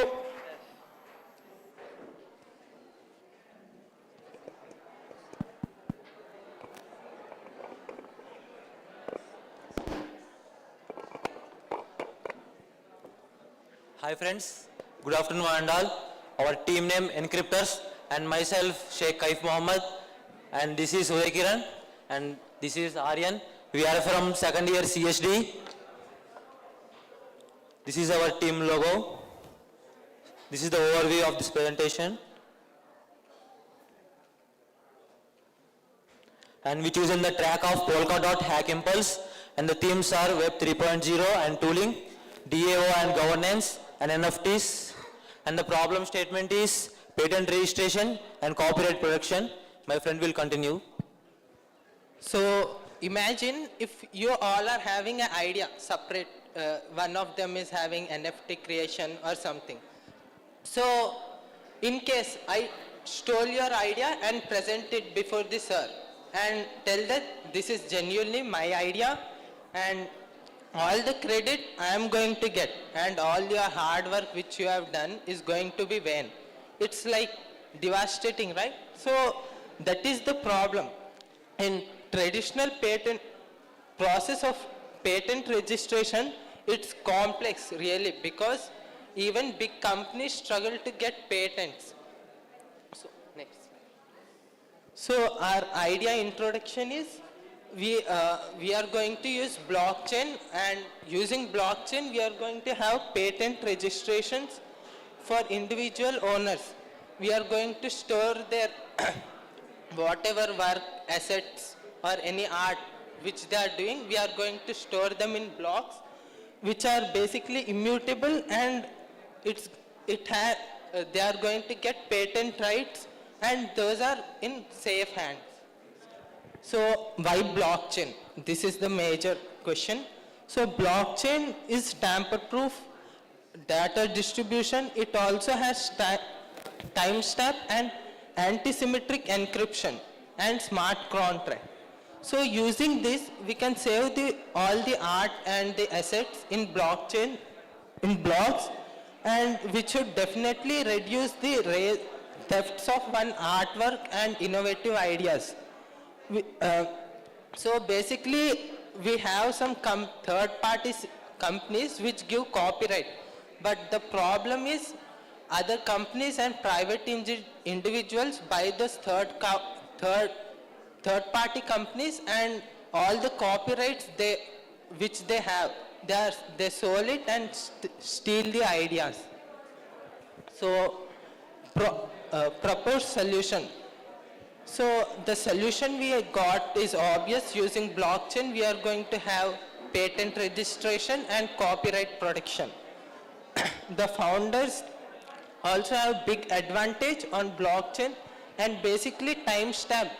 Whenever online, even presently, you can timestamp your idea and it will be saved in the blockchain. And when it's saved, we are going to give them a certificate of originality or any token, suppose NFT token, that yes, this idea or asset belongs to you and it's genuine. So you can take the NFT or certificate, and you can, if you want, you can sell to someone if you want. So when you are selling the certificate ID, basically it has user ID and user key. So the ID, it's going to change. When you sell it, the NFT token changes. So it's going to give a different. So next. So what can patent and copyrights? It's not in a single industry where patents and copyrights takes place. It's multiple industry like software, games, academic, please, fashion, everywhere. So you can use this patents and copyrights everywhere. The next slide is going to present by my friend. Competitive landscapes like Binded, DeFi Planet, and CopyRobo and Brainsteam. They work on copyrights for their unique ideas and innovative ideas. Economics of our solution is by registering a fee for patents, and for our journals, for them they have monthly subscriptions for them. These are the milestones we need to be done while we are working with it. Solution of the impact on income. It helps the creators works more efficiently and earn the real worth of their work, and we also benefit with it. On living standards, the creator more content, fearless, and no need to worry about their content. In sustainability, a creator never going to stop patent and copyright people who prefer something safer and easy to trust. It may be useful for buying and selling of assets, arts, and other work. Summary. In summary, for example, I'll explain you. In summary, like every company has its own patents, and the level of company is described by the quality of patents it have. So basically every company wants to be at high position, so it wants to get proper patent rights and copyright protection. So that is what we are going to provide. And watching this, many companies are going to come, because this new technology, blockchain and Web3 are trending in these days. So many companies are going to try to invest in this. So when they have good patents, obviously their country, the company position is going to increase. So that's the summary of this encryptor. Thank you. Thank you, guys. Praveen sir. Yeah, no, I think it's again is one of the, See, I think let us try to look at the patent industry in a way that, so there are two sides of the coin. So one is the agency which provides patent, right? And the second is basically for people who are going to be verifying these patents, whether you really have patent or not. I mean, these are the two primary sides of the equation, correct? And the third side which is there, to whosoever the patent has been issued to. I mean, that's of course the side. The question is that I think in general for these kind of solutions, basically it is good idea because these are not transferable thing. We have to understand that also, that these patents are not transferable thing. These are issued once and they could be issued in NFT form, and where people could be, there has to be some interface done where people should be able to go and verify things. That who owns this patent, right? There is a huge database of, as you know, like you were showing that it has applicability in all the industries, right? Yes. So I think I like the idea, and I think there would not be much economics here because it would be funded by government, so it could be a government funded project, or if at all what you can do more in this solution is that there are patents coming from, guys can you please, hello, please. There are different countries who have their own patents, right? So can you think of something more global in nature? I think there are many things which could be thought in this direction, in my opinion. Like I told to some other people, I think it's a good direction of thought, but it really has to, your thinking has to go a little deeper into this subject more. Yes. You agree? Yes. Yeah, thank you. Thank you. Thank you, guys.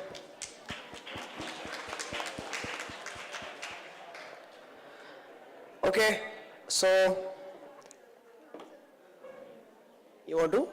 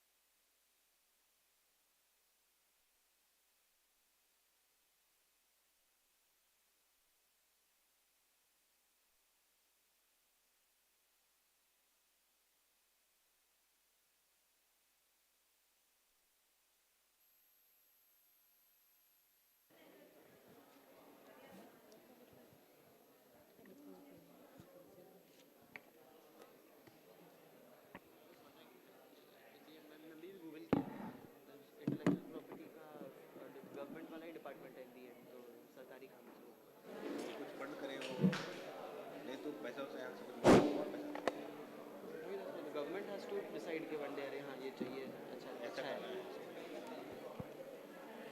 Then tax payer money मिलेगा फिर मजा आएगा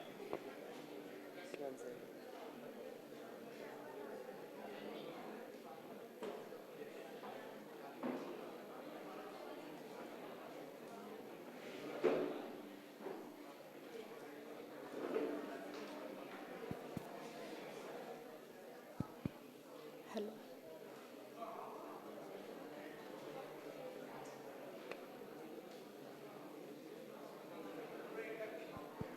Hello.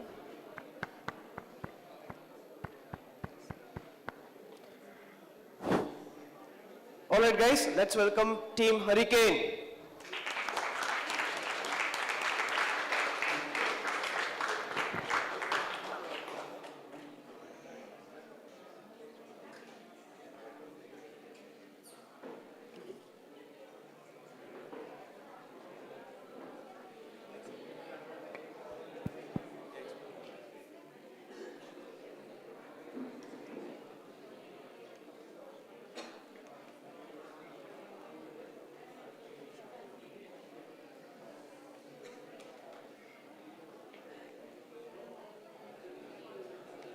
Hello everyone, here my name is Balu Akil and my team Hurricanes. Here we present idea about the e-tendering online system. First of all, I thank you to IBC Media to present my idea over here.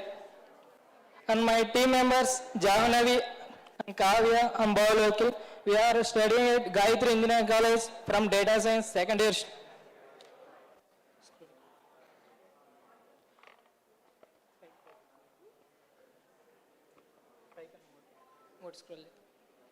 First, my chosen track is IBC Open Innovation Challenge using Ethereum. My idea about e-tendering. What means e-tendering? Anyone know? Anyone know e-tendering? I will explain. E-tendering is electronic trading system tender. It is different from manual tendering. We using online tenders for any government organizations or other organization projects or any proposals. And what tendering process is generally used by governments and other companies to produce goods and services from manufacturing companies and provide services. E-tendering being most used procurement method, where various security and implication protection. By using blockchain system, we secure the details of our tender and other information through database and in smart contracts. What is the problem statement? Problem is explained by Jam.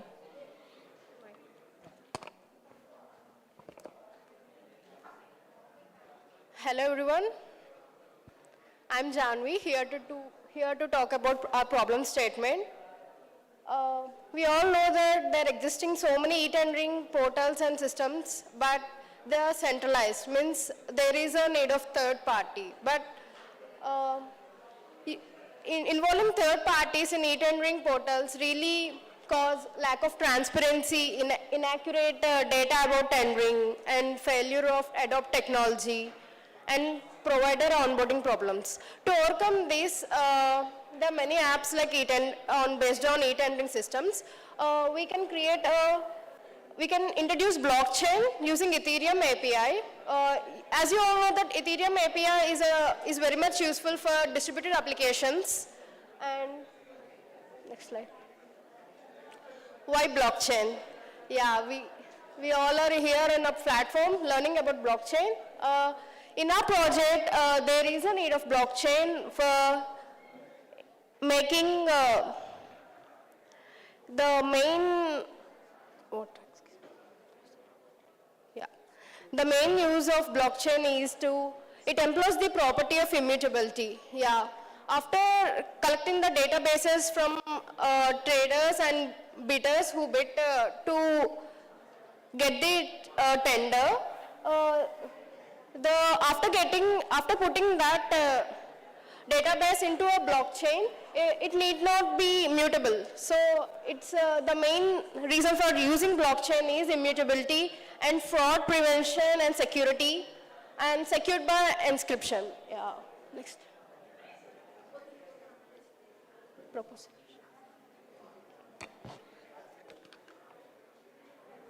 So to add a working.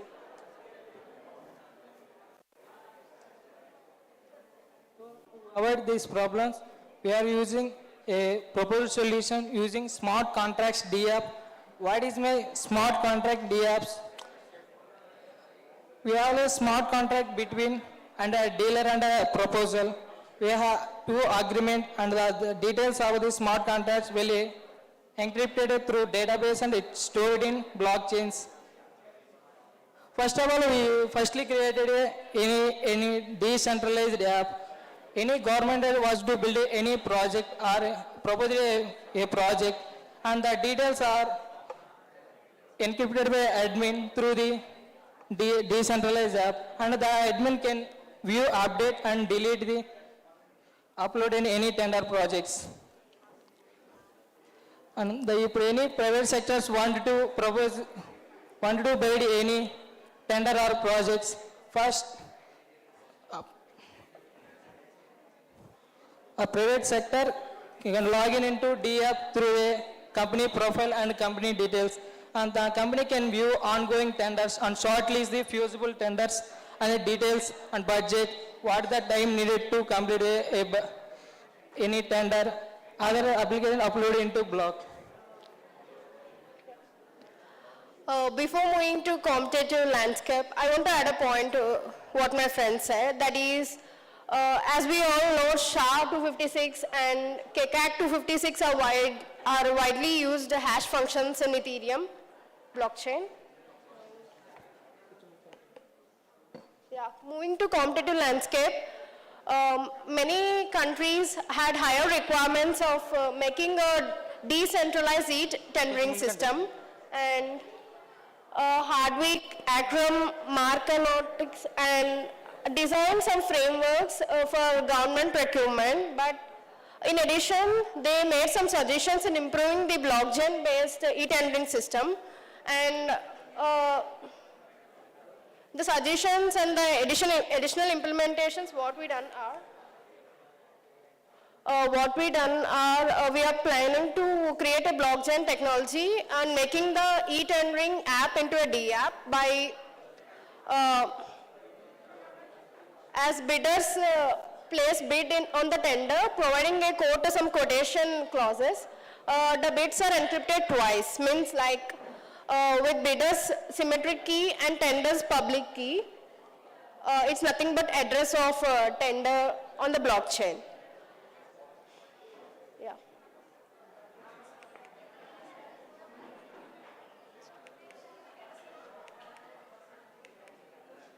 Solution impact. Solution impact on income. See, removing the third parties will automatically impact the income, which might be profitable for both clients and tender holders, and impact on living standards, increase the living standards of small scale organizations which really work on low budget, and manipulation will be reduced so they can get more opportunities in tenders, and sustainable for small organizations. And summary.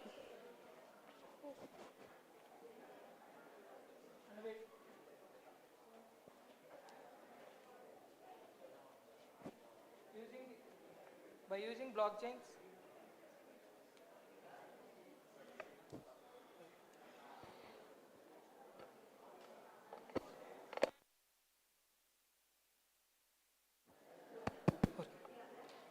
so by using the blockchains, we can secure the data of a tender and proposals and better information through databases. Through database, we can secure the details and transparency. What is transparency? And if anyone send a proposal to any company, the details are interchanged by any other party. By using blockchain, we immutably the database through blockchain.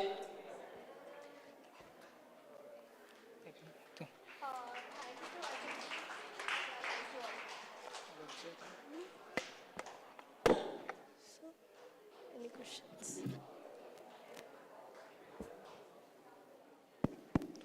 Thank you, guys.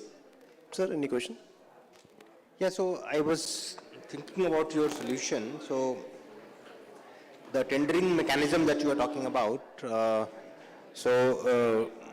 me again what piece of the solution you are keeping on blockchain and who all are the parties there? What piece are you keeping on smart contract? I mean, which part of the data goes on chain? The databases of what the bidders want to keep, I mean, it's like expenditure and everything, all the details will get into a database, and that database will be kept in a blocks.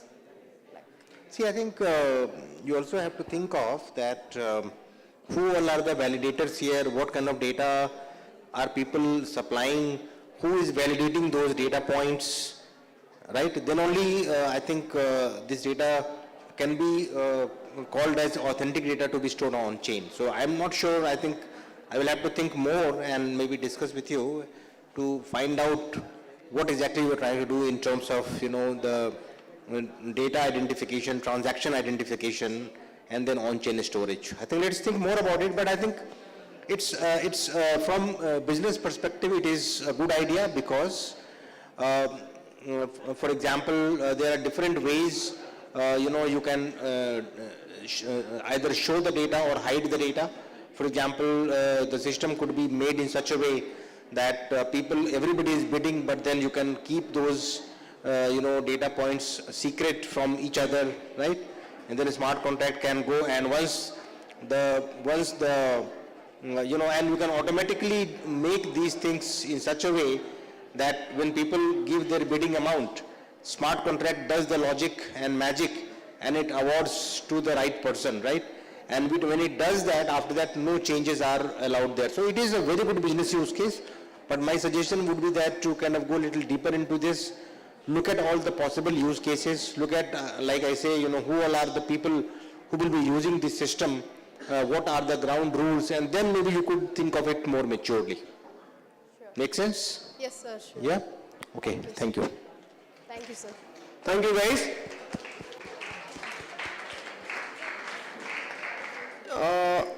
You want to present next? Oh, sorry. I think you guys had come first. Yeah. You can present it after that.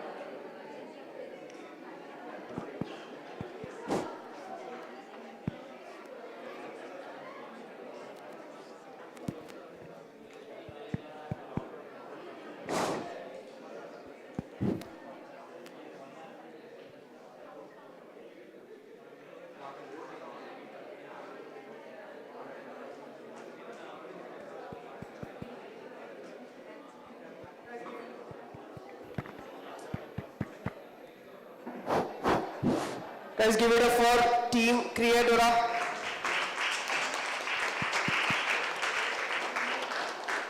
Please. Good afternoon, everyone. Hi, my name is Divyashri, and my team members Vedavalli and Nikila Krishnapriya. We three from Gayatri Vidya Worship. So the track.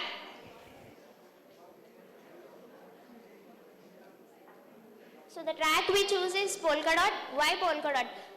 Polkadot is a multi-chain technology. It gives us the ability to interoperate wide variety of blockchains. So now, before moving on to our idea, how many of you are aware about coding platforms like GitHub, HackerRank, CodeChef? So yeah, everyone over here are aware about them. So to make it more interactive and interesting, we Creatora came up with an idea where you can code and also play. So our basic idea was whenever we code, we gain some power-ups, and these power-ups act as assets where you can access multiple games, and whenever after completion of each game, you will gain some points. Guys, lower your voices, please. These points helps you to develop your tokens, your avatars. So with these points, you can build up your avatars, which in return helps to increase your token value.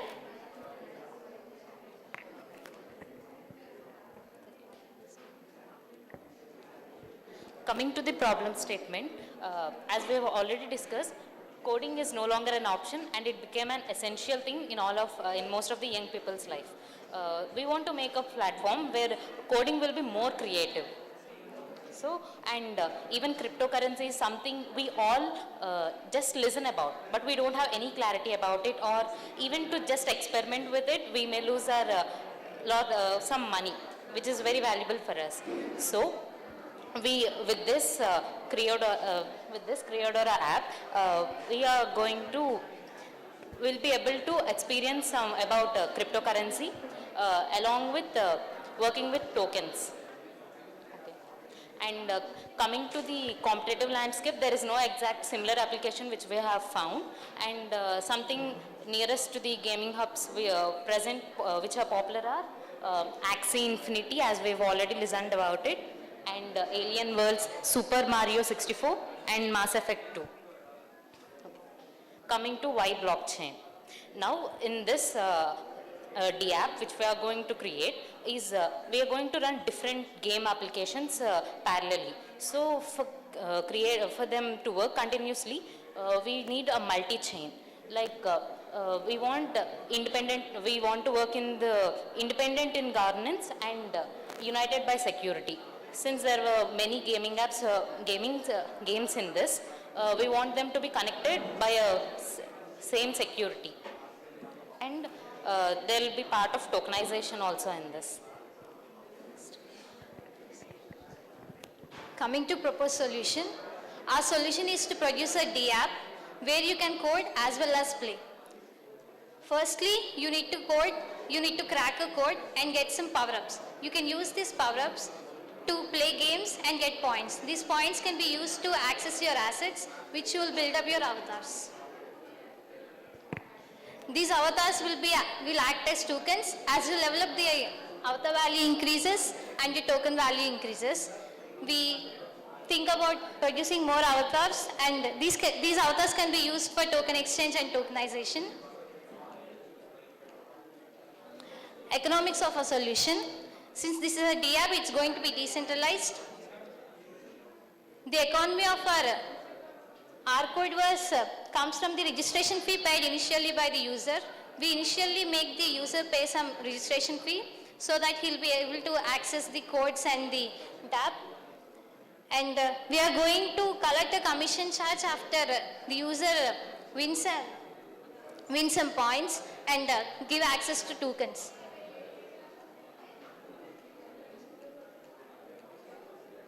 Solution impact. Coming to solution impact, our impact on income. User can earn as long as he plays and earns. And coming to impact on living standard, as long as he codes, he'll get some income which increases his living standard. And there is no impact on sustainability. And some other impacts are, importantly, Gen Z. It's no longer an option for Gen Z to code. They have to know about the coding and cryptocurrency. This way they'll know about cryptocurrency and Web3 technology, also NFTs. Overall, the app R-Codeverse lets you learn, play, as well as earn.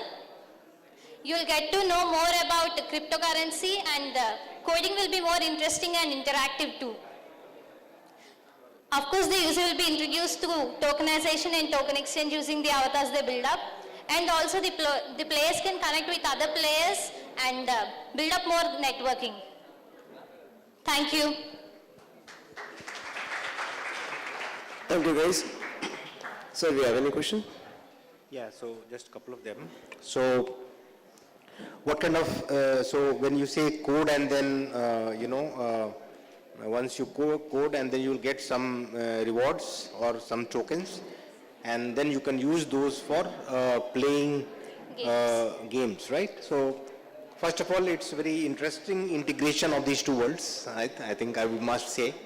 But then there are, things which really need to be taken care of, that from where these what kind of coding challenges are there, what can you code, how can you, so you'll have to integrate it with some code, coding softwares which can evaluate the coding qualities, all those things, you know what I'm saying, right? So I think those things need to be taken care of.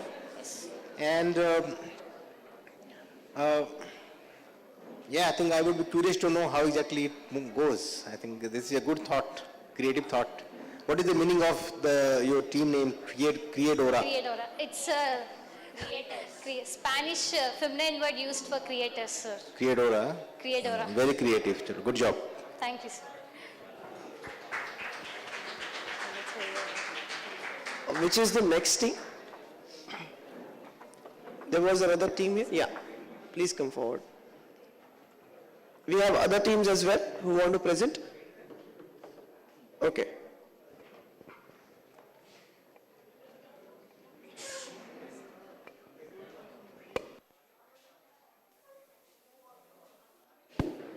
Who all are still working on their presentations? Raise your hand. How many of you have not yet submitted your Google form? Sir, it's too late now. Anybody else? Whatever you have done, you need to submit it in the next 10 minutes. That's it. Whatever you have done, you need to submit it in the next 10 minutes. And everybody else over here who has not presented will be called for presentation. Okay? So everybody who has not presented yet will be called out for presentation.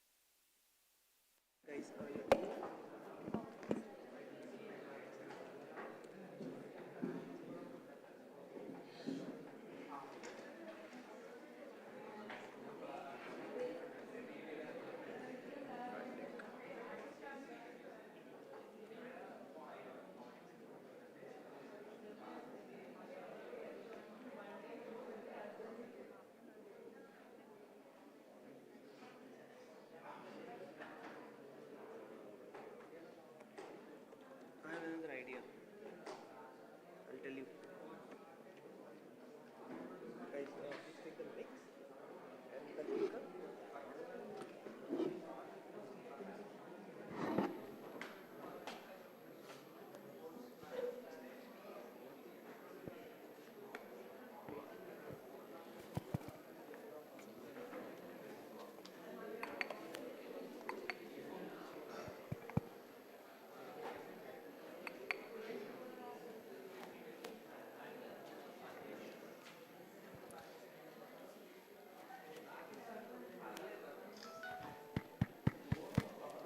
All right. Guys, give it up for Team Cobra Tech. Guys, this is yours. The right, go forward.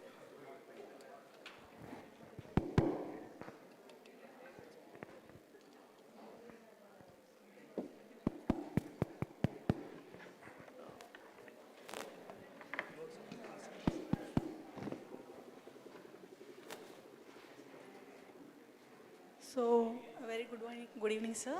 So, I'm Tulsi. These are my teammates Usha and Banu. So, we are coming from the NSRIT college, from the Electronics and Communication Engineering Department, third years. So, today we are here to demonstrate our idea from. So, today we are here to demonstrate our idea, which is based upon the blockchain e-voting system.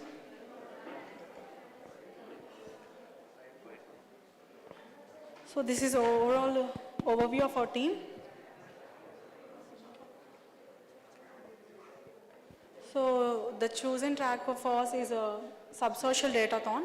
So what we can see that firstly in the ancient days we are going to use a ballot box voting systems, and later on we have been used of EVMs.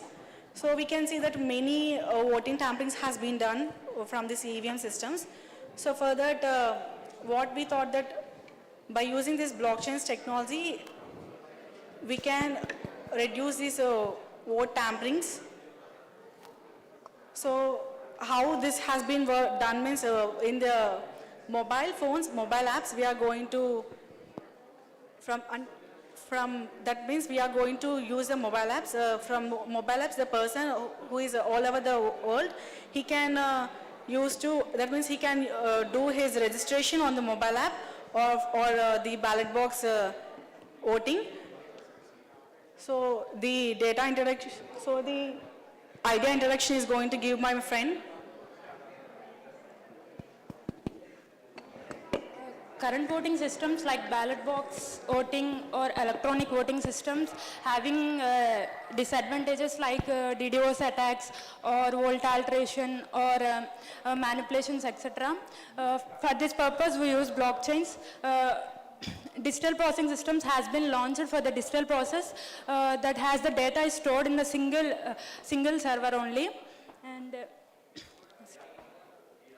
And the problem statement is, if you use the blockchains, it stores everything has a transactions like in the form of transaction ID, so that your vote has been secured. And next my friend will continue. So why this blockchains has been used? So this blockchains has been used for the more security purposes, and these are more immutable and reliable. So what the main reason of using this blockchains in this? Generally in the EVM machines, we are going to the SQL and PHP. So what means that we can update whenever a person who is going to vote, in the EVM machine, that means by using this structural query languages, we can update or we can change or manipulate our data. So that means we can see that there will be a vote tampering has going to done over here. So by using this blockchains, the main reason it will be more secure and we cannot update or anything. So when we insert any data or anything, this going to not updated or there will be no manipulation. It will be more immutable and it will be transparency, so that we can know, so that we can see that the vote tampering will be not done and we will get an accurate voting systems. So that's the main reason we are going to use the blockchains over here. And see, generally here, firstly, the voter is going to enter all his credentials over here. And next, the data is gone encrypted and the transaction is being stored. And after that, the transaction is being moved to the network nodes, each network node. And this network node is going to, the network node is going to verify all the data which has been encrypted by the user, that means the voter. Then this data is going to be stored as in a block, and this block is going to add to the each chains. So the main beauty of this, that the data there will be back transaction of the data. That means the user can see what, for whom he has been voted, that he can verify all the things.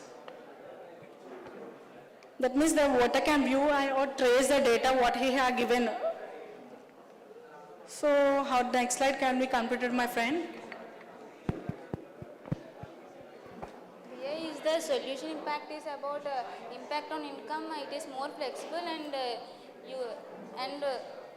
there is a good income and impact on living standard. It is good and it decreases the time. Exactly when we want to vote, people will stand in a queue. There is increase in time and waste of time. We can directly vote in the app directly. Impact on sustainability, there is no impact.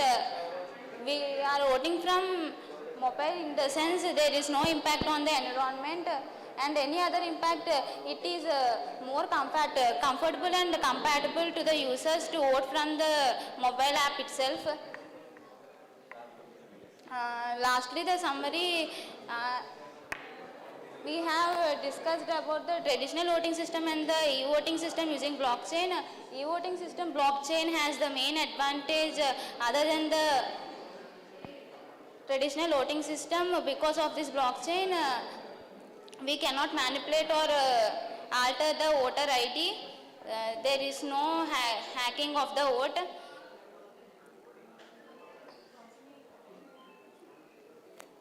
This system will provide using candidates or voters details. Mainly we will enter our credentials in an app in the self and it is secured in the blockchain itself. Thank you.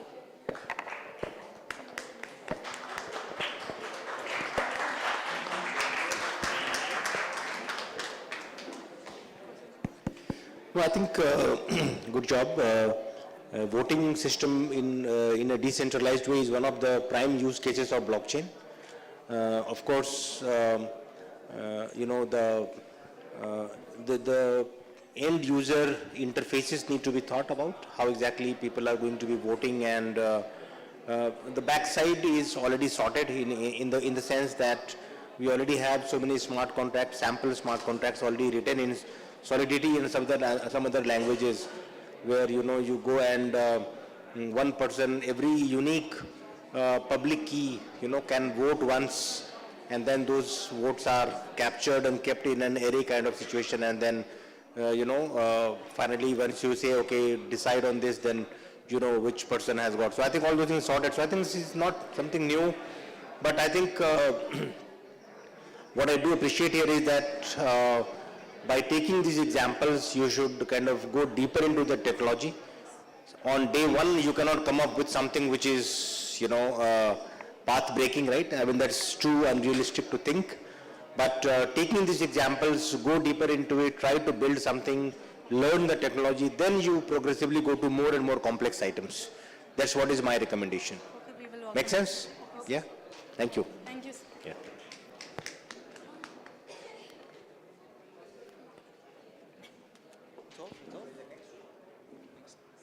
What is your team name?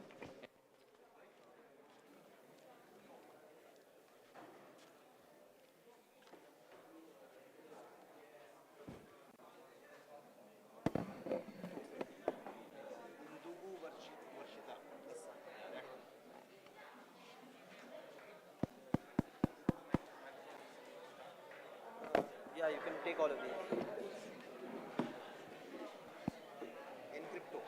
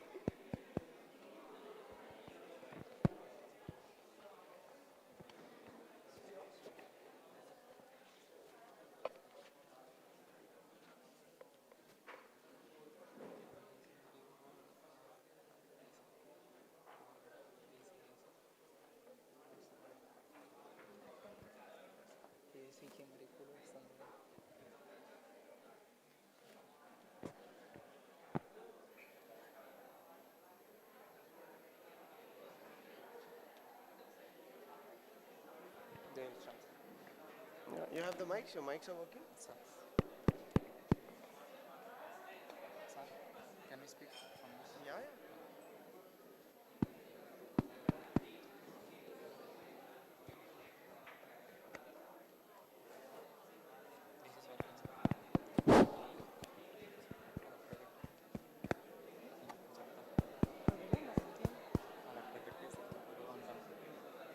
All right, guys, we have Team and Crypto.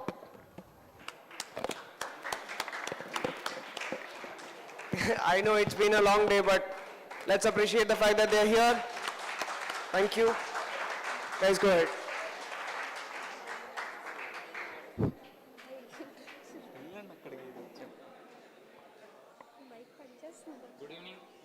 Evening everyone. చెప్తా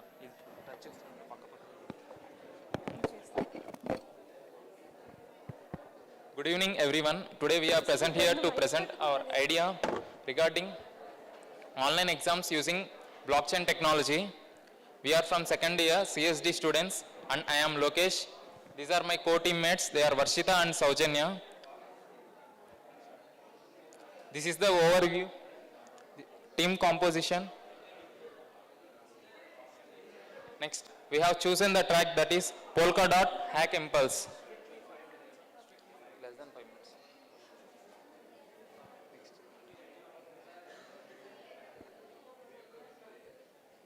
We all know that today, as the population of our country is too large, we use many exams to get brighter students from all the ways. To divide the students from one category to another category, we always use exams. So, as the population is more, we use online system. But we know that many manipulations are happening in this online system. To avoid those online manipulations by using blockchain, we have presented our idea and this is our problem statement. Our problem statement is the current online systems with centralized servers faces many manipulations and we clear all those problems. Now my co-team member will speak about the solutions.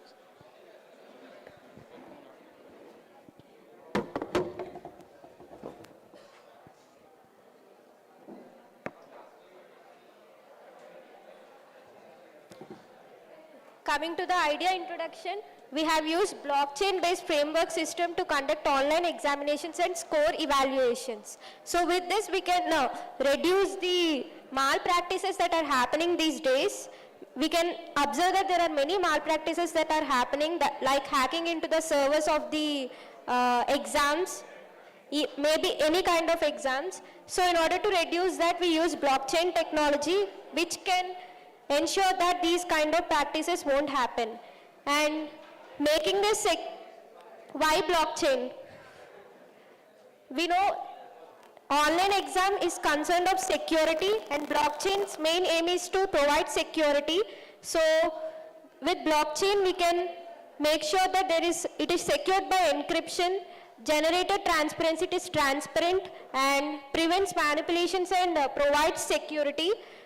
And it also employs the property of immutability. So this is why we have used blockchain and for conducting the online examinations to ensure that whatever the exams that are happening are transparent and transparent in nature. Next, my co-team member Varshita will continue.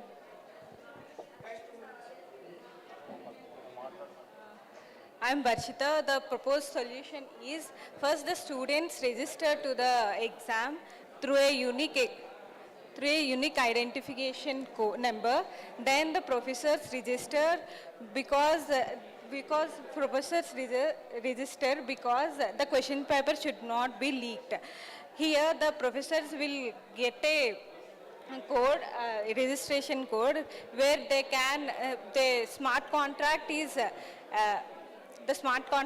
being invoked and the professors can read, write and manipulate the data, and the final question paper will be read and written by the moderators, and after this final question paper has been hashed into a blockchain, after that they receive the examination paper by the university, and after that receiving the student will register for the exam and exam will be finished. After that the question paper is hashed into a blockchain. After that the students according to a smart contract the scorecard will be generated. The whole process runs through a blockchain through the nodes. Next block diagram. The block diagram of the online exam will be like this, where exam board and professors all will be as nodes. Each node has different privileges. Next, continued by my friend.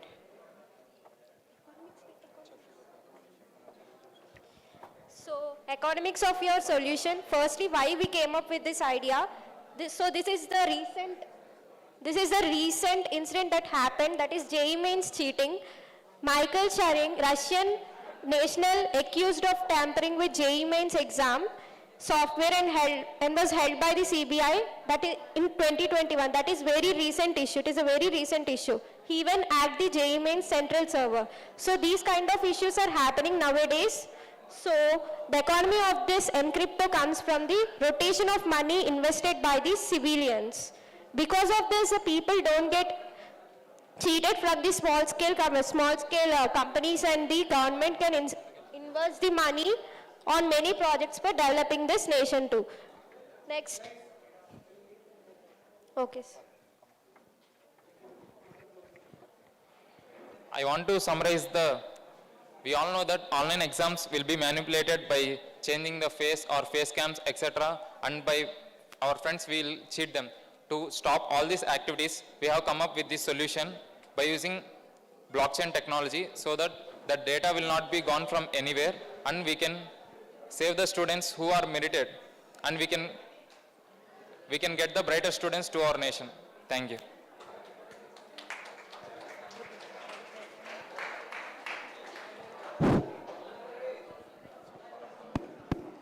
Yeah, sir, any questions or remarks? I think in the interest of time, I will skip for now. I think good job presentation. It's a nice idea. Again, we have to think, more in implementation aspects there. Thank you. Thank you, guys. If your presentation is done and you want to go, you can leave, but make sure that you inform the IBC team there that your presentation is done. All right? And anyone who has not submitted the form yet, all right. So try to summarize the entire presentation in 5 minutes. I know it's not practical. It's very hard to do that, but in the interest of time, we have to do that. And guys, if you are leaving, just be quiet and then leave. The next team. Yeah.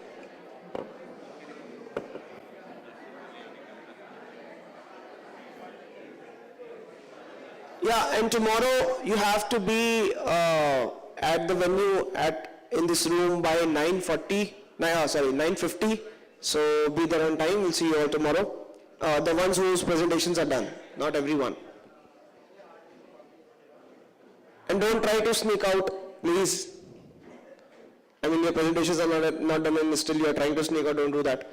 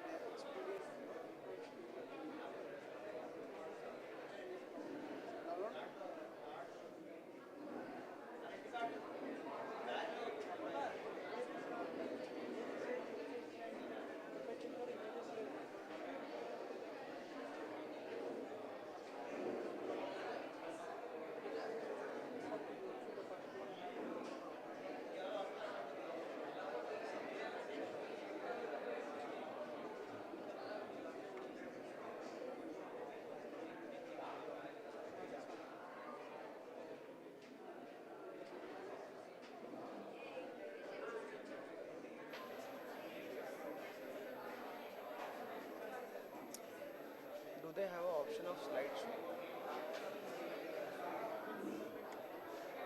Yeah, they have. Excuse me. Please pass me the clicker though.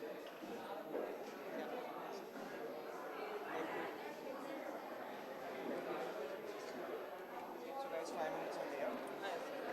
Guys, let's welcome team NGK.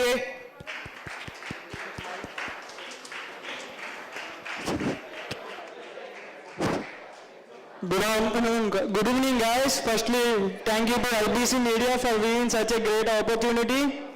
So, my team name is NGK. So these are my team members. Myself, I am Kishore Vasreddy, and I am from Sai Ganapati Engineering College, and I am pursuing my BTech final year in the stream of mechanical engineering. So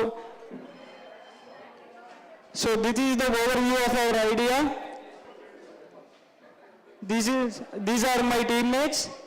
So the chosen track is Polka Hack Impulse. Why Polka Dot? Because Polka Dot is a cross-chain network which allows to transfer the data with a secure line. Before entering into my idea, I want to say you something. You know, in India, we are having more than 1100 different loan apps. According to the 2000 survey of RBI, you know, 600 illegal apps are there which are making big fraud.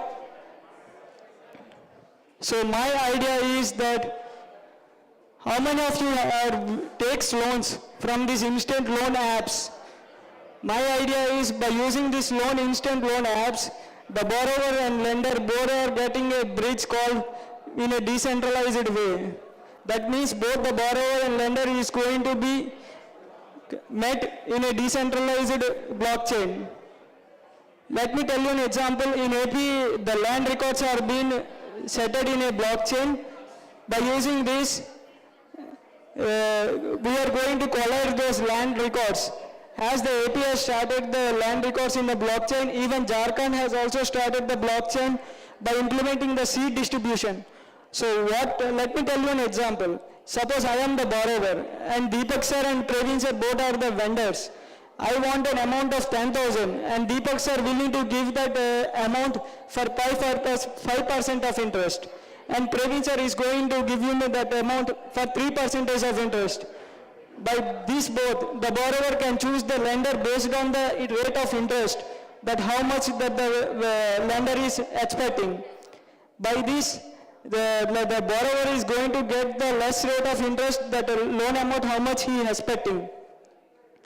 These are the problems which are faced by the borrowers facing issue with high rates of interest. The borrowers are paying high rate of interest to the lenders. There is loan apps. And there is a lot of paperwork when it's come to the banks. And it takes more place to get approval of the loan. And there will be a central party or the mediator who is going to accept or reject your loan. So next my teammate is going to explain about the why blockchain. Hello everyone, myself Namrata. I am from Avanti Institute of Engineering and Technology. I am going to explain about blockchain.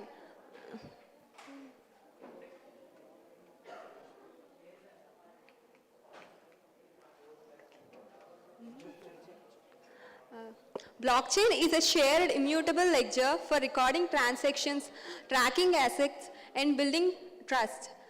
Actually, blockchain-based smart contract ensures both loan seekers and lenders to fair and feasible terms regarding things like proof of trade.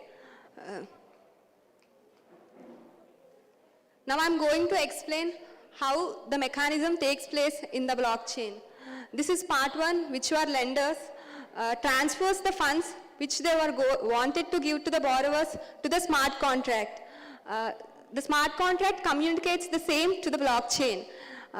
Then the borrower, which is part two, transfers the ownership of the property to the lenders. This was communicated by the blockchain to the smart contract. Then the smart contract releases the funds to the party two, which are borrowers. If in any conditions or circumstances, if the borrower doesn't transfer the ownership of the property to the lenders, then the smart contract transfers the money to the lenders.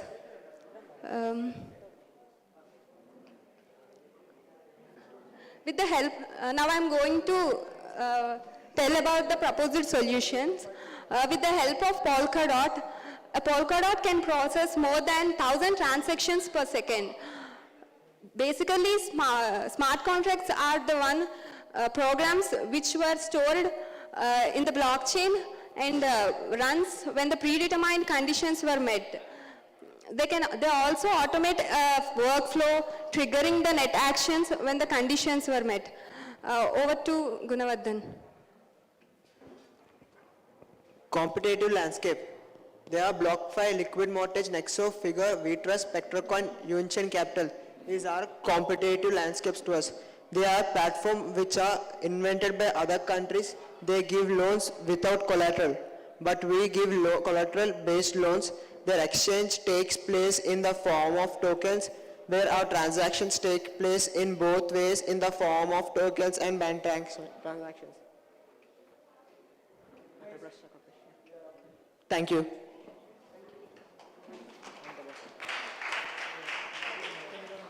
No, I think lending and borrowing has been one of the primary use cases of blockchain.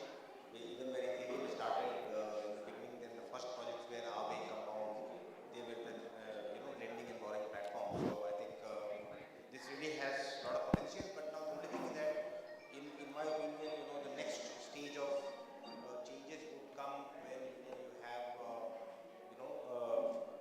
some of the problems that these protocols have been facing in terms of over collateralization for borrowing and all that. So those problems have to be solved, and I think that's work which is happening right now. So good direction. Thank you.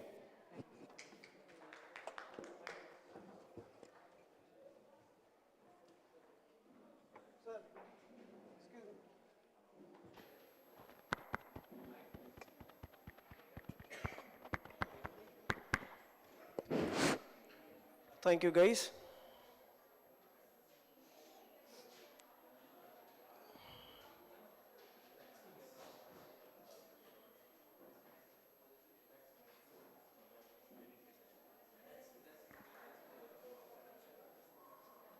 Got the mics? Got the mics?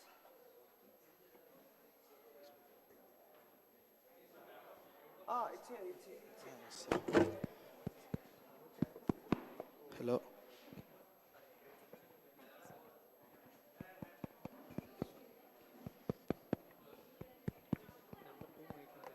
Guys, let's welcome Team Skins.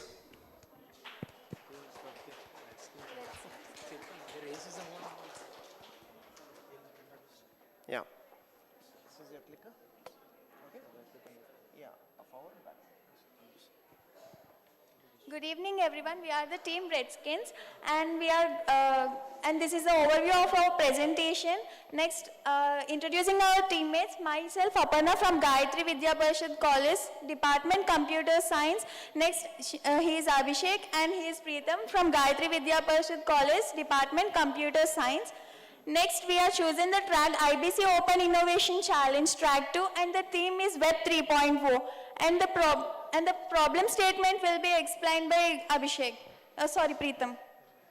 Yeah, coming to the problem statement, nowadays there are many OTT platforms which are providing to watch movies or web series, but we have only some less OTT platforms where we can watch respected or a specific web series or a movie to buy or rent.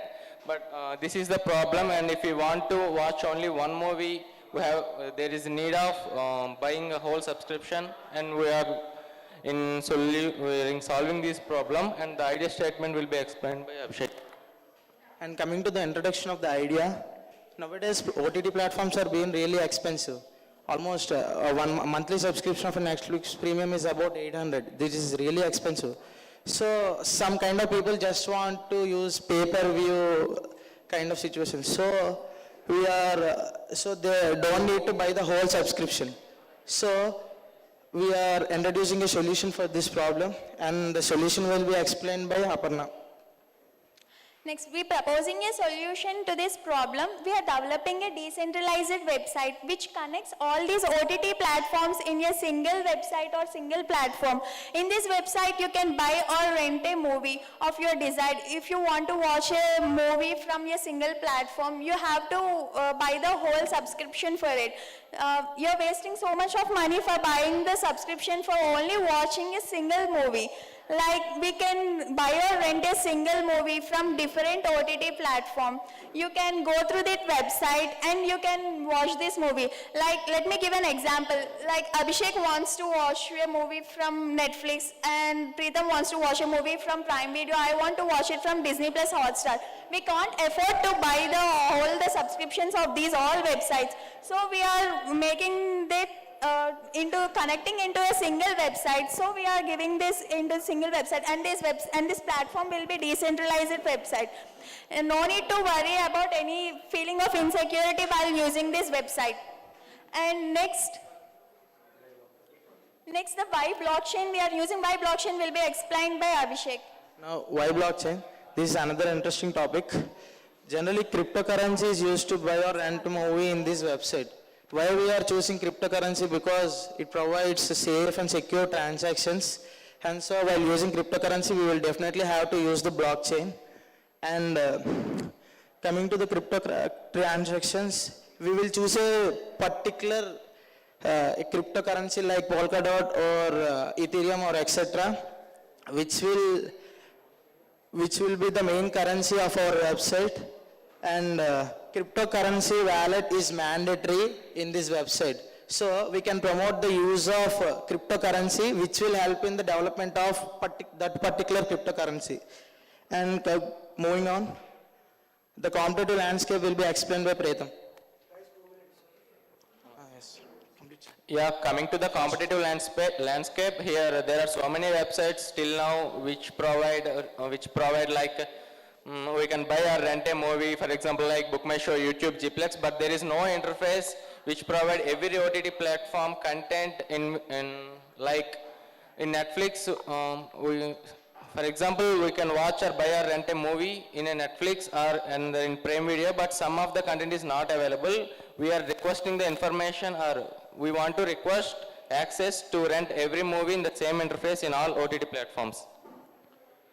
The economics will be explained by Aparna. Many people, you may think, why they will connect with our websites? Because they are already popular websites. Why will they connect with us? Because they can get more percentage of profits by buying or renting a movie from our websites. Some people may think, if someone wants to watch 10 movies, they have to spend so much of money to buy or rent a movie. In that case, they want to go for subscription. Even that will be the promotion to that website. And next, using cryptocurrencies transaction will promote that cryptocurrency company, and the cryptocurrency network will expand rapidly. Next, advertisements. By involving this topmost OTT platforms into our website, we can advertise, which will be the main source of gaining money through our website. And next solution impact will be explained by Abhishek. The impacts of these projects are like, this will integrate the cryptocurrency as well as the promotion of different types of OTTs. And the main target were binge streamers. Many people can enjoy their favorite movies from different OTT platforms at a single place. And sustainability, the OTT's promotion and development of a particular cryptocurrency will be done here.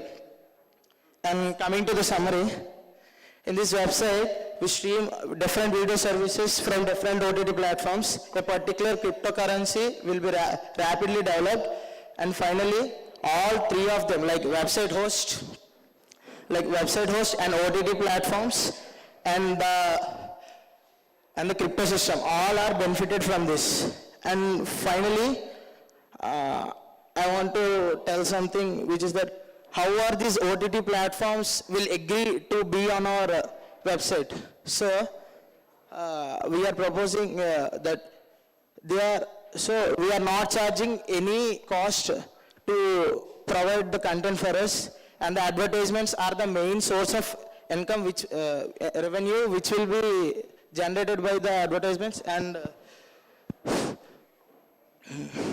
finally, if I want to buy if I want to buy a pay-per-view kind of thing, so, and Thank you.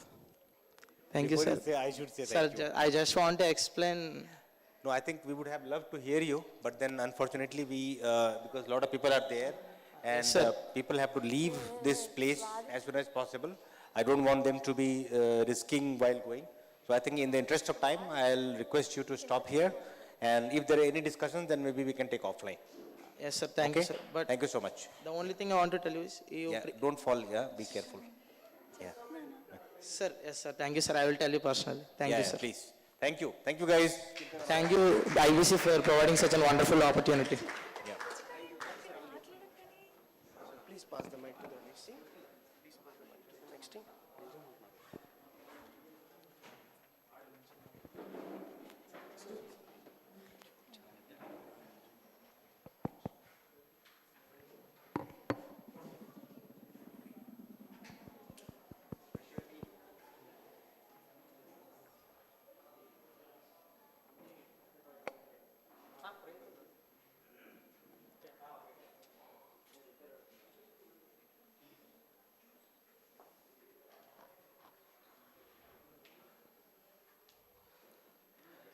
Guys, let's welcome the team the Brainiacs.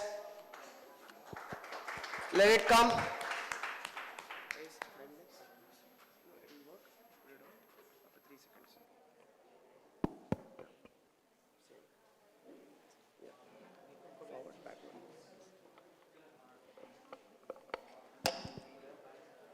Hi, good evening everyone. We are the team of the Brainiacs. This is the overview of the idea. And chosen track is the Robonomics Autobus. And our idea is the decentralized system for CCTV surveillance. We all know that we can hear the news like there is a manipulation of the data or the CCTV footage in conduction of any online exams like mains. And we can hear from that some of the influenced people who can manipulate the footage, like they can use the advantage of the exam and they can do their interested thing. So in some other situations like in crime also we can hear like to escape from the law and order, they can simply manipulate the data or they can simply erase the data. And so the problem statement is in the traditional systems, like which are the existing systems of the CCTV, we can hear like these things. So the rest will be continued by my friend.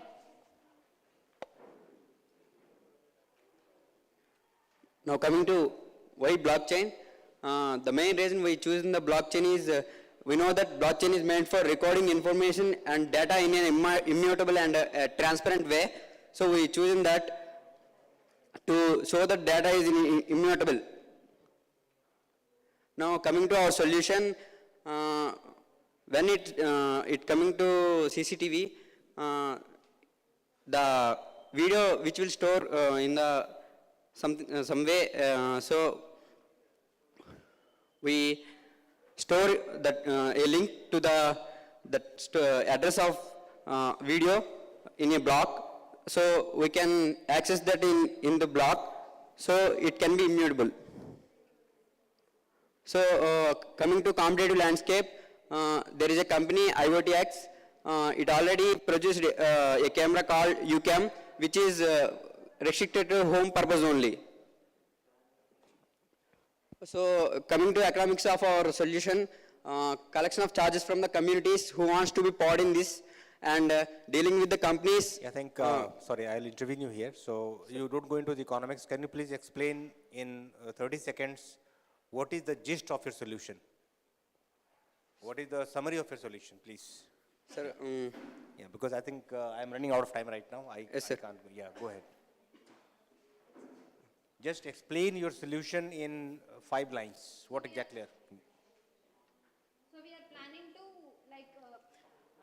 we are giving the link of the storage which we are planning to keep in the blocks. So we'll give that access to some other selected communities like some groups. So Like if he want to change or manipulate the data, he should change it in all the other communities also. So he can't access the data from those communities. Like if we also keep from the communities, we give a private key. So they only can access the link. Others can't access the link. So he can't change or manipulate the data, sir. And why will this be required? I mean, why do you think this is a required solution? Like we can reduce like he can't dare or risk to change the manipulate the data, sir. So like we thought that the crimes can be reduced. Okay. So do you have this PPT, Deepak, right? Okay. Okay. Yeah. Thanks. Thank you for your time. We'll look at the PPT more detailed. And sorry for rushing it because there are many people here. Okay. I hope you don't mind. Give them a round of applause. Please pass on the mic to the next. Yeah. Who is next? Guys, take 2 minutes to give the summary of your idea. Okay. And rest everything. If you get selected, do it tomorrow. Deepak, you can be there only. You can be there only. No, I have to actually Oh. give access.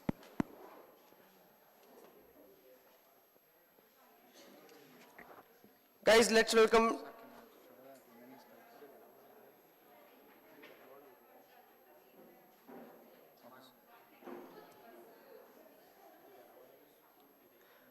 Let's welcome team Web3 devs. Good evening, everyone. Our team name is Web3 Devs. Our main motive is the decentralization of film industry. So that's why our project name is Film 2.0.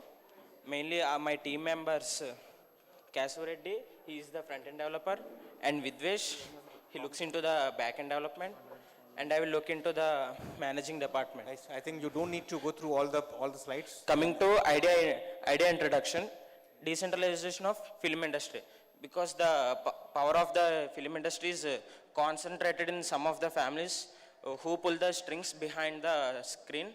So we want to eradicate it and liberate the film industry. Crowdfunding. People are the investors. From they can begin from a very small amounts like 100 rupees or everything, and making a copy for the representatives directly by the creator. There are no distributors for our project, which we can eradicate them from the entire industry. And next one, coming to problem statement, monopoly of big men, centralization of the revenue. Entire revenue is controlled by the big men. We are looking into it so that we can avoid their play. Lack of sufficient funds for the film project. There are many projects in which producers often reject because of their lack of interest. But when people like it and invest it, it would be a very huge helpful to the film project. Next, difficulty of ensuring the right people are paid the appropriate amounts. It's like we use this blockchain technology so that through smart contracts, for which if you have invested some 100 rupees and if we get the profits, we will return the appropriate amount through the smart contracts to them. Producer bearing a huge loss upon low performance of the content. In order to mitigate the concentration of huge loss to a person, we are distributing it, and decentralization is the main theme behind it, our idea. Yeah, no, I have discussed with you many times. Can you please summarize your problem, summarize your presentation? Can you please summarize your presentation now? I think we want to finish it because I have discussed with you anyway earlier also, right? To summarize in short words, yeah. Mainly our idea is behind the project is crowdfunding for the film production and decentralization of the film license to the theater owners via avoiding distributors. Okay, I think upcoming directors don't even get the more chances to direct a film. So we can invest, public can invest the money to support them. Understood. Okay. Okay, thank you. Thank you, everyone. Thank you, guys.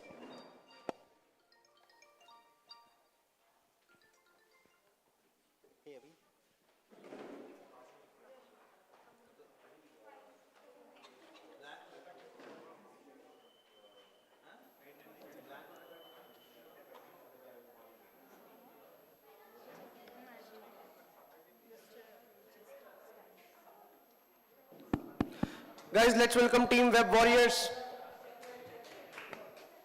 Come on guys, don't be shy in clapping.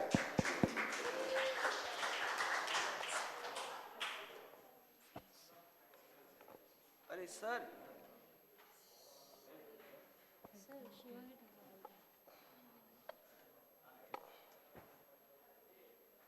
So, myself Shana Sultana, Sentence College for Women.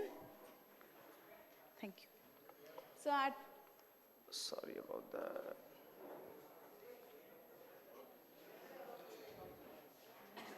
and our team name is Web Warriors.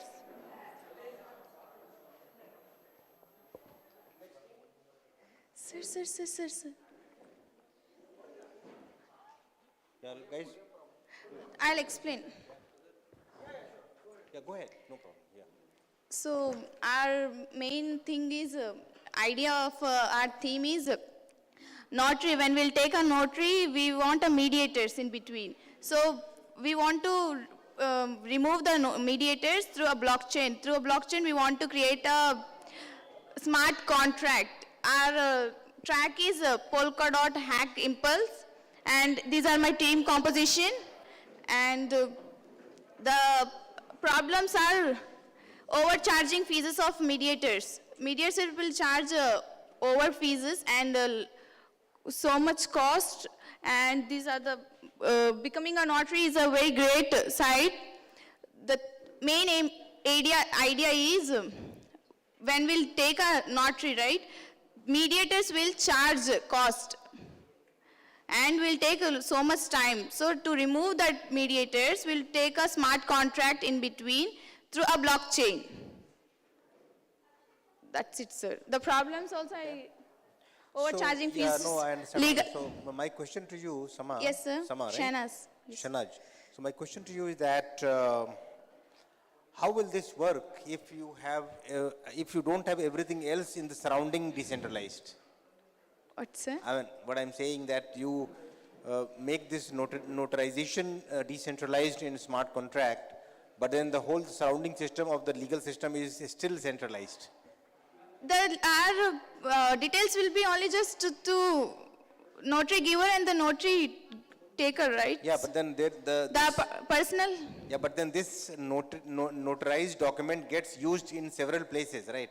Used when we'll give, then they'll use that notary things. Like our certificates will be, when we'll give our certificates to the person, they'll use that things. The mediator will not be known our details, personal details, the same thing. Okay, I want to understand a little more. So go ahead with some more slides, please. Yeah, continue. Slides. Yes, sir. Okay. Wait, next. DocuSign. This one, sir. Misuse of our details, personal details will not gone to mediator. And he will charge us so much cost. To reduce that, we want to create a blockchain network. And next, fast. This is our template. Impact on income, less lodging of money and less cost of smart contract. By smart contract, less amount will be done. Got it. Okay. Thank you. Thank you, sir. Thank you. The team web barrier, right?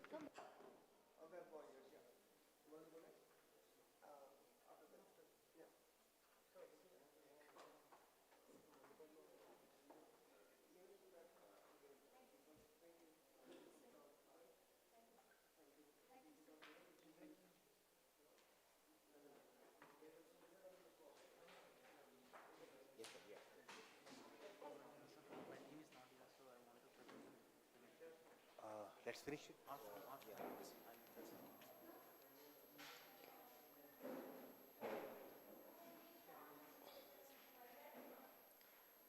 No, 1 second. Yeah, so ladies, be careful, na?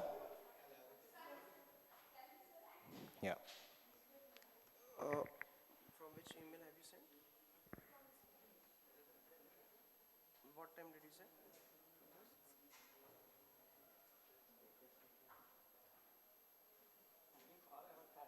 Yeah, go ahead. Don't, do you need PPT or you can start yourself? Yeah, go ahead. Your team name is? Web trio. Web trio. I mean, we already saw a trio. That was another trio. Yeah, it could be. Okay. Good evening, sir. This is Teja, and my team name is Web Trio. Web trio. Okay. My teammates are Dwara Lakshmi Priya and Vaishnavi. Okay. My track is IBC Open Innovative Challenge Track 2. My theme is Metaverse, and my topic is Virtual Avatar Shopping. Problem statement will be explained by my friend Priya. Thank you. Nowadays, many people are facing problems regarding the online shopping when the size and it will be not suitable for them. So we are come up with an idea called virtual shopping. So the app will scan our total physical appearance and will select which type of item is perfect for us. So that is our idea. As there is no time, I want to summarize my idea. Actually, my idea is, actually the avatar is already existing an idea. But when we scan a body, it will take our features, what are features, it scan the features. And it will take the data and the avatar will be created by the features. And when we do online shopping, there are many problems faced by the people that we don't know the size, suitability. If we take a dress, we don't know whether it will fit for us or not. If the accessories, if we take watch, shoes and all, we don't know whether it will be suitable for us or not. So by the avatars, we can make the suitability for us. And the idea is, and we use the blockchain in this to store the data, and the avatar created will be the only the single piece. The individuality is our uniqueness, and it will be created by the using of blockchain. Blockchain will be used for storing the data, particularly the avatar owned by a single person cannot be accessed by any other person. So it will provide security for the people and the transparency and the decentralization. People can access it very easily, and the competition between the the present online shopping platforms, Amazon and all can use this, and you can, if you want, you can pay some interest or taxes on that to you for people accessibility. Thank you, sir. Thank you.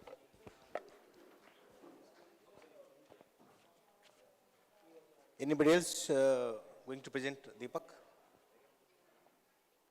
You want to go ahead here only? Yeah, you guys continue. I'll go Yeah, ahead thank here. you. I think I don't have any questions for you right I now. have my laptop, I'll do it. Okay. What team you are? Pixels. Pixels, huh? Number 25. Thank you, thank you.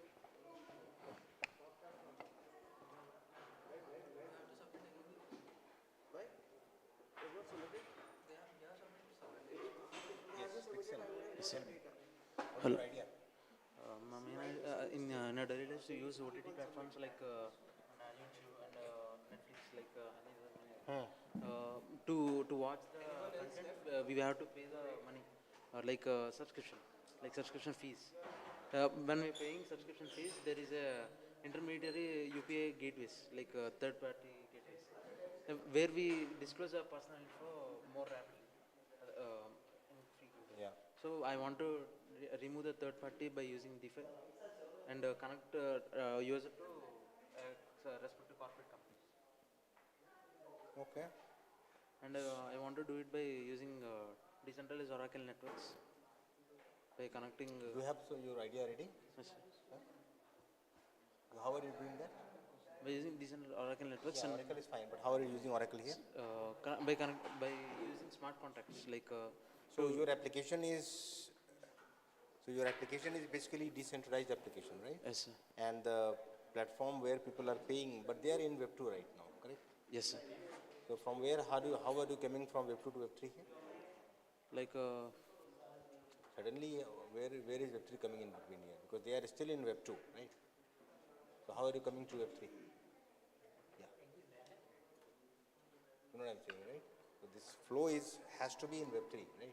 Yes. Suddenly your Web2 components and then you are introducing Web3 component and then again you're going back to Web2. That's not going to happen, right? So maybe think more and then maybe we can talk tomorrow again.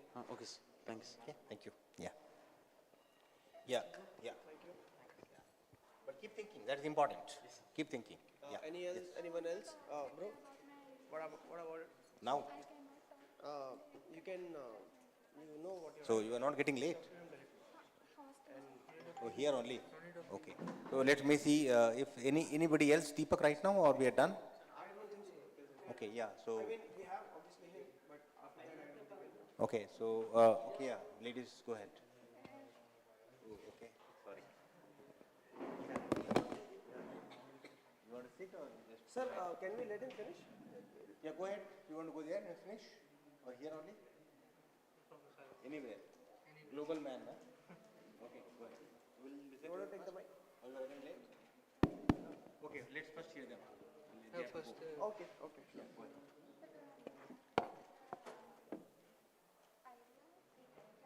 It's on.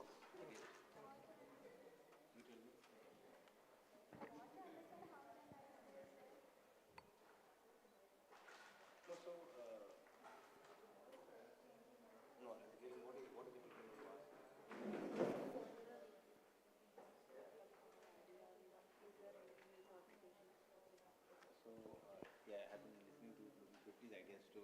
This idea was regarding which one? Virtual. Yeah, so the dress fitting and all what. Yes. I think that is so see the point is that is a great idea. If you look at metaverses today and the many retail shops and If you get the PPT, if you submit the form, let me know. the You can show the PPT as well. You want to show the PPT? I would like to show. Then email it to me. You don't have access to it on your laptop? comes that the problem is here rather if you buy things. Email at deepak@ibc.com. Problem is that most of the time it doesn't fit. Right? You think of the size, large size, you will, and maybe every company has different L size. That's what I feel, right?